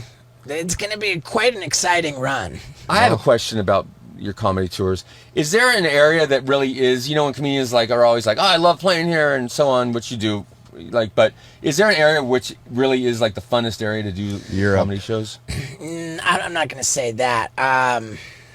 In the States, I at least? mean, I think that I enjoy, and I enjoy a more sophisticated crowd that's not gonna be disruptive. Yeah. And there's types of places where The Wilbur in Boston. that dude super sophisticated crowd Yeah. and perfect. I definitely noticed that too. I think because the theater sets the mood too, though. Right. it the does. elegance. That's definitely true. I did a show with some of the Jackass guys, and I couldn't even hear myself talking. It was just this gnarly, drunk, belligerent crowd. Right. And I was standing there, I kind of didn't know what to do. Right. And Wee Man was so rad. He's good at handling hecklers. Some guy comes up with aggressive, and yelling stuff while he's trying to talk. Wee Man's like, let me see your phone, dude. And the guy hands him his phone. Wee Man just hucks the phone into the crowd. I was like, whoa, you're aggro. That's a good way to handle him too. I mean, I couldn't do it, but the guy was interrupting the show and being rude. Yep. And Jason really put him in his place. And I don't I'll tell you play what, he that didn't shit. do it again. Yep. There you go. Yeah, because he couldn't You find know his phone. what was also crazy about that same show? I think that was the show where I put the guy in the corner. That same show. So, Dave England felt that Aaron was talking for too long, and so he yanked Aaron off with a cane, off the stage, Yeah. Gong Show style. Preston told me about that. Oh on God! tour. So Aaron was mad about it already, and I guess the night before, Dave hadn't been out in public, away from his family in a while, and he was a little too excited. Dave was being crazy on stage, trying to pee on Aaron or everybody This else. was the punch. Oh yeah, so yeah, have we talked about that? Well, before? it's Not live on air. Oh, you did. After the show. After the show, during the meet and greet, everyone's getting their merch signed and everything, and Aaron's actually on the other side of the merch table and just steaming. Yeah, he reached a breaking point. Yeah, he reached, and Dave's there, saying Dave kept bumping into the table, and May and him and Aaron were on the other side of the table, selling merch, and he just kept bumping Aaron's merch, and Aaron's just getting mad. He keeps bumping my merch, and then finally he just slugs haymaker Dave, and Dave freaks out and starts throwing Dave's weird rabbit. Dave has a weird style of punching, these weird rabbit punches, and went all aggro, and security had to pull him apart, and already. And that's on camera. It's on camera. Dimitri has the footage. We're still waiting for Dimitri to unearth this footage. Oh. Yeah. That should be your first YouTube video. Yeah, Is I know. the highlights of Yeah, that talking tour. about that. I know. We have so much that Who won and the then fight? Wee Man it got merch stolen, separated right? immediately. So,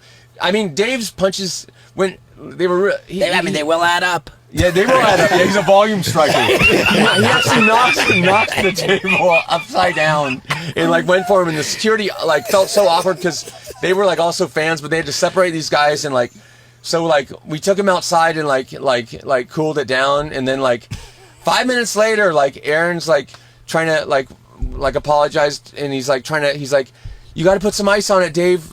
They say that takes 80% of the swelling off. Or the first 10 minutes is the most important time to ice it. And they're hanging out together as bros. He got off his chest, and but at the time, and Aaron had his big That's a story that needs rings to. on. That's a story that needs to unfold. It does. At youtube.com/Chris Pontius. And there's nothing stopping. You make a point, Scott. There's nothing fucking stopping everybody listening to this podcast from typing in youtube.com/Chris Pontius and subscribing so that they can, and hit the bell. So that when- Jackass ready. meet and greet fight. Yeah. Yeah. I mean, I think that it should just be like the untold story of the Jackass tour God, of yeah. 2015 or whatever. If Dimitri would only like get that footage available, Yeah. I'll give him a call. Like, he's got to have great stuff. I mean, dude, tell him that if he doesn't unearth that footage and produce it and hand it over, that you will be going through your drawer looking for the right singlet to confront him in. And I wonder how many singlets I have left. I definitely have 2. I've got my like lava camo singlet.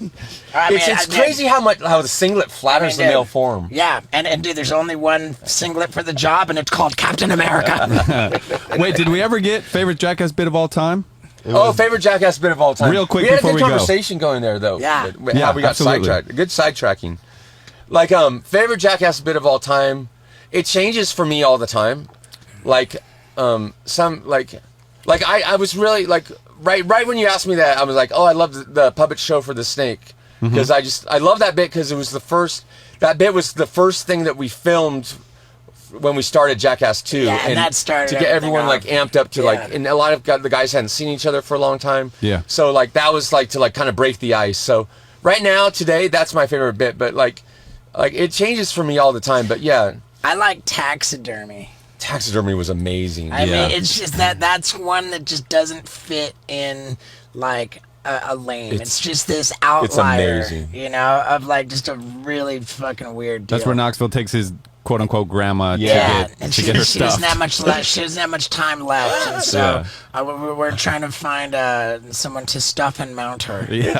So awkward. It's brilliant. Ridiculous. I guess like they had to go to a few different And taxidermy they got people. a quote. They got a quote. Yeah, they're like, I don't know if that's legal, but we'd do it for 20 grand. Yeah. That's great. Wait, then both of you guys, one last thing. Then, do you have a favorite Wild Boys bit? Well, I don't know why the Agories just popped into my mind, but Agori's was pretty amazing. yeah. Like, you know, we tried to film with the Agoris. I don't know if people know that we tried to film with them Number again. 2. And like the other guys were just way too like worked up. The Wild Boys, it proved that Wild Boys were far more tolerant, loving, and patient than the total sum of the Jackass cast. Yeah, the Agoris were like they were. Are they the gnarly. cannibals or something? Or Yeah, they're like, these cannibal dudes. Like we got great footage with them with the Wild Boys. The Wild Boys love and accept everybody. Right. Like, and they're going there to like just explore cultures, not force their culture on others. Right. So whatever everyone's doing, they go along with it. So Right. when we met the Agoris, like they're like, everybody naked. Black Boom Boom Baba just told us to get naked. So we got naked, Yeah. and he starts putting this white stuff on us, and he's like, burning body ashes. And we're like, oh, Yeah. dead body ashes. Dead from body burning ashes. And, like Wow. So he's putting like ashes all over our bodies, and we're rubbing on ourselves, and he just took the liberty of rubbing it all over my balls and my wiener. Yep. Like I didn't know Black Boom Boom Baba for 10 seconds before he did that. Yep. And the Wild Boys are okay with that because we're becoming cultured. Exactly. I have a question for you guys, and I don't know if this goes off topic. With Wild Boys made me think of sharks and all that. When you guys went to South Africa, were you afraid of like getting attacked by sharks the whole time? It's all we talked was. about. I was Yeah. because in Johannesburg. Well, no, Jeffreys not Bay. in Jeffreys Bay, where all these cunts were fucking. No, there's only 3 of us in the water, or like 4 of us, Yeah. and then it was a weird, current, and that was where McFanning got bit by a Yeah. shark. South Africa's just full of sharks and cunts. No, we talked so I about was out was there. sharks. I was out there surfing, and You were in the lineup. and then 2 people caught a wave, and I was by myself, and I was like, "Oh fuck!" And you can't Yeah. see anywhere below, and I just paddled in. Yeah, the second those 2 cunts were Yeah. All right, dude. I think we gotta fucking call it, man. You think we got enough? I think Oh, we for got sure. plenty, dude. Awesome. I Yeah. think we got plenty. I think I talked a lot, and you know what? I'm not gonna beat myself up. You But did I- great. I think This was all the conversational. behind the scenes Funniest stuff was really good, actually, because I've never talked about that. Oh yeah. Oh Yeah, we got it. It was fucking epic. thanks for And- having me. Wild Ride 2. Yeah, the return. The of Chris return. Pontius. I can't wait for us to film my first YouTube video. I mean, that's dude, coming soon. No pressure, dude. We're gonna fucking lock a date in the calendar. We're gonna fucking No pressure. April 27th, we have a launch date for your website. I don't know what else to say. I'm going to be a YouTube superstar. You are, dude. You could be. You already are. And everything that we've built up, like with Yeah. our own audience, we're just gonna like my whole audience is clamoring for your channel. So right. you're just gonna get like all of my audience. I need to put more of myself into this world. I love it. I love it, dude. Let's do it. All right. Awesome. Thanks for having me, guys. Yes. Thank you for being here. Good night, Love everybody. you too. Yeah, dude. I'd say, as promised, that was distinctly juicier than the first Pontius episode. And, dude, not only am I in Graceland and doing a show in Memphis, I'm actually headlining the Soundstage Theater of Graceland. It's insane. I mean, dude, I walked over there today. It's just Elvis everywhere. It's just like, and my name's on the marquee. I'm so stoked. As always, thank you so much for sticking around to the end of the podcast. Maybe shoot Pontius a post, like a screenshot, like I always used to ask, and let him know how fantastic that was. Maybe let him know that you would love for him to actually get off his ass and make a YouTube channel. I've been hounding him to the point where I feel bad. And I think we're getting him close to actually making videos. But in any case, enough from me. Thank you. I love you all. Yeah, dude.